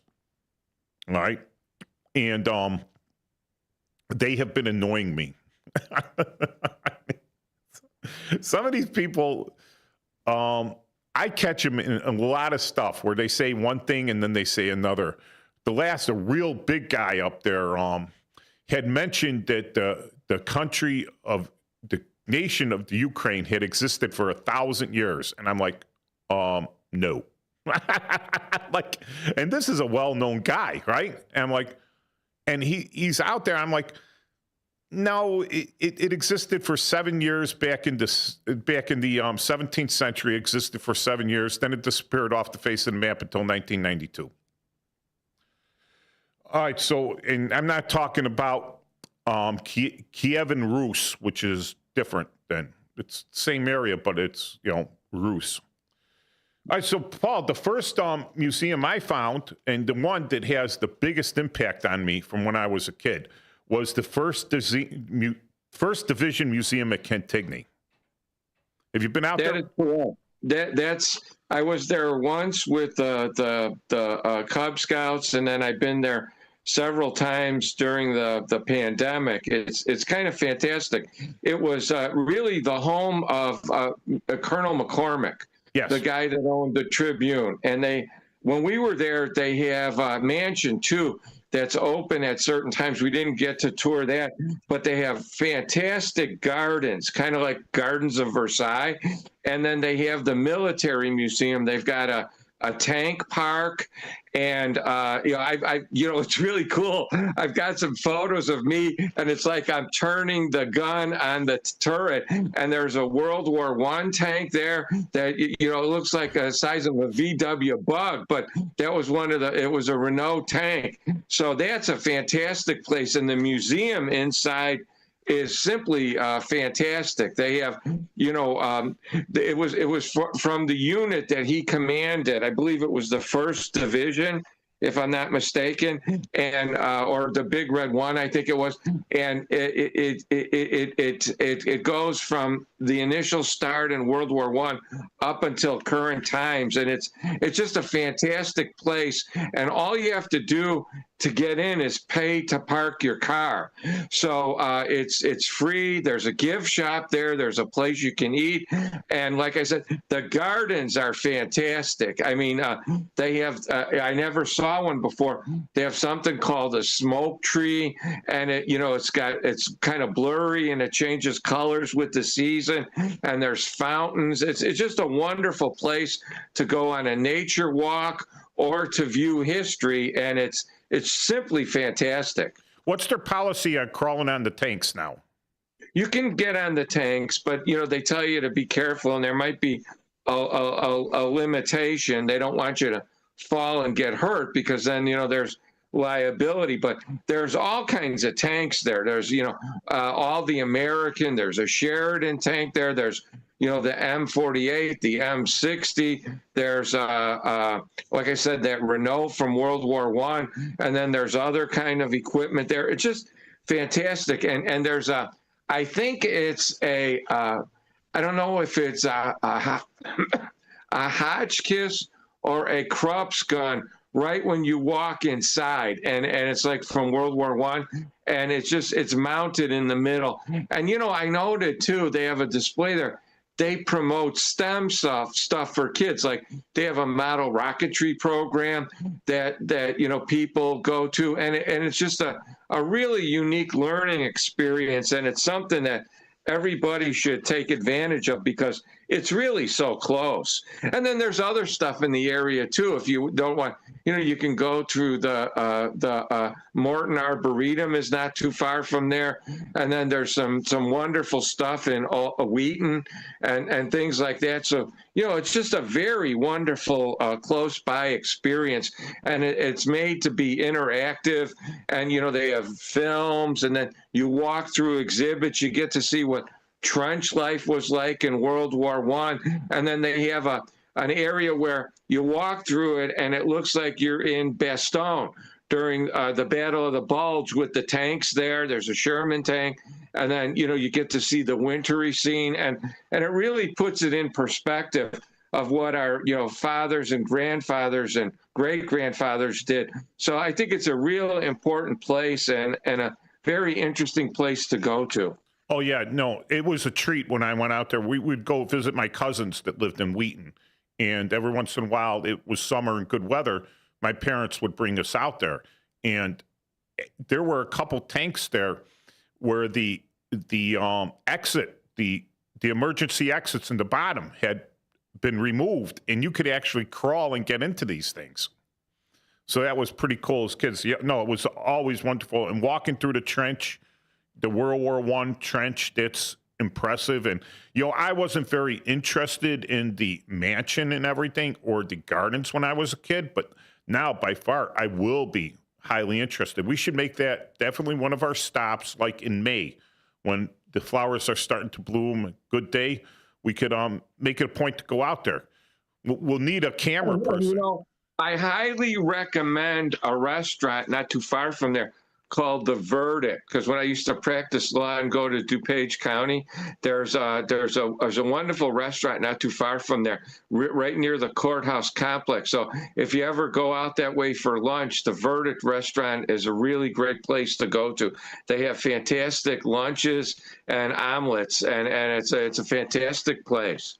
Oh, look, we're giving a lot of plugs here. So listen, if you're listening to us and you have a business and you like our show and everything, even if you don't like our show, you could support us and you could become one of our sponsors. And we'll give you plugs on the air, possibly get you some nice radio commercials.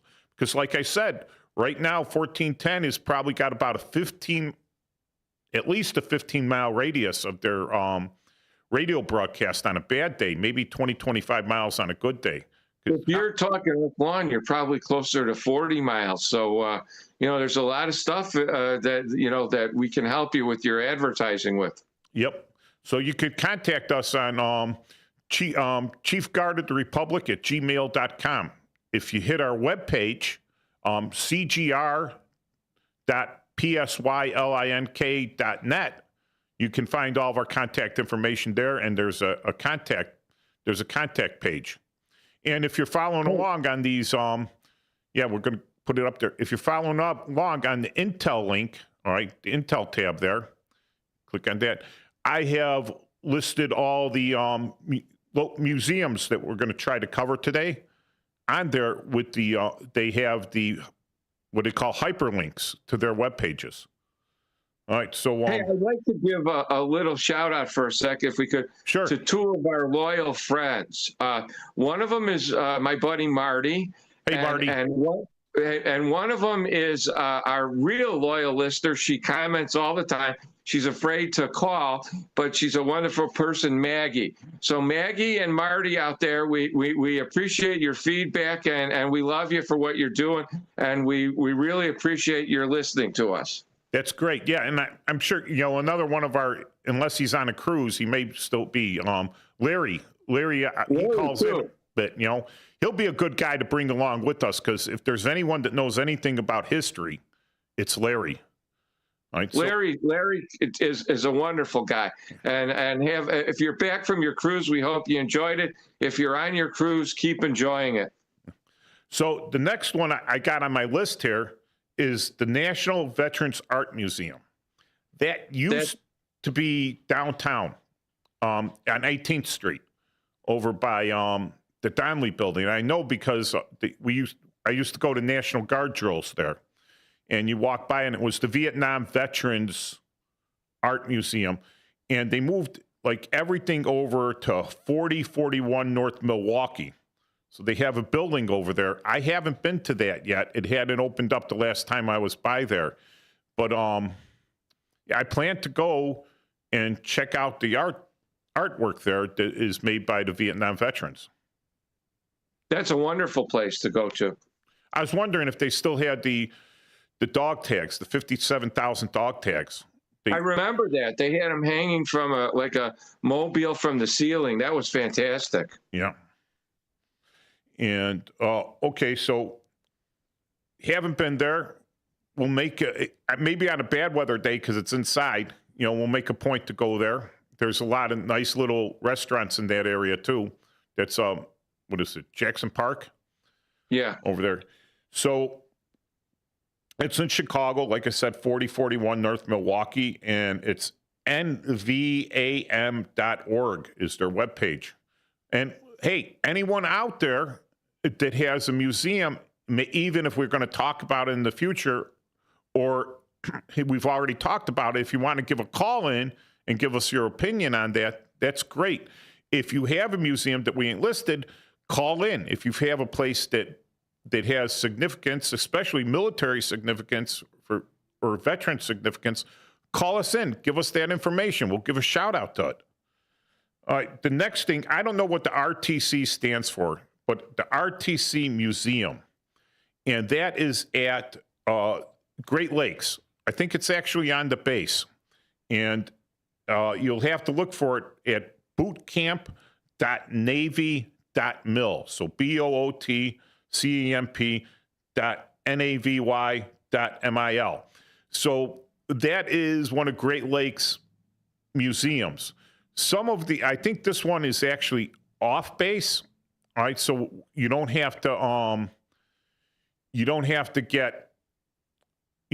pass through the gate, which means when you want to pass through the gate, you have to either be active military or retired military or disabled veteran with the ID card, and they'll let you through the gate.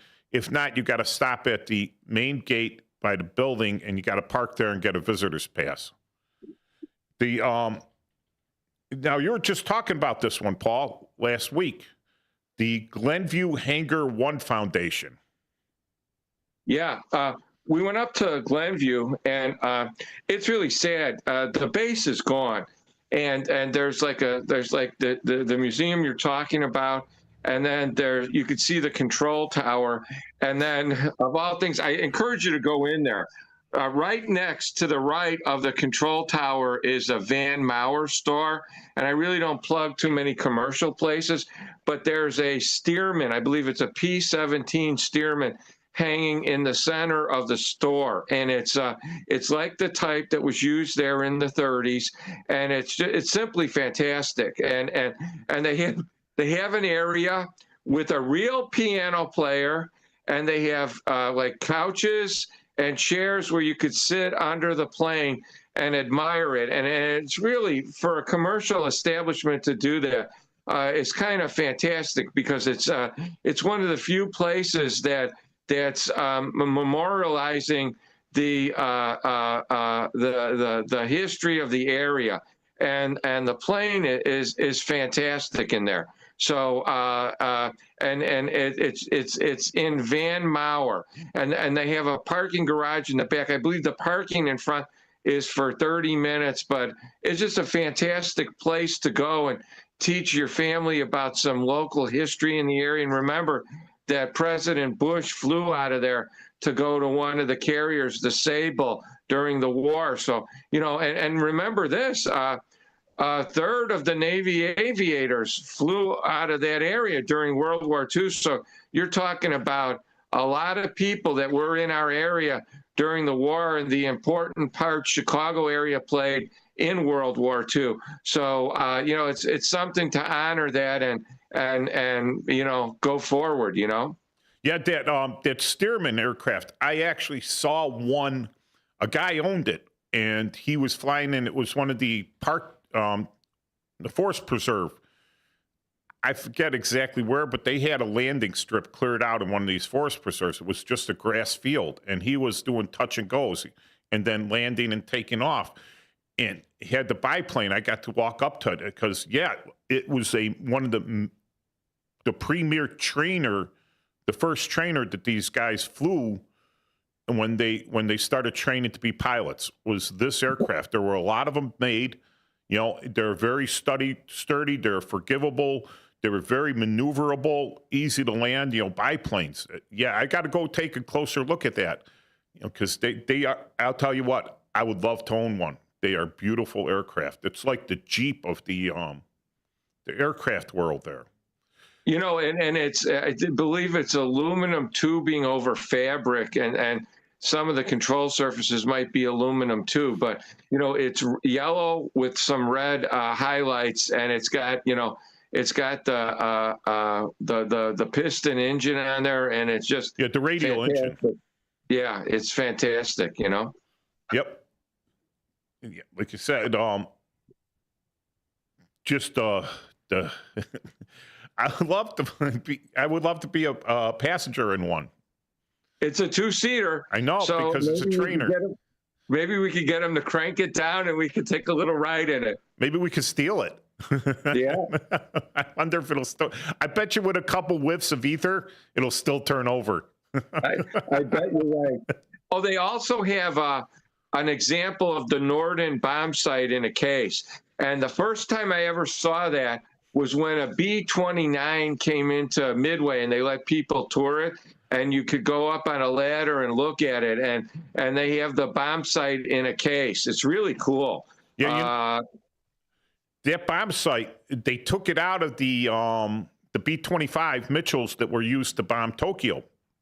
Right. They had them, and they said, no, we're taking these out because they didn't want them to fall into enemy hands. Right. You know, so like that was one of the things. If the plane was going down, you know, they were ordered to destroy this bomb site. That was the main, you know, one of the main things they wanted destroyed because it was such a well-made site. Yeah, that was like our Enigma machine. It was like really precision, you know? Yeah, so Glenview isn't that far away, and it's no longer a military base, so you could just drive in there whenever. You know, you don't need a pass or anything. Yeah, I got to go. It's not too far from me. You know, I'm up on the north side there. Yeah. The other one I found there is, I want to get down. This one's further on the south side, and I don't know when it's open, but I got the webpage.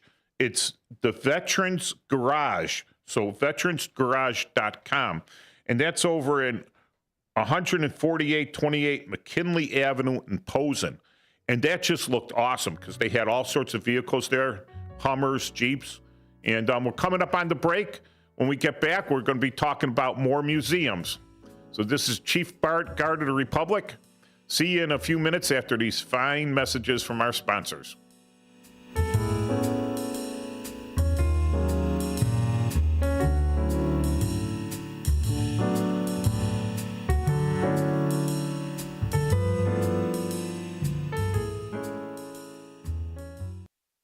Want to read some action-packed, exciting pulp fiction? Read the works of Michael Tooman, now featuring their international crime thriller, I Married a Bot Madam. Available on Amazon in hardcover, paperback, and Kindle editions. The paperback is also available at other book retailers. Check out Michael Tooman's webpage at Scilink.net.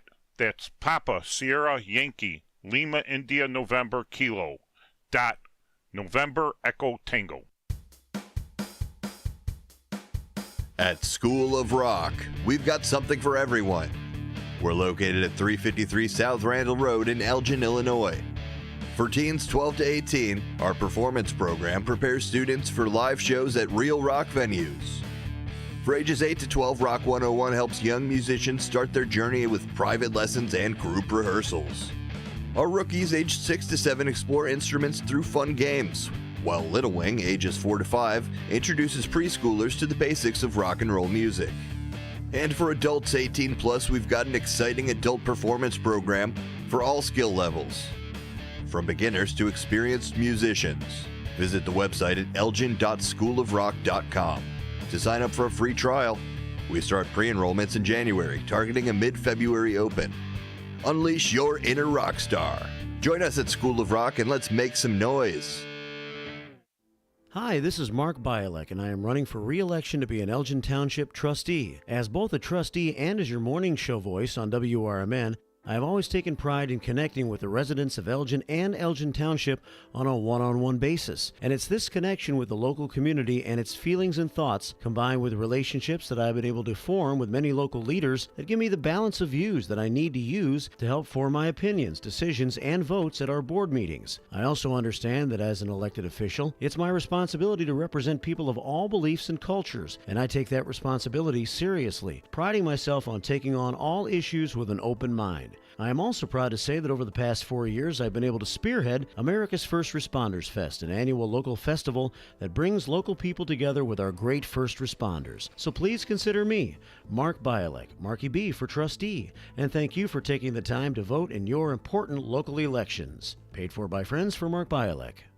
We are AFGE, the American Federation of Government Employees. We represent 700,000 federal and D.C. government workers who are the vital threads of the fabric of American life. We support our nation's military. We take care of our nation's veterans. We protect our nation's borders. We respond to our nation's crises and natural disasters. We provide services to our nation's seniors. The American Federation of Government Employees. We work for America. We WRAFGE, the American Federation of Government Employees. We represent 700,000 federal and D.C. government workers who are the vital threads of the fabric of American life. We support our nation's military. We take care of our nation's veterans. We protect our nation's borders. We respond to our nation's crises and natural disasters. We provide services to our nation's seniors. The American Federation of Government Employees. We work for America. Join your co-hosts Mike Tooman and Paul Burvid on our weekly radio hour, Chief Guard of the Republic, where we talk about all things national security, defense, personal security, safety, and dealing with law enforcement situations. Call in 847-931-1410. Ask us questions. We will get you answers every week, Saturday, noon to 1 on 1410 AM WRMN Elgin.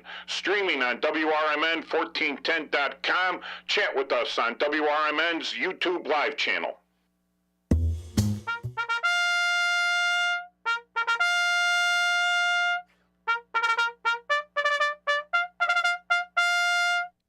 Fixed Bayonets comrades, we're back for the Chief Guard of the Republic radio show. Co-host Mike Tooman and Paul Burvid. I say we're still a veterans call-out show, and let me show you, my fellow veterans out there, how it's done. Hey, this is Mike Tooman. I'm the adjutant for Post 104 American Legion at Schiller Park, Illinois. It's the premier veterans organization of Schiller Park. And on March 15th at the American Legion Post 104 Schiller Park Community Center, 4501 on 25th Avenue, we are going to be showing the Flying Deuces with Laurel and Hardy on the big screen with the projector and the high fidelity sound system. We'll also be selling snacks there. And it's only $5 to get in the door. Did I put $5 or $10? Entry $10 to get in the door, which is cheap. It's cheap. You can't see a movie for that price, and you're not going to see this movie on the big screen anywhere else anytime soon. And it's a great movie. It's funny, all right? And it's to support veterans and the veteran organization. $10 to get in the door. Raffles 50/50. Snacks available. Have a good time. See a nice, safe, funny movie. Family friendly. But yeah, family friendly. Bring the kids, as long as, you got shackles for their legs so they're not running around, bouncing into the doors and tripping over people's feet. Bring a nice lawn chair, and we'll let you set it up. You'll be much more comfortable in your own personal chair. So that's it's March 15th. All right, at doors open at 6. We'll start showing the movie at 7. All right, and that's how it's done. Oh, yeah. Oh, Post 104, when are your meetings? Oh, they're the first Monday of the month, unless the Monday is a federal holiday. Then it's the second Monday of the month. And the meetings start at 6 o'clock. We had to start them earlier because a lot of our members are older and they don't like driving at night. So, yeah, our webpage, which is really hard to remember, post104.org, and it's out there, and all the information's up there. So, yeah, that's how it's done. Anyone else that wants to call in can do it too. At the radio show. All right, Paul, you got any? I do. Okay. My favorite, other than going to the U505, which is at the Field Museum. I mean, the Museum of Science and Industry. Yeah. But my favorite all-time museum is the Rock Island Arsenal Museum, and that's in Rock Island, Illinois. And this is fantastic. It's on a military base. It's real cool. You drive onto the island, and there's a golf course there, and then there's housing, and then they have like a tank park, and they have, they used to make small arms during World War I and a little bit later on, but and rifles. And then they made the Craig rifle there and some other things.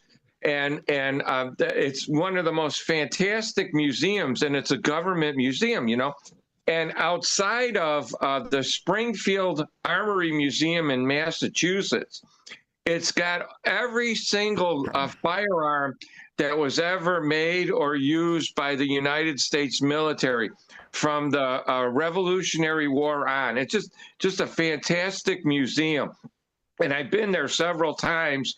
And it's just wonderful. And there's a Confederate cemetery there also.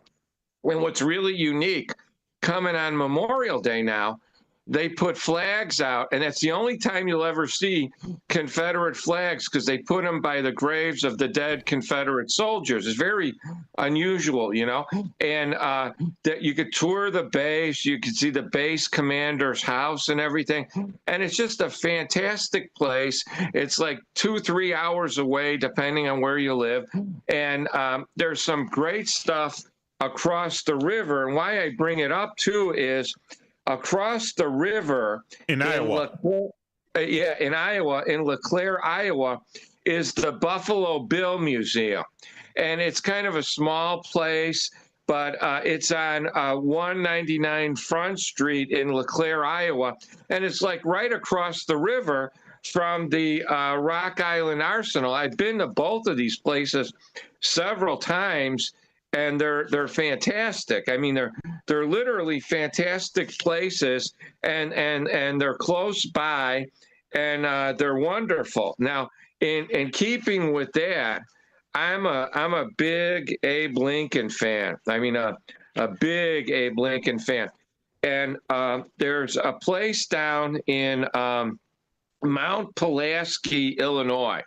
So it's not too far from Springfield, but it's called the Mount Pulaski Courthouse Museum.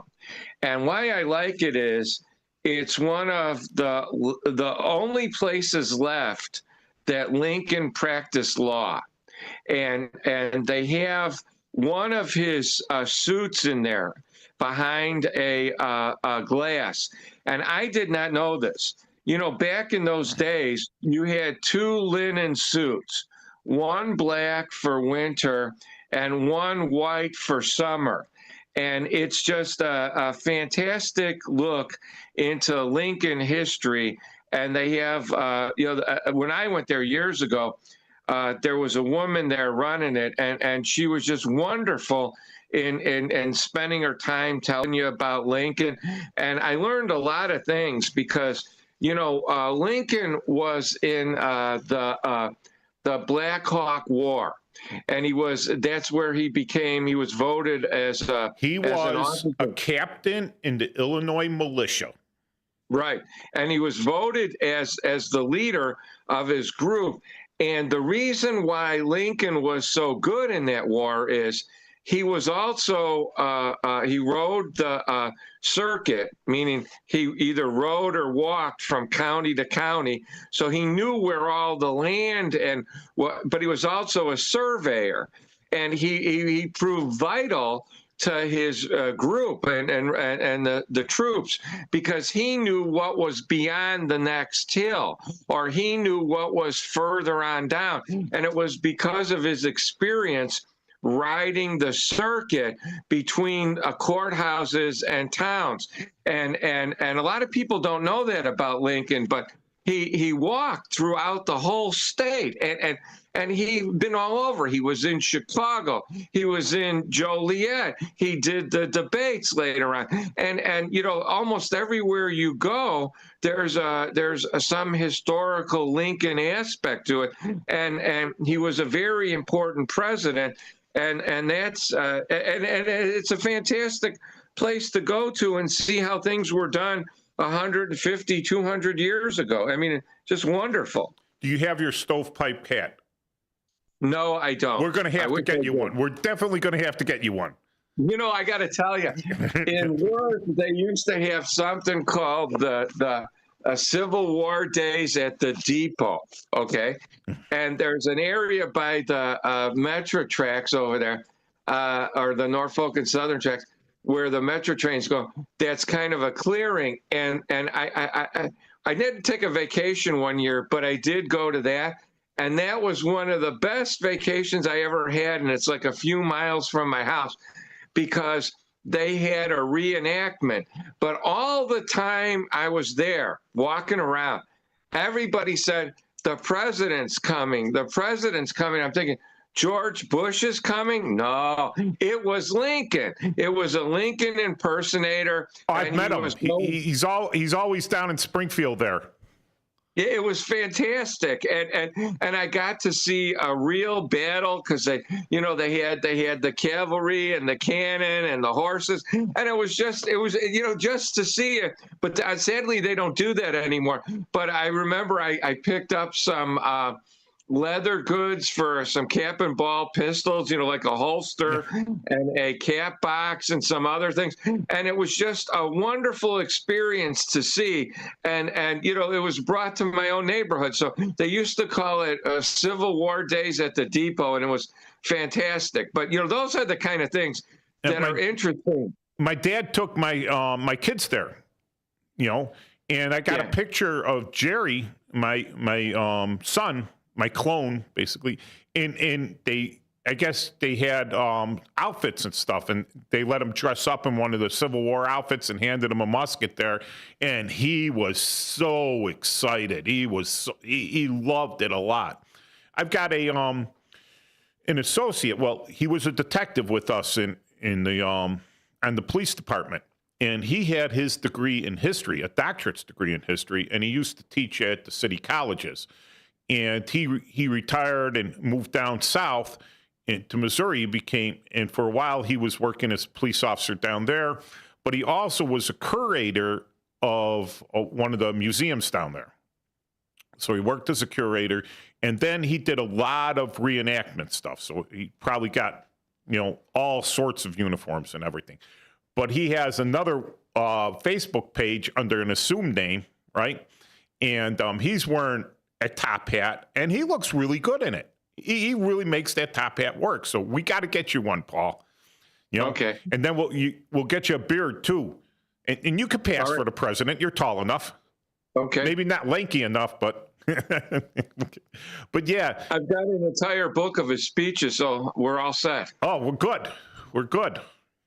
And so on the way down to Springfield there, and down to see the what was the name of the museum again? The Mount Pulaski Museum? Yeah, I wrote it down here.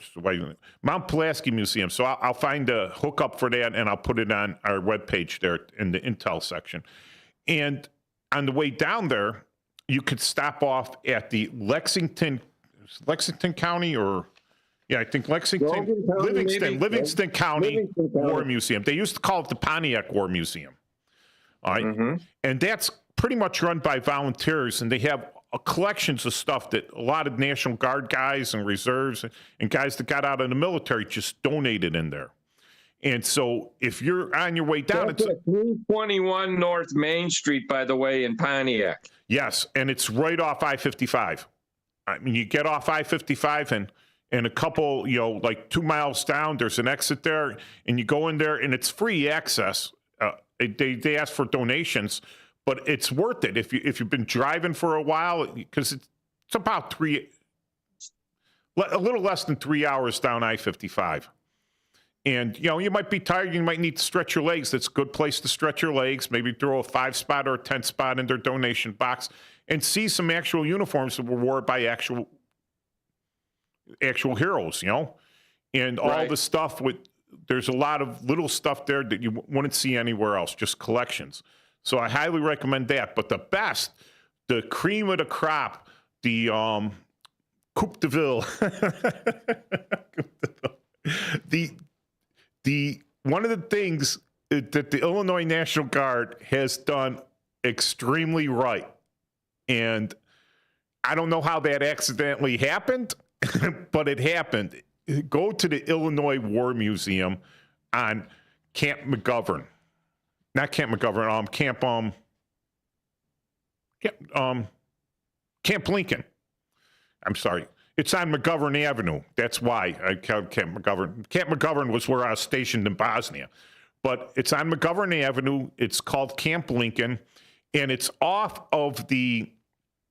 actually off Camp Lincoln, so you don't have to go through the gate. There's a side gate to get to the museum there.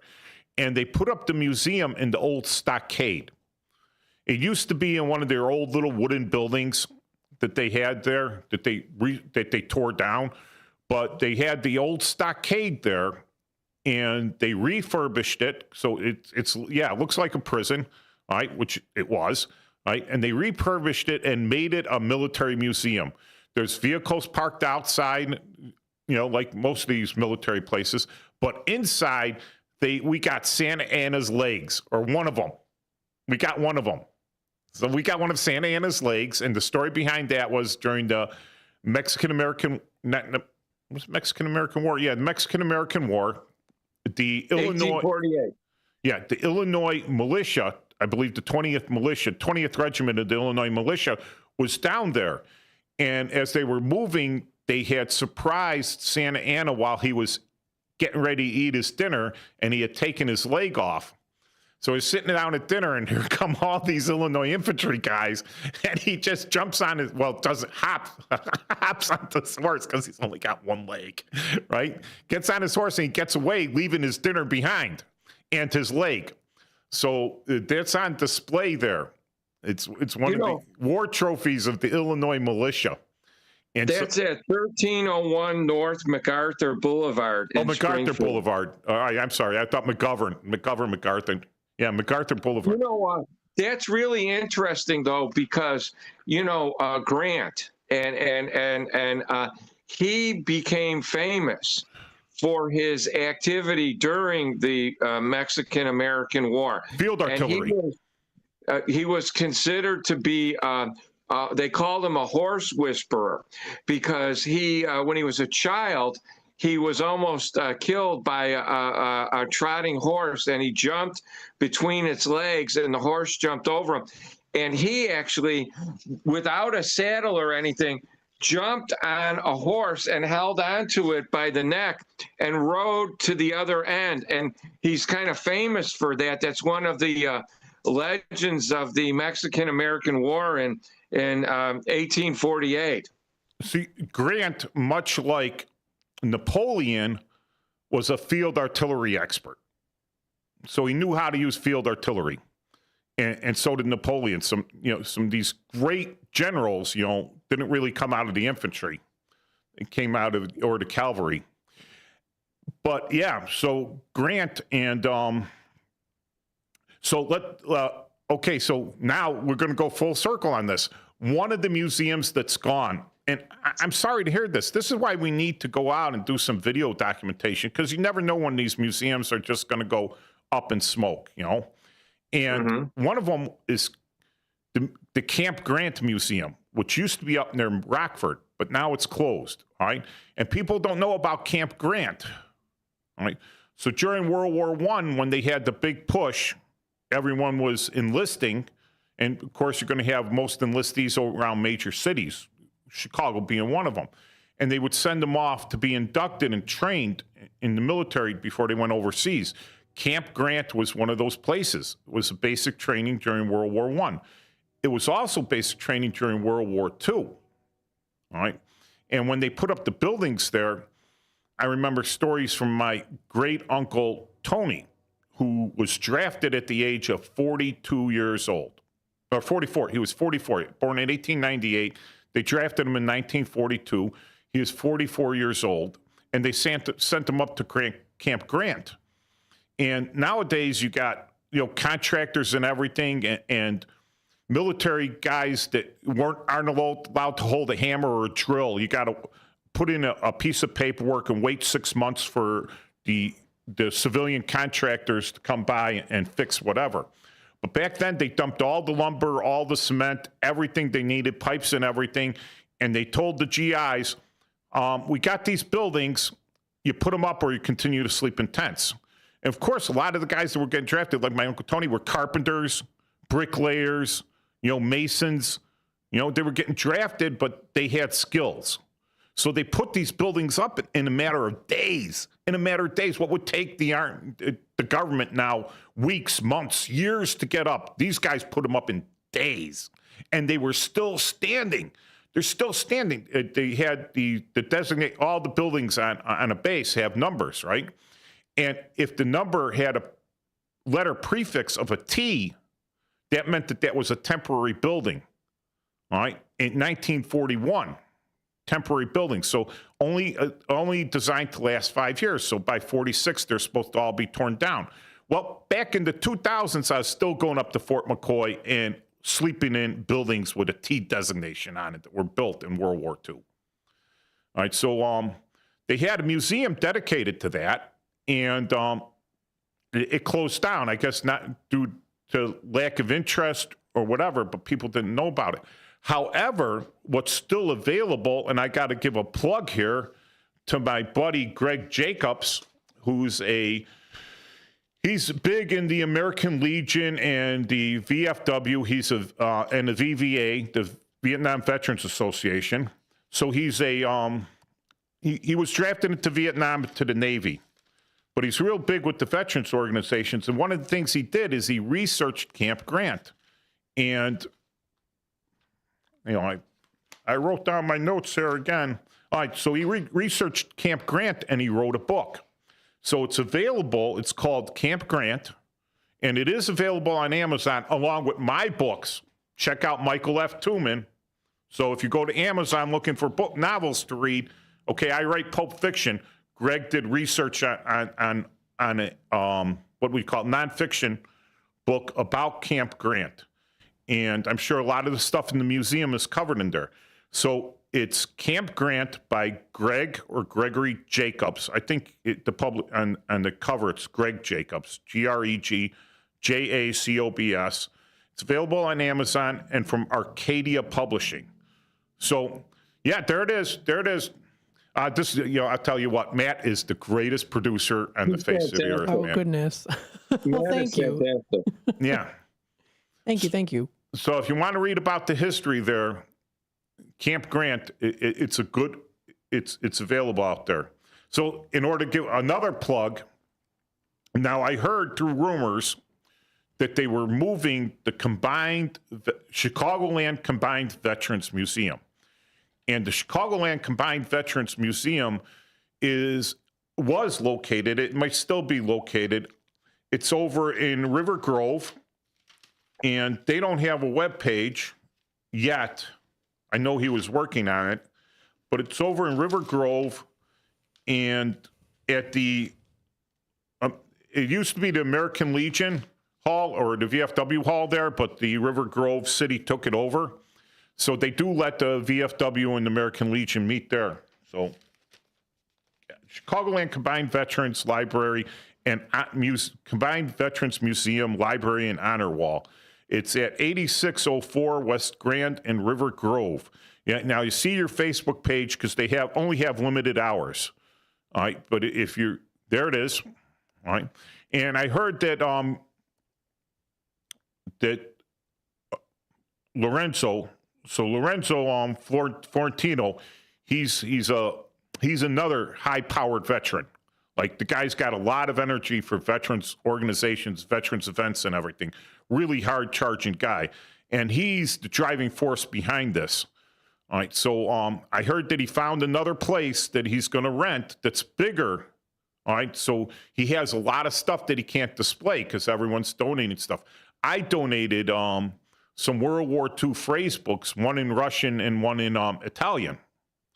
All right, so those were little phrase books that they used to give out to the GIs going over there. All right, so that would be a good one to visit and everything. So I'm giving them a plug there, even though they didn't call in. I wish they would, but because they're good guys and I personally know them, I'll give them the plug there. So.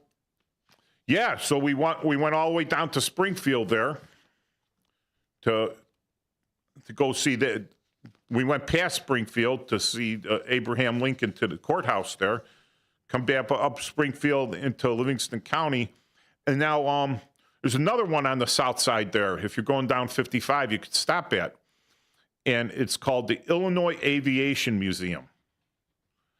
Now, that's not specifically military, but they have some military aircraft there to show off.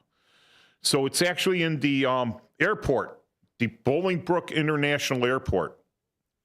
So they must fly at least one flight to Canada to be considered international. But it's actually inside the airport. So 110 CLOW International Parkway, Bolingbrook, Illinois.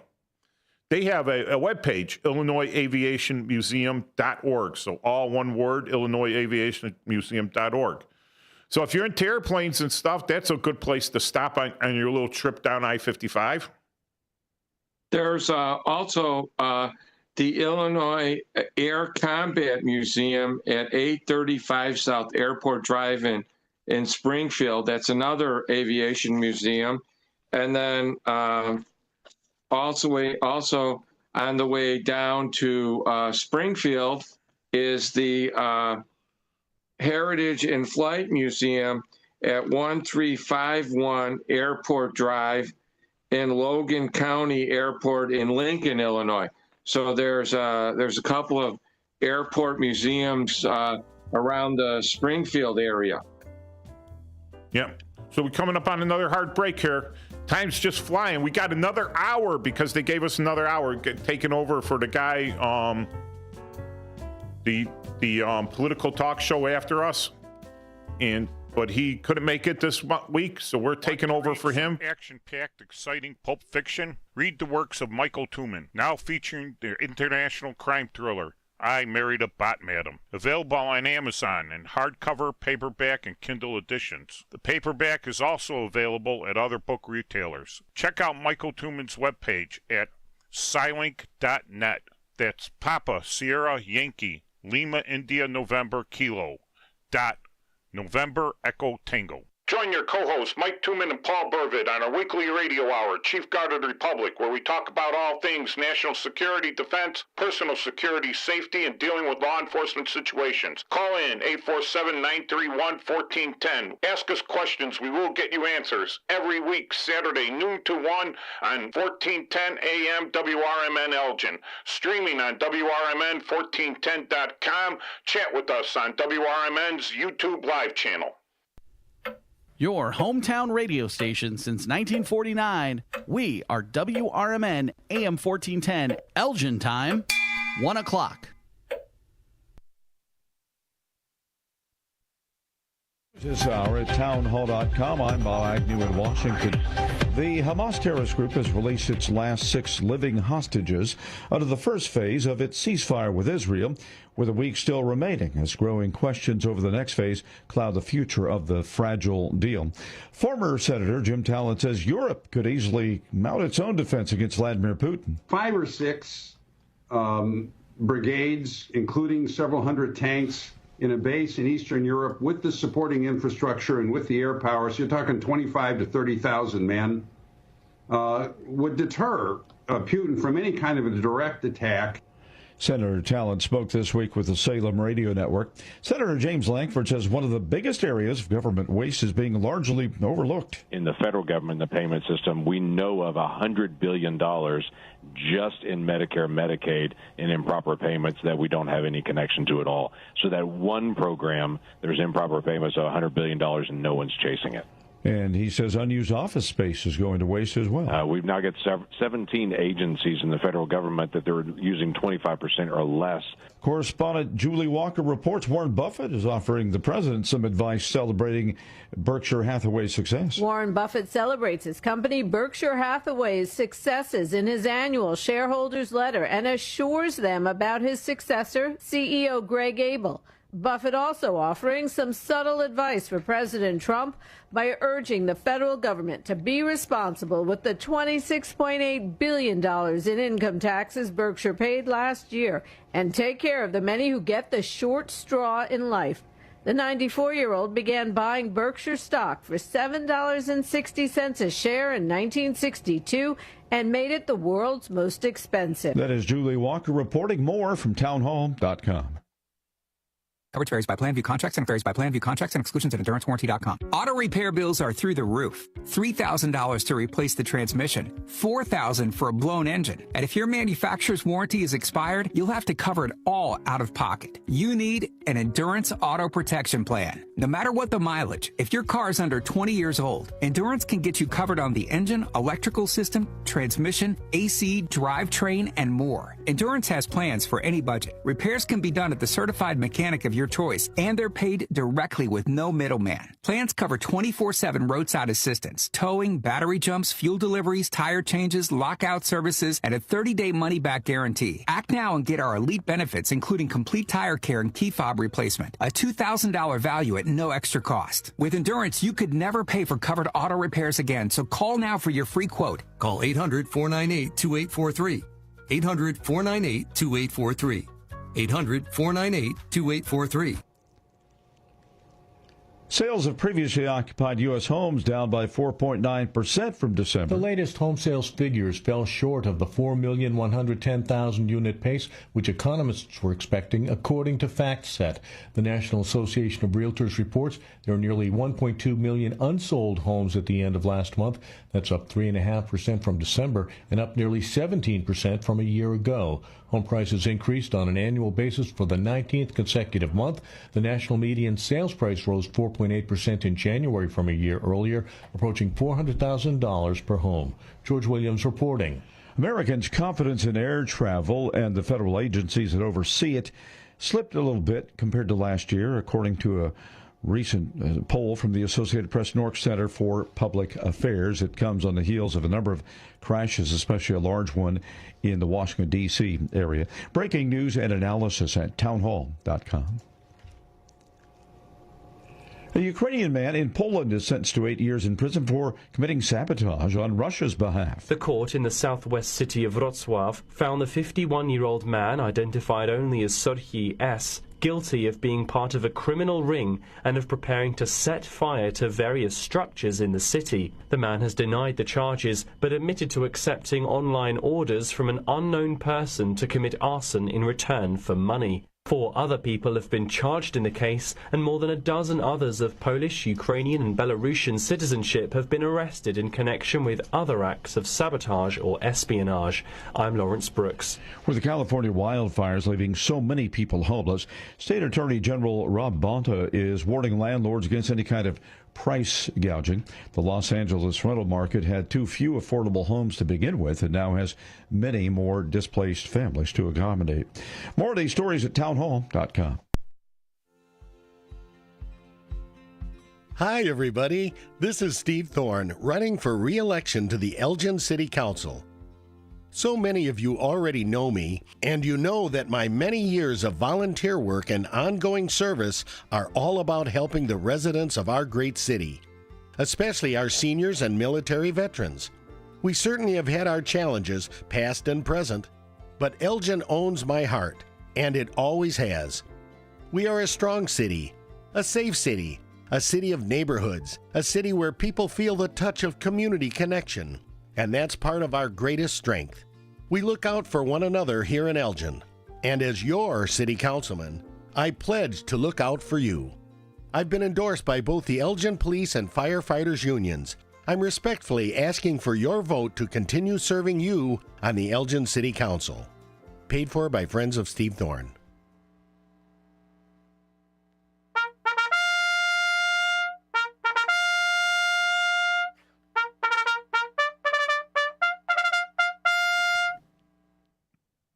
Hey, and we're back. Fix your bayonets, comrades. We're back with the Chief Guard of the Republic radio show with co-hosts Mike Tooman and Paul Burvid every Saturday, noon to 1, except this Saturday where we have the highly anticipated and rare noon to 2. And Fox River Valley Media Network here in Studio 14 in downtown Elgin on Douglas.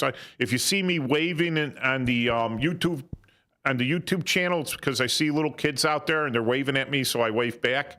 And so you call in at 847-931-1410 or hit us up in the text at 505-926-1410 or on the YouTube live channel. Hit us up in the comments. So getting back on that, it's like one of the best museums that I've been to, military museums. And I used to do it once a week. I would leave and I would get there early. I would have to go from Fort Belvoir from the office of the Chief Army Reserve. They had a building there. And I would take the shuttle bus over to the Pentagon. And I would get there as early as I could because I didn't really have much else to do because that day was cleared because I would have to go to some large briefing, and it would be a video briefing for everyone all over the world. And I was representing the G2 of the Army Reserve, so which is the intelligence officer. And I would walk all the levels, the levels I could get to, of the Pentagon in a big giant circle. And every floor has dioramas on the outside walls and some on the inside walls. And it's a giant museum there, a giant military museum of World War II, the Mexican-American War, the Navy, the Marines, the Coast Guard's got some stuff there, the Air Force has got some stuff there. I haven't been there recently, but I would love to see what the Space Force has set up. And I'm always going to push the Space Force. But one of the things when I'm there and they have the Zoom, I call it like the Zoom to end all Zooms. There's this giant thing. It's going all over the world, international, to every base where the military is at that's going to participate in this Pentagon briefing, the live briefing. I'd be sitting there in the auditorium, and you could see yourself on the camera. And the best part was I would wave to myself, and there was about a 2-second delay, and then I would wave back. I would be like, I see myself wave back. I'm like, that's awesome. Yeah, I was told to stop.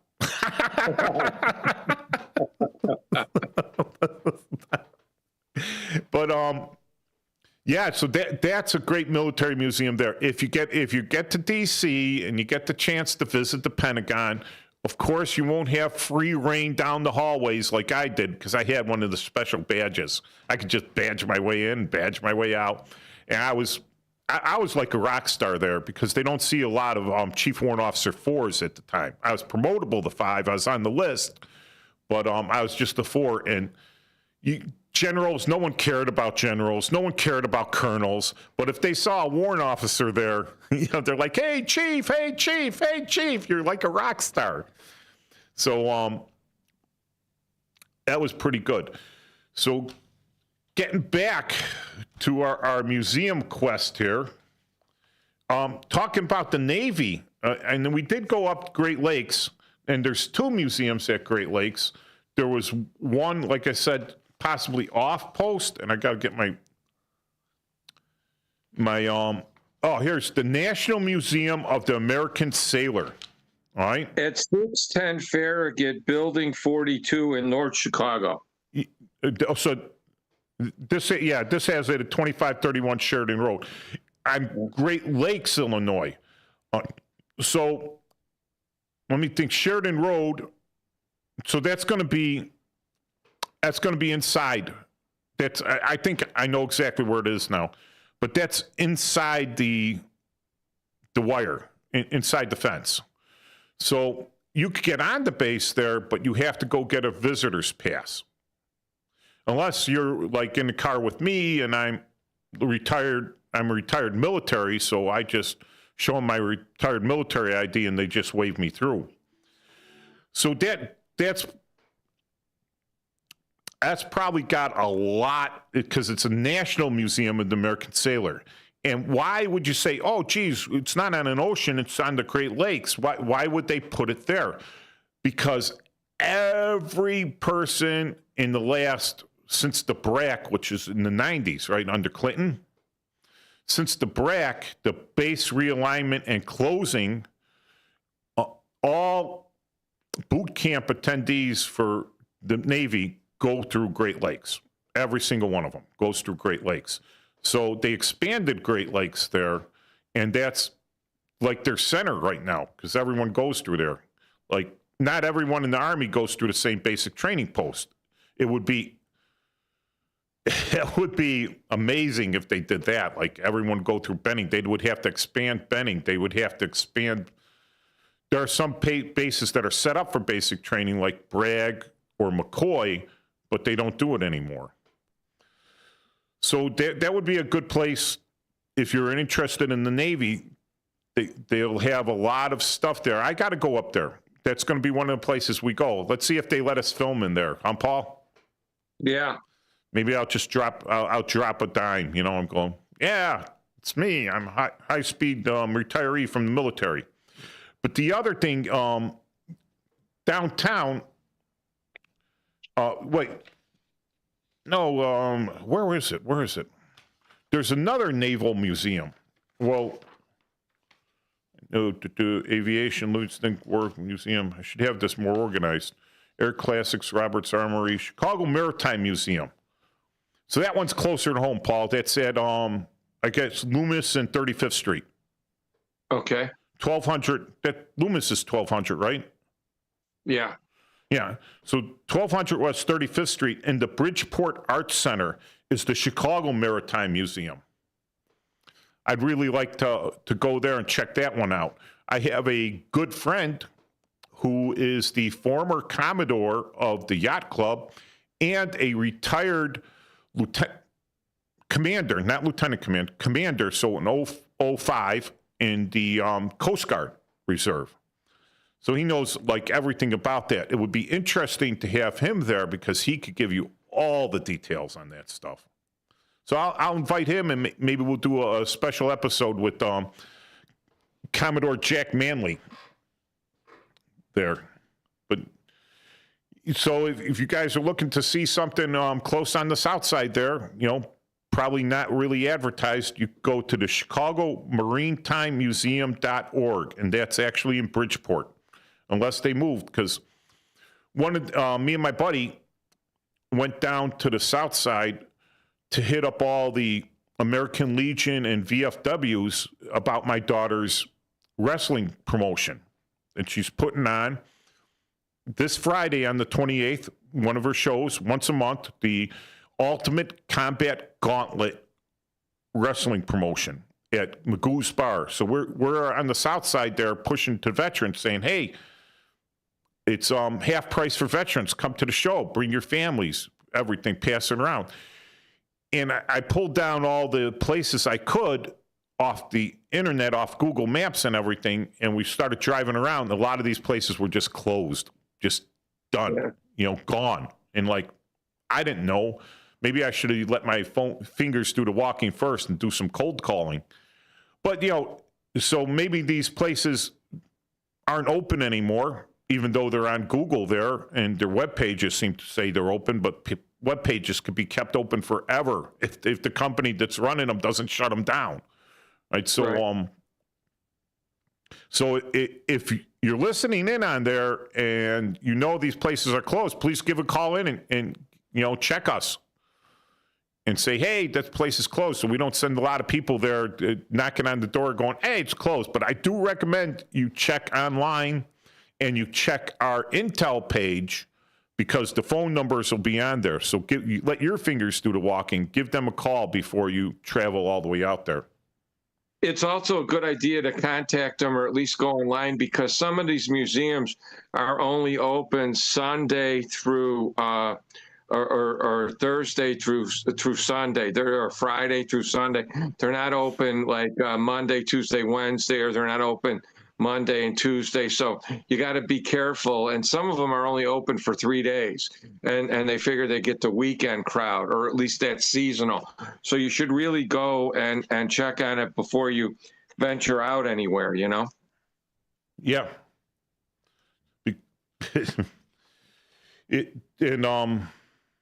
Bridgeport, that area of Bridgeport's pretty safe. That's pretty cool. 35th Street. Right. That's kind of around McKinley Park area that started to gentrify, and Chinatown started to gentrify when all that Hong Kong money came in. So, and of course, all the Chi-Com storefronts in Chinatown kind of keep the violence down. We have the Chinese secret police running around there. I wonder how long it's going to take the new FBI. I don't want to be political, but the new FBI to clean that up. You know, I don't want to say anything, but one of the last cases I did was a case to me brought by the FBI, and it involved Chinatown, and I got credit for saving 300 turtles that were destined for some restaurant, but it was an illegal cigarette case. But it was funny because the FBI brought it to us and they worked it, and it was kind of unique because about 4 or 5 months into the case, they had to tell me that they had the main target misidentified. He wasn't the guy who they thought he was. And they wanted their reports back. And I said, no, you're not getting them back. I said, correct them, but you're not getting them back. Yeah, put us up in, but those original reports are going to be there. Yeah. Yeah, that's like, that's like the worst, the worst, because a competent defense attorney will go through and get all the reports. And then they'll go, well, Mr. FBI, were you mistaken then, or are you mistaken now? Yeah.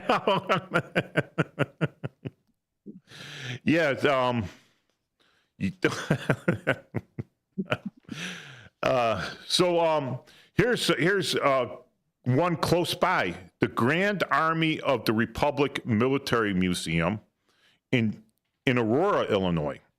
So that's out west there, off 88, and 23 East Downer Place. So Aurora, Illinois, the Grand Army of the Republic Museum. Now, to me, I didn't check it all out online or anything. It's at aurora-il.org. So aurora-il.org. And yeah, and they're only open from Wednesday to Saturday. Yeah. But I guess that the building was built way back then. I don't know what they have in there for the Civil War, but it's when you say Grand Army of the Republic, you're talking about the northern side. Right. Oh, look, look, Matt's got it all up there. That looks pretty cool. Oh, yeah. Yeah, They got some nice stuff. Yeah, that'd be great to go through. Cool. One of my things on my bucket list, probably shortly before my death when I'm 129 years old, because I'm definitely making it to 130, is I'm going to go and walk, even if I need a walker to do it. But I'm sure by that time they'll have mechanical legs that move for me. Pretty cool, like robot legs that hook up and have joints and everything, just move for you. Right? And I want to walk the entire Gettysburg battlefield. And I want to read every single monument there, every word on every single monument. Just read it. Stand there, read it out loud, move on to the next monument. It's like, I was saying once, I was at the Civil War Museum in Alabama. It's right down 65. And I've been down to Fort Rucker, being a warrant officer, go to a lot of schools there. So it's like a secondary home almost. And going down to Fort Rucker there, I keep seeing the sign for it. So one day I drove up on a weekend and I stopped and I visited the it's not Civil War, the Confederate Museum. And they had a Confederate cemetery there. And I drove up there and I went through the cemetery. There weren't thousands and thousands of headstones there, but there were a significant amount. And I read every name, not out loud, but I just walked by, I read every name in my mind. Just walk by, kind of remembrance to the soldiers, because as we know, they're all veterans, but by an act of Congress, even the Confederate soldiers are considered a veteran. And I read them all, and then I'm going back to Fort Rucker. And I it's a little off the beaten path. I mean, it's right down 65, but you got to know the right exit and then make the right turn and make another turn here. And then you get down to Fort Rucker. And so I put it into my GPS and I'm following it, not really thinking of everything, just following my GPS turns. And I end up in Union City. And it says, you reach your location. I go, no, this isn't Fort Rucker. It's nowhere near Fort Rucker. And I think one of the Confederate spirits needed a lift. So he jumped in my Jeep and he messed with my GPS somehow. And then after that, I hit Fort Rucker. It took me right back home. So, yeah, I think museums are an interesting place. And if you want to read about interesting places, cemeteries, you could read my novel, Date Night in a Cemetery. which is available on Amazon. Matt, pull it up. This is a good one. And it's about a couple that spends they're well off, you know, they don't have to work anymore, and they spend their time together clearing out evil spirits from cemeteries. So like I said, it's spirit cleansing service, and it's kind of like the 7 deadly sins versus the 7 virtues. So I enjoyed writing it. It's one of my shorter novels, and it's got some good stories in there, some good backstories. It's very good. Yeah. That's a nice picture of you too on the. Which on one the was back. it? Oh yeah, that's my Knights of Columbus thing with my tuxedo. Nice. That's years ago. It's years ago. I got to get a new tuxedo. I wore the heck out of that one. Yeah, and all right. So here's one. You know, everyone that goes up 94 up into Wisconsin. They're heading to Milwaukee. You always see that big military museum out there. I think it was a surplus store, actually, a giant surplus store. The Russell, it is a surplus store, yeah. Yeah, the Russell Military Museum. And when I looked up there, it says it's temporarily closed, although the webpage is still there. But they have a lot of stuff just laid out all over the place. It looks like a junkyard of military stuff. Right. So when that reopens up, you know, that's a good place close by to see. Yeah, got it up there. Oh, that's a jet aircraft. Oh, there's a M48.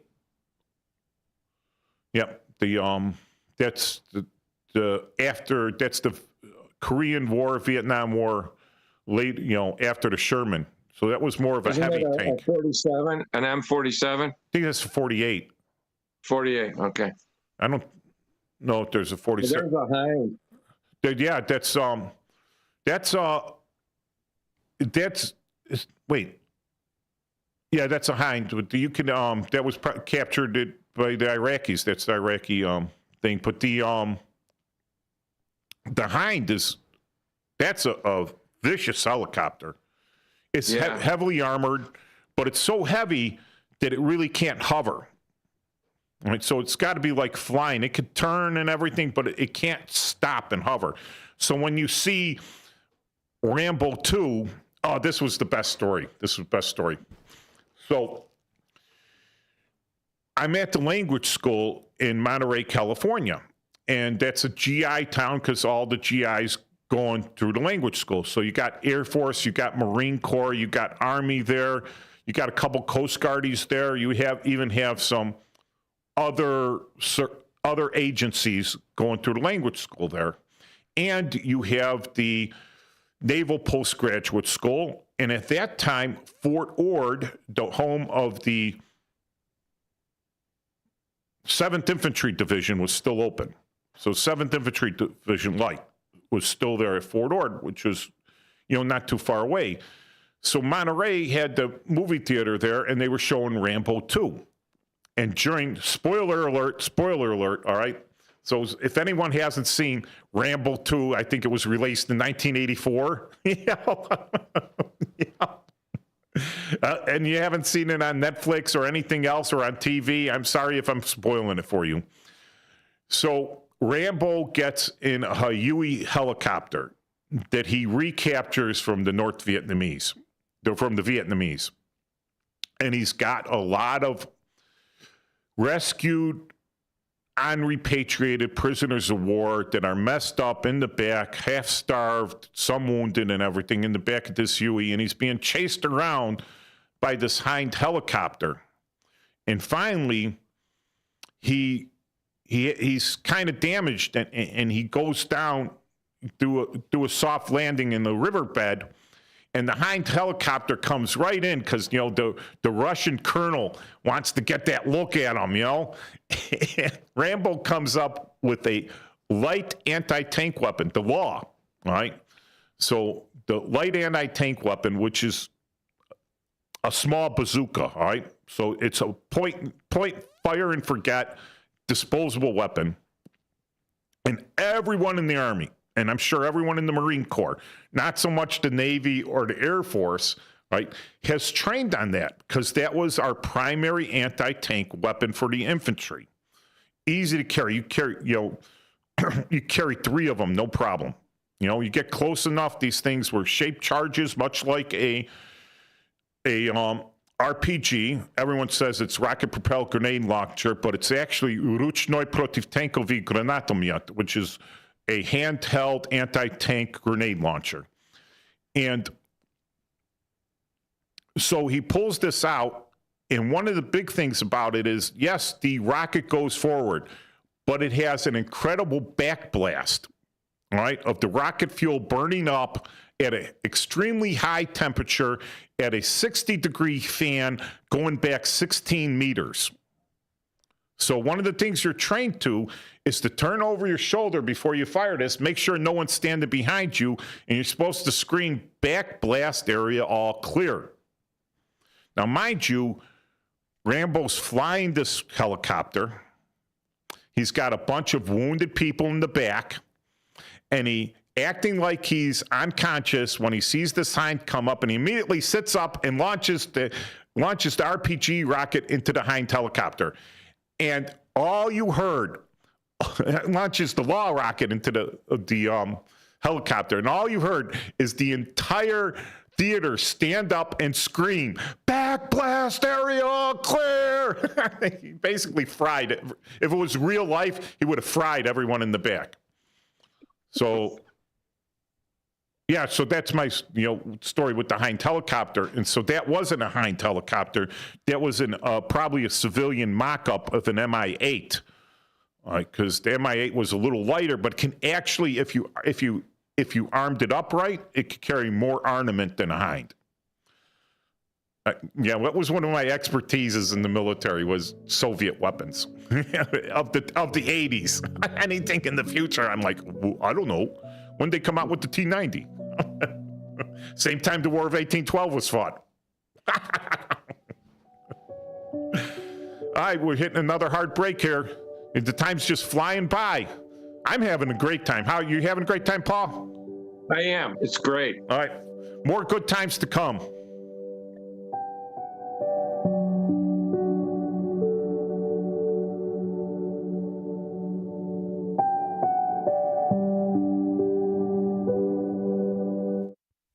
Core Biz delivers a critical missing component in the marketplace. Our team of trained experts makes sure you get a full evaluation of your actual coring needs to ensure you're getting the optimum performance out of all of your core bits and machines. Because a cheap core bit is just that, cheap. It costs less but bores far less holes and costs more per hole. Our bits cost a little more, but bore you a whole lot more holes. 4 times more, in fact. Give us a shot, and we'll send you your bits before you even pay us a dime. Visit us at 4corebiz.com. That's the number 4, COREBIZ.com. Or call 888-831-9557. 4Core Biz. Political party poopers got you down? Shake it off and join me, Dennis Sonar Green, every weekday from 4 to 6 p.m. on WRMN for A Political Talk Show, where we cut through the doom and gloom with a focus on America first, constitutional values, and a populist perspective that puts you, the citizen, at the center of the conversation. At WRMN, the talk of the town, we're not afraid to challenge the status quo and bring you the straight talk you need. Whether you're frustrated with the political establishment or looking for a clear, some nonsense analysis, this show has you covered. Tune in. Let's take on the issues together with a fresh, unfiltered approach. Catch us every weekday from 4 to 6 p.m. on WRMN, A Political Talk Show. WRMN, the talk of the town. When I was in foster care, I never knew when I would have to move. So I always had my suitcase ready to go. Then one day I was adopted. My new parents opened their hearts and home to me. My parents cook my favorite breakfast for me every morning. My parents take me on trips I never thought I would go on. They gave me a home and an even better reason to use that suitcase. My parents aren't perfect, but they're perfect for me. Looking to set sail on your dream vacation? Cruises International has you covered. Specializing in land and sea getaways, they're here to make your vacation unforgettable. Located at 1721 Moon Lake Boulevard in Hoffman Estates, they offer personalized service with a global network of specialists to ensure your trip is tailor-made just for you. Call today at 800-255-7447 to speak with a cruise and vacation expert. And don't miss Travel Tuesdays on WRMN AM 1410 every first Tuesday of the month from 11 to 12 p.m. on Out to Lunch. That's Cruises International. Your vacation, your way. If your idea of therapy involves a fishing rod, a tree stand, or a campfire, then you need American Outdoors Radio. Host John Cruz speaks your language, whether it's about the best lures, tracking game, or that one buddy who always forgets to bring the beer. John's got the tips to sharpen your aim, the hacks to pack lighter, and the stories to keep you entertained. Again, that's American Outdoor Radio with John Cruz. Saturdays at 7 a.m. on WRMN 1410. Or stream it at WRMN1410.com. Get ready to outfish, outhunt, and outcamp them all on American Outdoor Radio with John Cruz.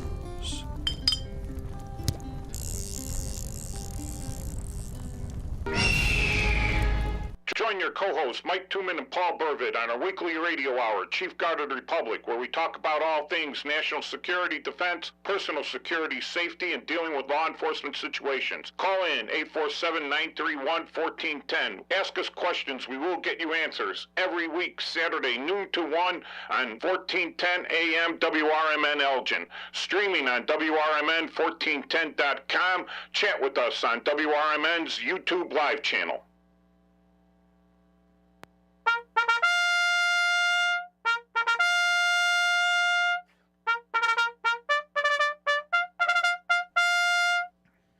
Fitzbanet's comrades, we're back for the Chief Guard of the Republic radio show. We're taking over for Jeff Michaels, who couldn't be here this week for his hour, so he gratefully donated that hour to us and the Chief Guard of the Republic. So thank you, Jeff.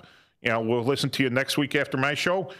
And so we're talking about military-related museums. They don't have to be all military-related, but any museum that you think people should visit, call in and let us know. You don't have to be a veteran. Call in this show. You don't have to be military to call in this show, but it'd be great. Hey, recruiters out there. Not that I'm recruiting for the military, but I think it's a great opportunity for kids, and I think it's even getting better now. And if you want to put out an event you're having, give me a call. We'll put it out on the radio show. I consider you a veteran. You're on active duty. You got a job to do. So call us in. We'll put it out for you. So Fort Sheridan, they used to have a museum. I went to it several times. This is back in the 80s, before the BRAC, base realignment and closing. All right. Again, under Clinton. And they're much like down in Springfield at Camp Lincoln, off of not McGovern, but MacArthur Boulevard. MacArthur Boulevard. They had their museum set up in the old stockade, and my mother was the attorney for an old lady whose brothers were World War I veterans. And she had a lot of stuff, just slight hoarder, and a lot of this military stuff and police stuff. And I took it in to Fort Sheridan because it's really historical, to donate it to the museum, to put it up there. And it shortly thereafter they closed it. I'm like, bummer. Well, where'd all this stuff go?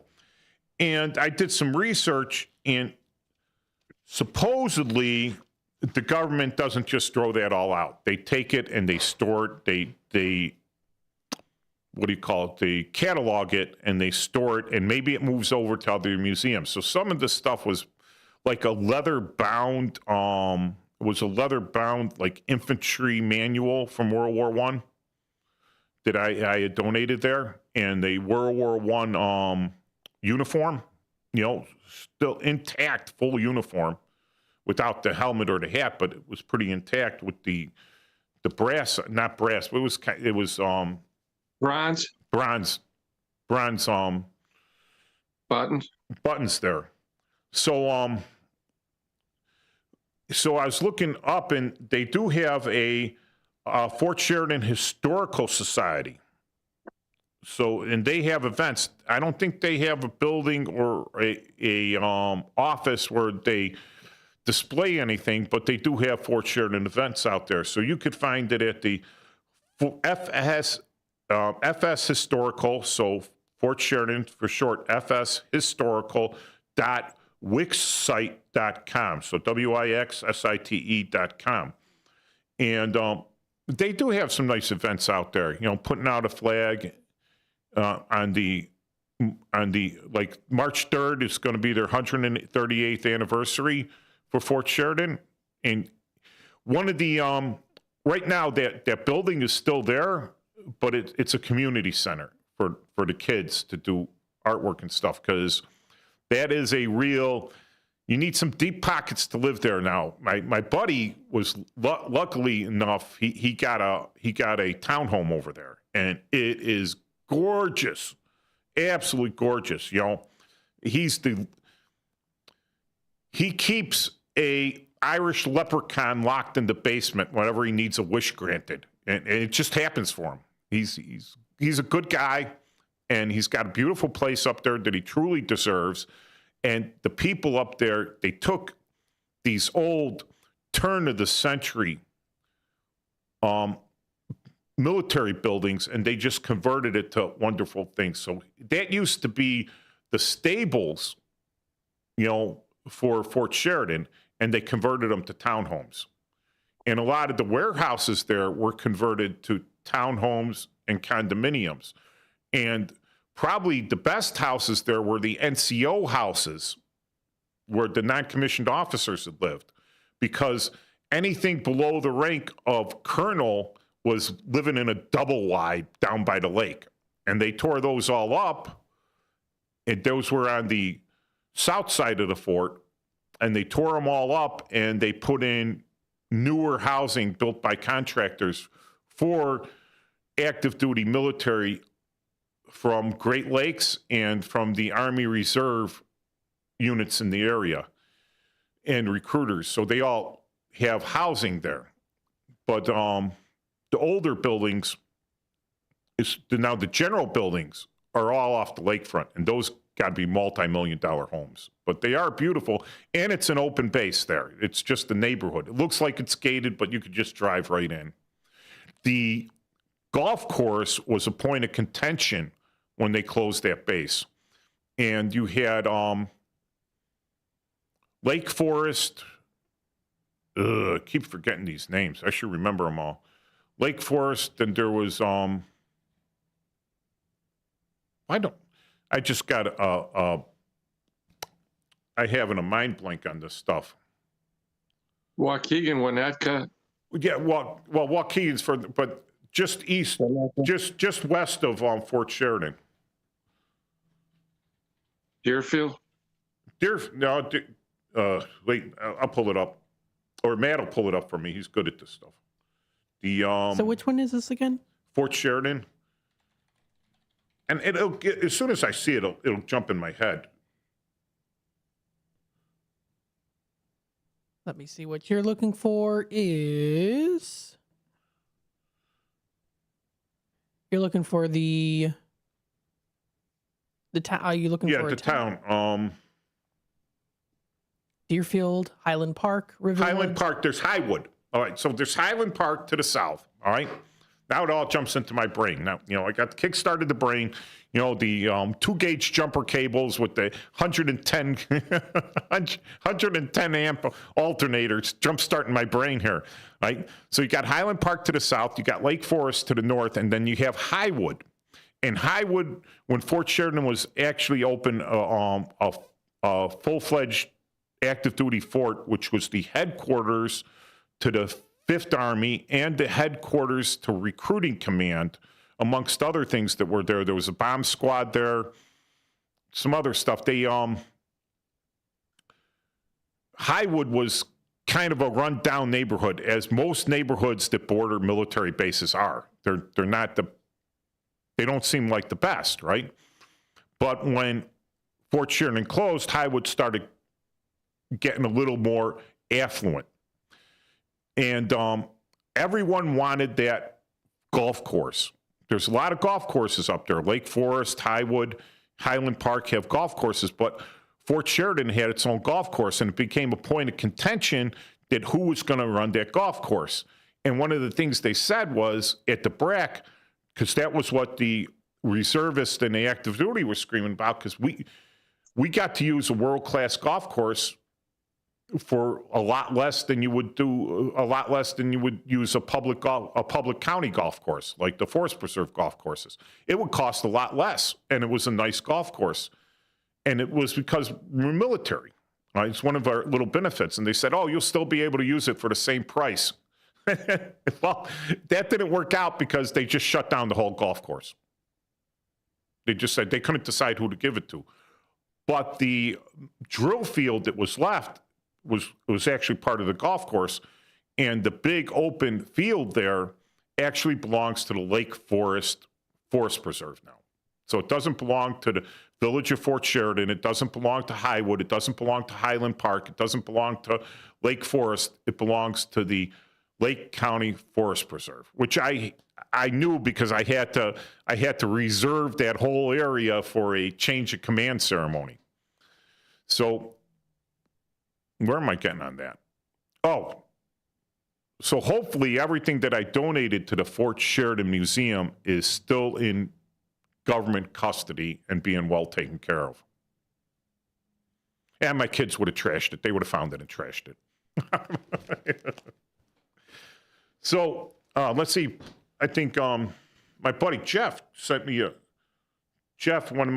he was probably there when he was probably in the movie theater with me when we all stood up and said backblast area all clear at the Rambo movie, because he went through the same language school that I did. And Jeff says, he says the Civil War Museum in Kenosha concentrating on the Midwest contributions to the Civil War. So, yeah, I thought I wrote that down. Yeah, that's at 5400 First Avenue in Kenosha. And that's not too far from the border, actually. That's a really nice place, too. I have not been there, but it's a really good place. Yeah, we'll have to go up there, too. And in keeping with that, given some friendship to our neighbors to the north, the Wisconsin Maritime Museum at 75 Maritime Drive in Manitowoc, Wisconsin, is an interesting place. So I believe they might even have a submarine there from World War II, and that's open Thursday through Monday. Now, is that way up north? I don't think Manitowoc is that far north. Okay. Yeah, let's see. Zoom. It's pretty far north. Then I'm wrong. It's less than a day's drive. Yeah. It's just north of Milwaukee. Yeah, no, it ain't that far. It's like half. Get up in the morning at 6:00, start to drive up there. You be there by the time they open, and then spend a couple hours and drive back. Yeah, have a nice lunch and drive back. So we got a lot of museums still in the Midwest that have a lot to do with the military and the history. Don't forget the Galena and Joe Davies County area, because you got Grant's house there, and you got some nice museums in that area, and there's some beautiful parks over there where you can go up to bluffs and see for 4 states, actually. You could see Illinois, Wisconsin, you could see Minnesota, and then you could see Iowa. Yeah. So there's some really nice things up that way. And you got Grant's house, which I believe, I don't think Grant ever lived in that house. It was given to him, but then he went on to be the president, so he never really used the house, from what I understand. He may have, because I thought he retired back to Illinois after he wasn't president anymore. I think it was Ohio. He went to Ohio. Okay. Then. But I could be wrong. But Grant's house is really neat. I took a tour of that many years ago, and we were there a couple of years ago. But you know, it's really on the sidewalks are really steep. You know, so that's that. But that whole Galena area is really nice. So there's some really nice sights to see over there too. Yep, and I'm motivated now, Paul. Mm-hmm. I'm motivated to see this stuff at least once a week to make a trip. You know, to see the state where I pay, where I lived my entire life, paid taxes and everything, and to see the area around here, the Midwest. You know, I've seen a lot of the. Seen a lot of the United States via the military, some of the world via the military, but we got a lot of stuff right here too. Yeah. No. And even in Indiana, there's going south toward Terre Haute. There's the Ernie Pyle World War II Museum. Oh, that'd be a great one to see. I love Ernie Pyle. Indiana, and I can actually attest to this. I've been to the Vigo County Veterans Memorial. It's outside of the courthouse, and it's pretty cool over there. And that whole area around Terre Haute is interesting because they have covered bridges. In fact, in October, they have a covered bridge festival and Bridgeton Mill. I mean, if you've ever been to see a historic place, I actually had it on my other phone as the page when you went on the phone. There's a beautiful mill and there's a dam, and that's the Bridgeton Mill. That whole area is beautiful. It's reminiscent of America and its Americana, finest. Yeah. So that mill is fantastic, and that covered bridge has been burned down by prankers several times, and they've rebuilt it, but that mill is beautiful. And so, you really, I think there's three covered bridges. Man, that picture. I think that's beautiful. The use of the word prankster. A working mill. The use of the word prankster for someone that destroys a landmark or a beautiful place or historical place, the use of the word prankster, I think, is grossly understated. I think the word terrorist more applies.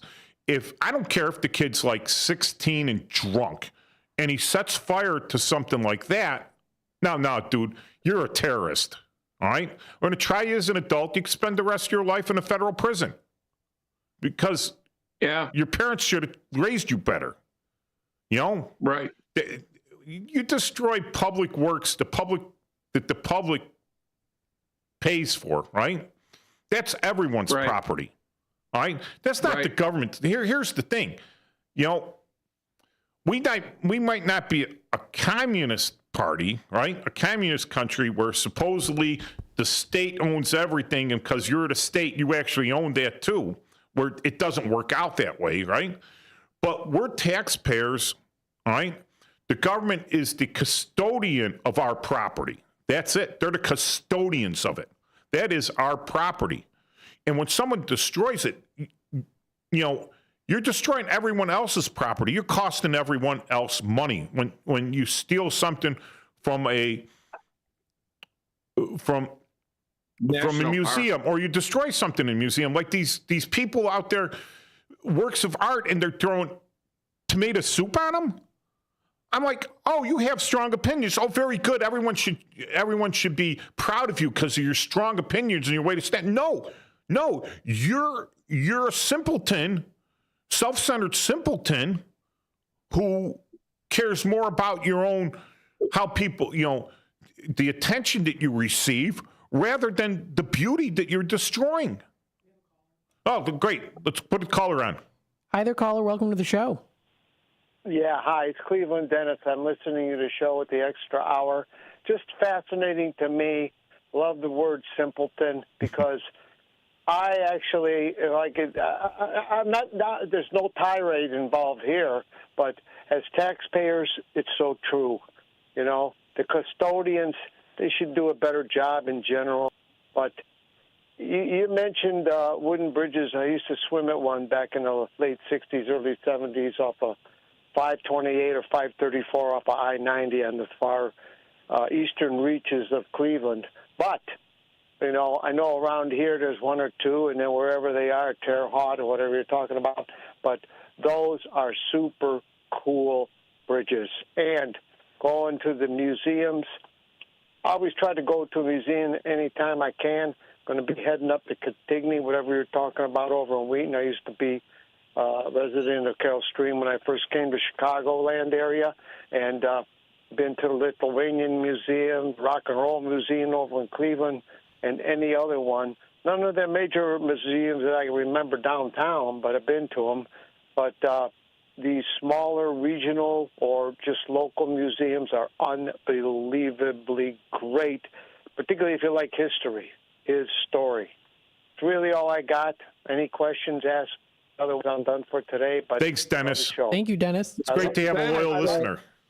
Dennis, Wright-Patterson Air Force Museum is fantastic. In Dayton? Yeah. Yeah. No, I haven't been down that way. People south of Cleveland got a southern drawl, and yeah, just making a funny comment. Sorry. But, yeah. No, I haven't been there. You know, when I had opportunities to visit historical or related places, I always made the effort, you know. Windsor Castle in England, how about that? Anyhow, I know you're talking about, or the Beatles Museum. I was at the Beatles Museum, too. That was a knockout. Anyhow, nice. I'm just saying, I really appreciate your program because it's fascinating the way you have the topics that you talk about and so forth. You know, you could potentially be the jewel here. But, again, that's all I got. Thank you, Dennis. Thanks, Dennis. I feel about 6 inches taller already. Thanks, Dennis. Well, no. I'm not joking. It's nice. I know. You know, you're to be appreciated because when I start listening, I can't stop listening because it's a fascinating discussion or statements that you're making. And where else could you hear this but on WRMN, right? Yes, that's right. Thank you. One of the stories I want to get before we hit the end of our show here is my son, when he was 7 years old, he had like a toy radio or something. It didn't really work, but it looked kind of futuristic thing. And I took 3 minutes, so I got enough time to tell a story. So he really wanted to go to the museum, the Natural History Museum, all right? Which, you know, I loved the Museum of Science and Industry. I was more interested in that. Natural history, it was kind of like boring to me. But he really wanted to go, so I took him down there. And he had this thing, and he pretended it was a time machine. And every time we went into a new hall or a new room, it was like we were traveling in time. And he would get into character on that. And, I had such a blast that day. You know, what's coming next? How is he going to react next? And he was kind of learning in that stuff. And I says, this is how you can make stuff like go back in time. And I can understand how reenactors, how it's so, how they really get into it, how it's an enamorous and everything, how that hobby with them, you know, it keeps you going. You know, I love it. You know, and the museums are part of that. Learning and everything. These people donate to the museums and they keep museums going and they talk about them and people want to learn that stuff and people want to learn the history. So I think we should keep it going. And in the future, Paul, you know, once a week, if the weather permits and our time schedules permit, let's hit one of these places. Let's talk to their directors and their curators and see if they want to be interviewed on our show and put a big push in for the museums. If I could chirp in, I'm listening, and thank you for the opportunity. You know, I actually went to a reenactment of Civil War at Cantigny or whatever. Yep. And it sparked my further interest. And this goes back probably 20 years from now or in the past. And it sparked my interest about the Civil War. And I zero in because I read The Red Badge of Courage. I watched the movie and the Civil War, and I listened to Southern stations. Really think I'm going to be heading to the country, History of Country Music Museum in Bristol, Tennessee, Bristol, Virginia. But the history and what we have in this country, just unbelievable. Unbelievable. Yes, for it is. people that are interested. Okay, I'll hang up and listen, but thank you again. Bye, Dennis. Thanks again. Bye, Dennis. All right, Paul, I guess we're getting into a hard break here. So all right, we'll see you all next week. Same time, same station, probably only 1 hour again, but WRMN 1410 AM. This is the Chief Guard of the Republic Radio Veterans Shoutout Show, noon to 1 every Saturday.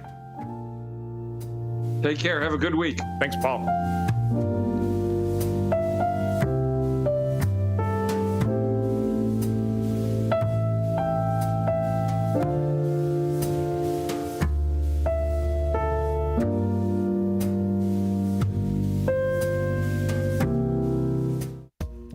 Are you ready to take your brand to the next level? Image 360 South Elgin is your ultimate destination for custom signs and visual communication solutions. Looking to rebrand your office interior? Need striking vehicle wraps or decals for your fleet? Or perhaps you're in the market for a standout trade show display? At Image 360 South Elgin, they've got you covered. As your full-service custom sign and graphics partner, they deliver bold solutions and exceptional support. From outdoor signage to eye-catching store signs, indoor graphics to comprehensive branding solutions, they have the experience to elevate your brand's presence. Trust Image 360 to create a long-term partnership that gives your brand 360 degrees of exposure. Visit them at 506 Sundown Road in South Elgin. Image 360 South Elgin. Bold solutions, exceptional support.